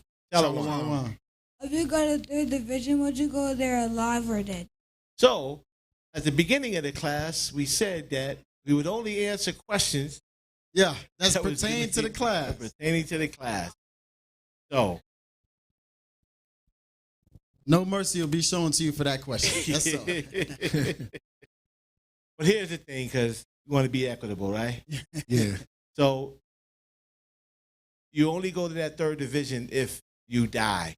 You have the carnal man that dies of his flesh, and his soul goes into that third division or into Dudiel. And then if a righteous angel who do not keep his estate or do not do what he's supposed to do, his spiritual body is done away with and his soul goes into there. So everyone that is in that Dudiel, their soul is remanded to there because the body that they were in is no longer available. So there you go. Any more questions? More in the audience. Okay, let's go online. We've got one question online. Seems to be a two-part question from Sister Misha. Okay. Shalom, sis. Shalom. Shalom to the obedient people of Abba Yahweh. Great class, my dear priesthood.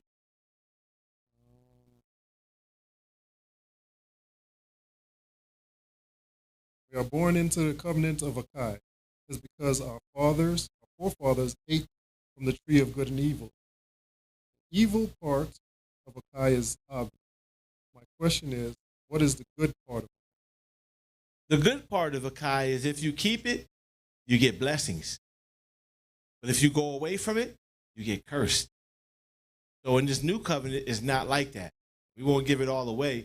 But in Akae, if you keep it, you get those blessings. Remember, Moses said, if you keep the commandments and you do what you're supposed to do, blessings shall come upon thee and overtake thee. In fact, it said it shall pursue thee and overtake thee.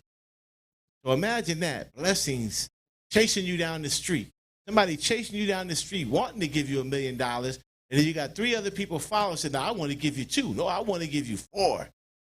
So they pursue you and overtake you. But if you don't keep it, the evil is the curses chase you down and overtake you and overwhelm you and pursue you. So the good of it is if you keep it, you get those blessings. For everything that you put your hands to, the Most High blesses. Oh, Salakia, priest. I want to add to that. Well, like any covenant, I mean, you have the ability to please the Most High. I think that's the most important thing. As you were created to worship the Most High. That was the duty of whole man. So to have the ability to worship him and to please him in that manner tops all. But these are just, the other things are peripheral. The blessings come because you are worshiping him. You're pleasing him in that way. So that would be the good part of all the covenant. And adding to what he just said, the good part also is the closeness to the Most High. That's the good blessing. Second part of our question is, according to Hebrews 8:8, what is the difference between house of Israel and house of Jacob? Or house of Judah. Sorry. Oh, it's the house of Judah. Mm-hmm. Yeah, well, during the time of Solomon, because Solomon, the word I want to use is, disrespect. It was disrespectful what he did. But he turned his back on the Most High and started bowing down to idols. And he said, listen, because of your father's sake, I shall not rend the kingdom from you, but I shall rend the kingdom from your son. Yeah. And I will take, 10 parts and give it over to his neighbor and only leave him with 2 parts. So the northern kingdom became known as Israel. The southern kingdom, which was 2 tribes, or as we say now, 2.5 tribes, because Levi got tired of the foolishness. Half of Levi, supposedly, I think it was half, they said half, got tired of it and went down to go worship with Judah. So you have Judah, the southern kingdom, and then you have Israel, the northern kingdom. 10 tribes and 2 tribes, or 9.5 tribes and 2.5 tribes. So when it says Israel and Judah, it's talking about the northern kingdom and the southern kingdom. And what the chapter he's referring to, if you want to go read it, sis, is 1 Kings chapter 11. So Jeroboam was the one who received the northern kingdom, and then Solomon's son Rehoboam received of the southern kingdom. And he just followed on the path of Akae. The prophet said, listen, you're putting too much on the people. They're not going to rock with you, Rehoboam. He was like, forget all that. I ain't trying to hear none of that. And then it wasn't good with him. I don't know if you guys remember, but Priest Yardan went over the class Resurrection when he was talking about, and this king was buried with his fathers, and that king was buried with his father. So I'm going to just get that verse real quick, real quick. This is in 1 Kings chapter 12 and 1. And it reads, and Rehoboam went to Shechem, which is that holy place, Succoth, Shechem, Mount Moriah, for all Israel come to Shechem to make him king. And then here it is. And it came to pass when Jeroboam, the son of Nebat, who was yet in Egypt, heard of it, for he was fled from the presence of King Solomon, and Jeroboam dwelt in Egypt, that they sent and called him. And Jeroboam, northern, and all the congregation of who? Of Israel, there it is right there, came and spake unto Rehoboam, saying, thy father made our yoke grievous. Now therefore make thou the grievous service of thy father, and his heavy yoke which he put upon us lighter, and we will serve thee. So Rehoboam went to the prophets. He said, this is good, do it. And Rehoboam was like, okay, cool. But then Rehoboam was like this. And now, whereas my father did lay with you a heavy yoke, I will add to your yoke. My father hath chastised you with whips, but I will chastise you with scorpions. Praise. So Jeroboam and all the people came to Rehoboam the third day as the king had appointed. And then, listen, it just was horrible after that. You had continuous tension until you get to Zerubbabel and Joshua that reignited that royal priesthood. And then we got more issues until the Messiah came, and then he came and went. Then we have more issues. Now you got the royal priesthood stepping up in the 7th covenant of David. We're going to go into that. But now we have more in this priesthood, Judah and Israel. Nah, it's just the whole house of Israel with all 12 tribes coming together. And if you ain't coming together, then you're going to be left without. So that's, just to add on to what Priest Gabari was saying. Yeah, and in that story, too, is another lesson, right? Because he went to the elders first, and they said, listen, your father was rough, man. He was. If you want the people to be on your side, you being his son, you got to be light on them. See, if you're not light on them, you're going to lose the people. And he's like, oh, okay. And then you know what he did? He went to his boys. His homies. Yeah, his homies. That was his age. What y'all think y'all doing? Like what young people do? Oh, man, listen here. Man, listen, your father, whip him with scorpions.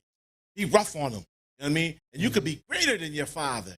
Yep. And the elder's like, oh, dude, relax. You ain't got to do all. So he listened to his homeboys that was his age and experience. Most High says he calls the young men for strength, but the old men for what? Wisdom. And experience too. But he disrespected the wisdom that was given to him by the elders. Yep. And this is how the kingdom was. The Most High knows what he's doing. Yeah. He said, I'm going to let his boys put in his ear, and he's going to follow Hasatan, and that kingdom is going to be rent. And when he did that, it was rent. Yep. So he took the advice of these young men with no experience and no wisdom, all muscle, all bronze. Be hard on them, huh? You know what I mean? Don't give him no mercy. You'll be greater than your father. And of course, the elders like, you seen what your father did. Yeah. He had wisdom. The Most High was with him, but he was hard on the people. Yeah. And the people complained, but because the Most High was with him, nothing fell apart in his reign, only after. So if you want my advice, son, be easy on them, so that the people can begin to love you. And he did the opposite, and the people couldn't. Listen, we ain't putting up with that. We out of here. So That's eventually what happens. And just to add on to that again, right? All the kings, they was like, oh, yeah, we could keep a key. I know we could keep it. That's what, in so many words, what Rehoboam was saying. Oh, yeah, I ain't tripping on that. Yeah, we're going to do it. But us today, in the seventh covenant, the Latter-day Saints, we saying, I'm not even going to think about keeping the key. I don't even want to try. Because it's too hard to keep. We got this more benevolent, more gracious covenant. And you want to keep that covenant? Oh, no, it's too much. I don't have the time and opportunity to go find Levi and Ithamar and Eleazar, that golden altar, and all those different things, and try to put a fence over the sky because they got all these pesticides and they spraying the whole sky with pork intestines. It's just horrible. It's just no good. So we look introspectively. We look back at the prophets. Like we said earlier, we don't try to be greater than what we are. I'm not a prophet. I'm quoting a prophet. We just come, we do the will of the Most High, and then in the morning, we got to go back to work. Yeah. Go back to this curse. Yep. But any more questions? Yeah, there's another question. Aaron Bandel, Shalom priest. Shalom. My question is, if those in other religions are blessed, are they blessed according to the covenant of Akae by means of Hasatan? Right, so here it is again, right, Brother Aaron? Akae is blessed if you keep it. But if you don't, evil is going to come upon you. So if they're not keeping it, there's no blessings.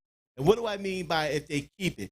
In Akae, if you want to be blessed by the Most High, you got to do everything that is that is written in His commandments. If you don't keep it, it's not going to go well with you. So nobody is keeping it. Especially in Akae. Akae is done, it is over with. So you can't keep Akae now. But let's say we was able to keep it. If you don't keep those law, statutes, and commandments, if you don't keep that what the Most High had said in the agreement, there's no blessings for you. So no, Christians, Catholics, Muslims, anybody else, even though they're subject to Akae, they're not keeping it. None of them is keeping it. Hell, not even Israel is keeping it. Yeah. They're not keeping it. No one is able to keep Akae. So this brother's just saying they want to keep, are we keeping the commandments to the best of our ability? Knock it off. John. I'm sorry, priest. No, you got it. No, like Priest Gabaria said, he made a delineation. He said the meat and the drink offering is a blessing. So those in other religions, are they giving a meat and drink offering to Abba Yahweh? Nope. Nah, they're not doing that.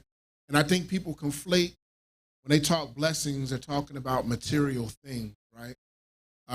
Typically. And so, Hasatan can give you things. He has. When he tempted Yahushua, he brought him and he said, look, I'll give you all of this, that, and the third.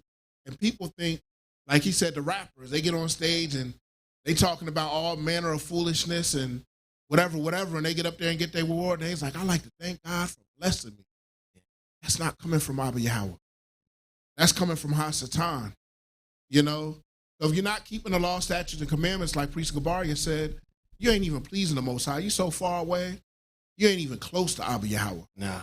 So, definitely not. There's no blessing that these other religions are getting, not from Abba Yahweh. Yeah, you are truly dead. Yeah, you're dead. Uriah want?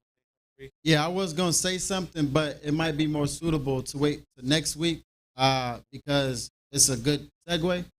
So I'll just hold off on that one. Got you. Another question. Shabbat Shalom, priesthood. Shabbat Shalom. Shabbat Shalom. Good class. I got a question. Those of us who may not know about the seventh covenant or has no affiliation with no kind of religious background, what covenant would they be in? Akae. Yeah. By default. By default, yeah. That's the only covenant that's coming next week. But for the most part, that's the covenant that is here. Is that the covenant of Moses? This covenant? The sixth covenant is Akae. Yeah. The fifth covenant is Akae. The fourth, the third, the second, the first is Akae. Yeah. And the Most High showed forth His mercy to his beloved. You got Abraham, Isaac, Jacob. He showed much mercy to them. But even when Jacob was receiving his covenant from his father Isaac, Jacob was like, hey, listen, put away all your idols. Jacob knew. Yeah, sure did. He knew. He said, put away your idols. We about to come into this covenant again. And they did it temporarily. But sure enough, when they went down to Egypt, it was lost. Yeah, it was. And you know what was going on in Egypt? They had all those idols. Mm-hmm. We know the Egyptian culture. Look, if don't nobody know anything about nothing, they know about Egypt. It's all over America. It's everywhere. So, and we'll leave it at that. Next week, make sure you got your seatbelt buckled because we're about to go extremely fast. And if you miss it, like Priest Gabaria said, you might need to rewind 3, 4, 5, 6, 7 times. I ain't going to say rewind more than 7 times, though. Rewind up to 7 times because we're going to be moving. Any more questions in the online? Just got one in. No, it's not. That's it. That's it? Thank you. All right. It's been a great journey that we've been on from the beginning of the Feast of Weeks up until now. We got another question here. Another brave soul. All right. Shalom. Shalom. All praises.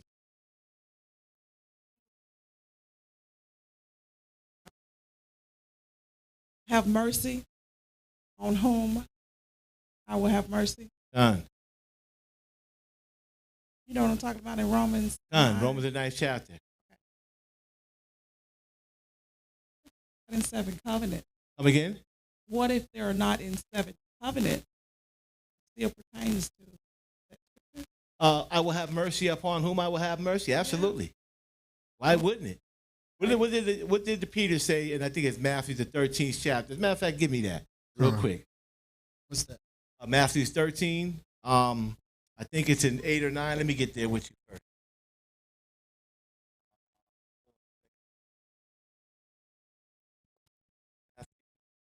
13. Let me see. Start at 10.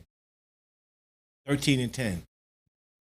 And the disciples came and said unto him, why speakest thou unto them in parables? Why don't you just speak plain? You're speaking in mystery.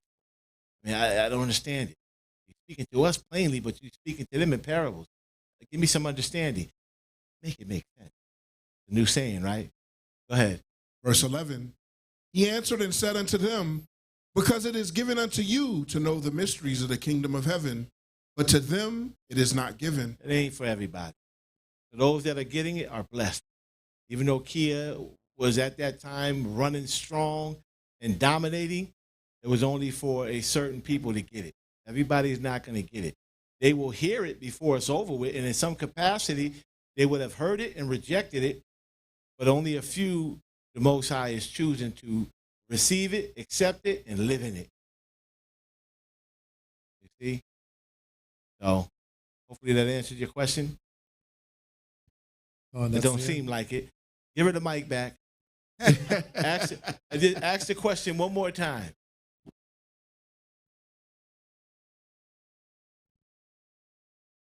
You might need to talk. Okay. And I want to add something too, just to help too. Mercy, as we talked about in previous classes, is synonymous with covenant, grace, charity, and mercy.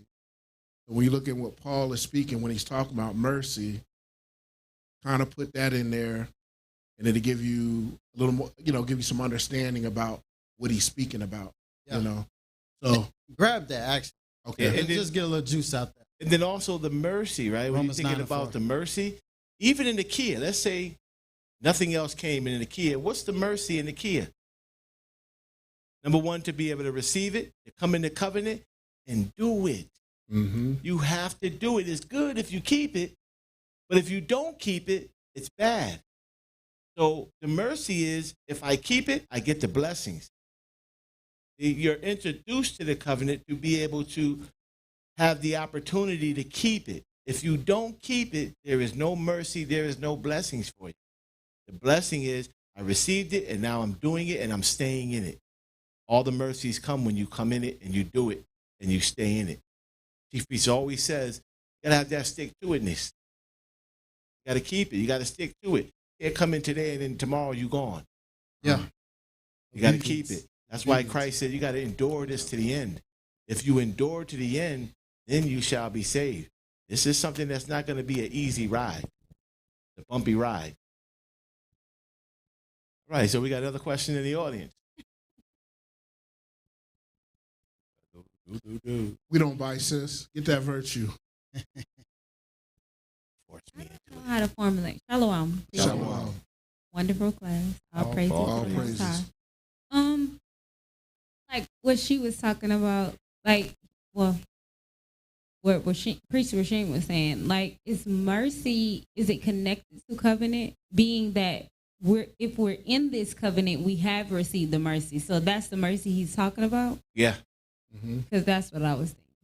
Because in that covenant, again, it's two parts, good and evil. Right. Good if you keep it. I know it sounds like a broken record, but you got to keep that in your head. It's good if you keep it. But if you don't keep it, if you can't keep it, it's not good at all. There's no mercy. There's no blessings. There's no nothing if you don't keep it. That's why we look at brothers like, what? You in the sixth covenant, you talking about keeping it to the best of your ability. You know what you're talking about? Right. You can't keep it to the best of your ability. Our forefathers, which was better than you, more righteous than you, had trouble keeping it. And now you think, all of a sudden, 2024, you Superman, you can keep it better than our forefathers? No. This is why there was room for another covenant, a new covenant, because that first covenant was not perfect. There was mercy in it. There was mercy in all the covenants. Yeah.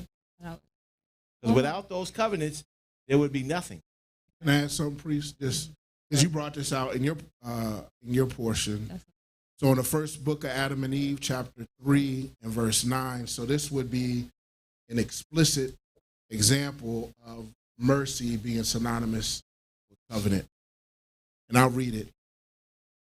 And as Adam went to it, he feared, trembled, and fell down. But Abba Yahweh in his mercy lifted him up and then made this covenant with him. When you think about the mercy, what does that mean? In order to be connected with the Most High, you have to be in covenant with him. That's the mercy. And that covenant was a key, or a key. Yeah, key. One more question. So, since we know that, do you think some people that, may, I guess, have a Christianity background may think, like, the mercy is, like, given to whomever, like, you're not in the covenant, you didn't accept it, but I'm still going to have mercy on you, and you can still be able to come into the kingdom. And I kind of understand what she was saying. I don't believe that, but I think some people believe that since he said his mercy is sufficient and he give it to who he want to give it to, they're thinking like, you don't have to be in this covenant and you can still get mercy. Yeah. Who said that? One of the priests said it. The mercy, I think it was Rasheen. The mercy, the grace and charity is the covenant. Yeah. That's what it is. So let me just get a little bit of that, right? So one thing about Paul, he does it so well.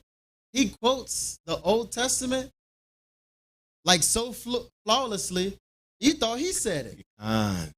The Most High Abba Yahweh was the one who originally said it.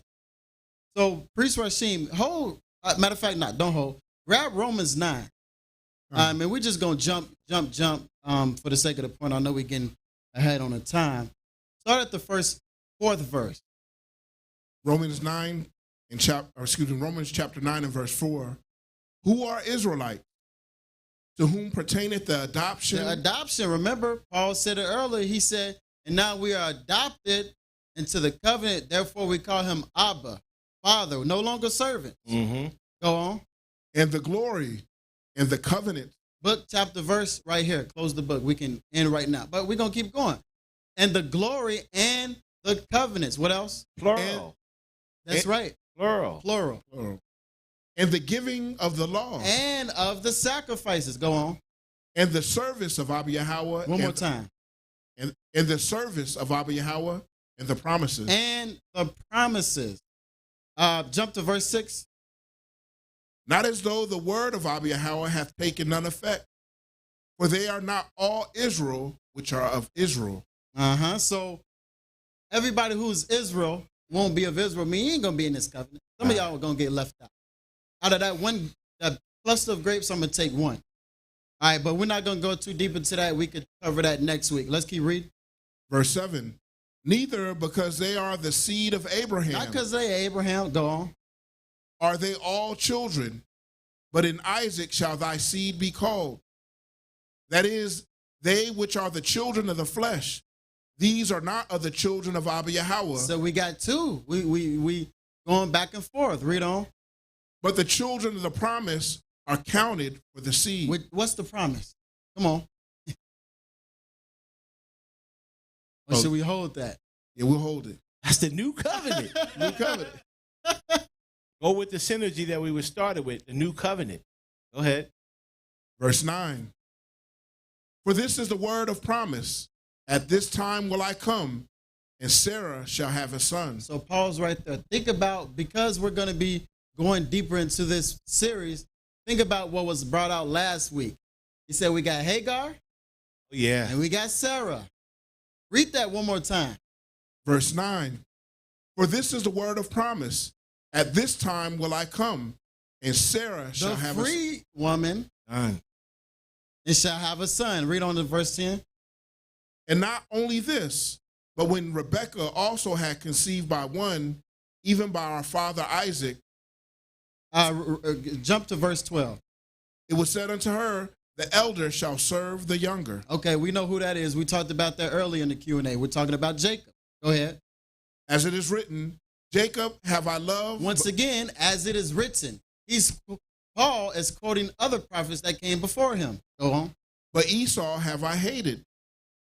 What shall we say then? Is there unrighteousness with Abba Yahweh? Is the Most High unrighteous? You think he just doing whatever, acting willy-nilly like we do in Akae? Yeah, because he loves one person and he hates another, and then he blesses and have mercy on one and doesn't on another. Come on now. If everything was broken down in the Bible, we might not be able to read it all. We might not be able to break it down all. So you got to go back and read. As Priest Gabaria says, they don't read enough. So let's keep on. Abba forbid. Verse 15. For he saith to Moses, I will have mercy on whom I will have mercy. Now that's what you're talking about. I'm going to have mercy on who I show mercy.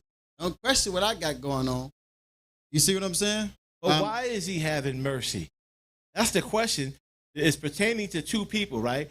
Two in those covenants. Yeah. But why is he having mercy on Jacob and not on Esau? Hold Exodus 33 too. Why is he having mercy?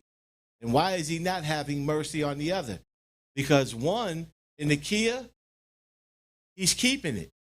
It's good if you keep it, but it's bad if you don't. So one was keeping it. So the mercy came to that person that was keeping it, and one wasn't. So there was no mercy coming to that person. So mercy comes by way of the Most High by giving you the covenant, and then it continues by you continuing in the agreement, in the covenant. You don't continue in that agreement, there's no mercy. Zero. You can say that the Most High is having mercy all you want. You're not in the covenant, there is no mercy. You're just fooling yourself. That's like you thinking you're a supervisor, but you're not. You're going around telling all your co-workers what to do, and they're looking at you like, you ain't my supervisor. So just because you think you're a supervisor don't mean you're a supervisor. Just because you think you're calling on the name of the Most High and you go to church every Sunday, wink, wink, Sunday, that you think the Most High is blessing you. That's not how it works. This is a little more complicated than you think. Yeah, but it's actually simple. Complicated and it's simple. That's true. Wrap your head around that. That's 100% true.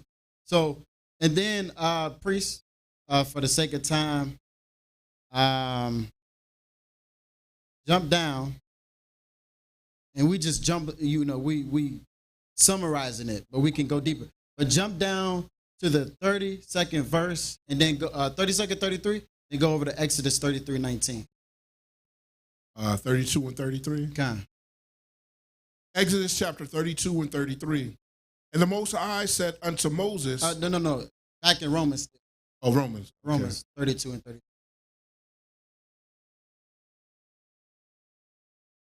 And hopefully this answers both of y'all's question. Romans 9. Oh, 9. Okay. 30. Sorry. 32, 30. Yes, sorry.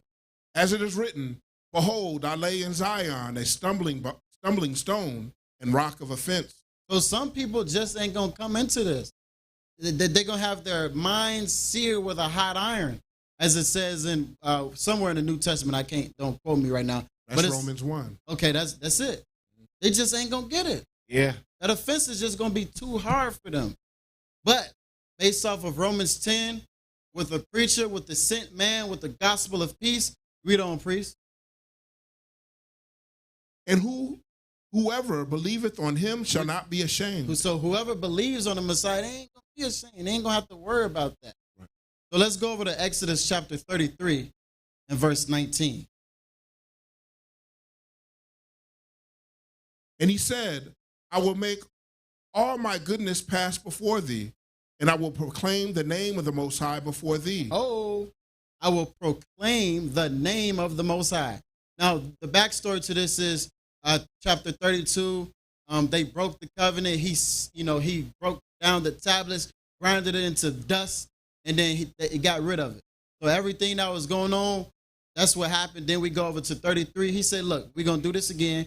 Go get Joshua and all those men. He said, and I will proclaim the name of the Most High before thee. Read on.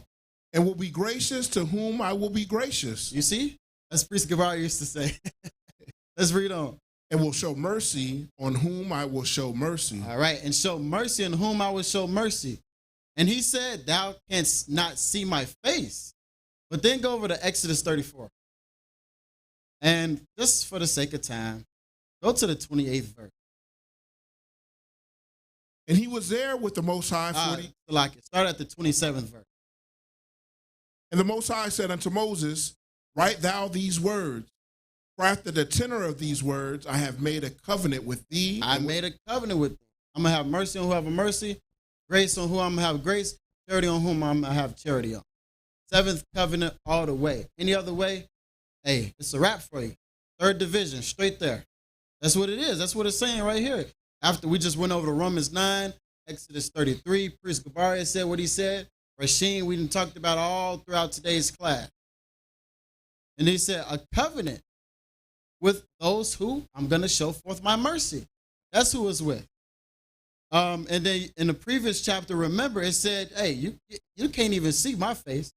You can't come near. You can't do none of that. But look at 28. Verse 28. And he was there with the Most High 40 days and 40 nights. He did neither eat bread nor drink water. And he wrote upon the tables the word of the covenant. Look at that. Once again, twice. Go on. The 10 commandments. All right, now in 29, don't read the brackets. Just read everything outside the bracket. And it came to pass when Moses came down from Mount Sinai with the 2 tables of testimony in Moses' hand, when he had came down from the mount, that Moses wist not that his skin of his face shone while he talked with him. So he was in that heavenly realm, just getting overtaken by blessing, which is that pure energy, that pure light from the Most High Yahweh. And what happened? Verse 30. And when Aaron and all the children of Israel saw Moses, behold, the skin of his face shone, and they were afraid to come nigh unto him. So he was glowing. But in the previous chapter, they say, look, you can't come in here. But now in this chapter, he said, come on. And then he was with them 40 days, 40 nights. He wasn't eating no bread, none of that. Then his face was showing, glowing. Go back to that previous chapter, 33. What was that, 19? Verse 20. Verse 20. And he said, thou canst not see my face, for there shall no man see me and live. Now remember earlier in the chapters, when did it say he was glowing? I don't recall that. 31, or should I say 33, 32, 31, 29, 28, 27, 26, 25, 24, 23, 20. You know, everybody's looking at Exodus 20. So I'm just going all the way back to Exodus 20. I don't remember that. But then he said his face was glowing here. Yeah. And then pay close attention. Look at this. Go to 31. 31. Just get straight to the point. Go to 32. Okay. Which verse? Exodus 34, verse 32. And afterward, all the children of Israel came nigh. They came to Moses, all right. And he gave them in commandment all that the Most High had spoken with him in Mount Sinai. Until Moses had done speaking with him, he put a veil on his face. He put a veil over his face because what were the people say? Hey, Moses, you too shiny. I'm scared. I'm in a Kia. I don't want to get there where you at. I'm in a Kia. Go on. But when Moses went in before the Most High to speak, when he went back to the Most High, wait, he already know what's going on. Follow the synergy of the class. And wait, next week, we'll get in more detail with it. Keep reading.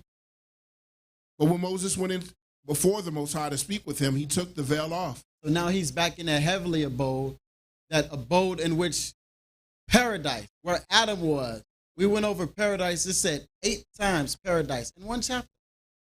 He went back to paradise. He said, look, they don't want to see me glowing. Let me put this veil on, man. They love Akae. They love that barbecue chicken, all that earthly stuff. But Moses was like, I don't need to eat. Yeah. I don't need to do none of that. Read on. And he came out and spake unto the children of Israel that which he was commanded. And the children of Israel saw the face of Moses, that the skin of Moses' face shone.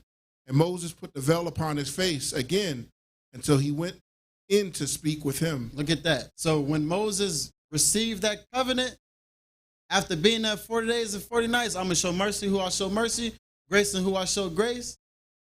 Moses said, look, like Priest Rasheen brought out earlier, this new covenant is going to come. But y'all, I know y'all don't want that new covenant. Y'all want Akae. And I know y'all going to break it. I'm going to put this veil over my face. But when I go back to that holy abode, I'm going to take it off and I'm going to just dwell and I'm going to shine in righteousness. So just to add on to the question, the answer to the question, I hope that was sufficient. Your power. Good. Any more questions germinating while we was dealing with that? That's the end of it. Okay. Interesting. Good. All praise to the Most High. Hopefully with that, you guys are picking up and understanding more, especially about this covenant of Akae. And Most High willing, next week you'll learn in more details about Biqua. So if the other priest don't have anything that they want to add, I didn't have anything, priest. Good. We can go ahead and end it. Went out and may the peace and thanksgiving offerings be multiplied unto you all. By Shalom. Shalom. Shalom.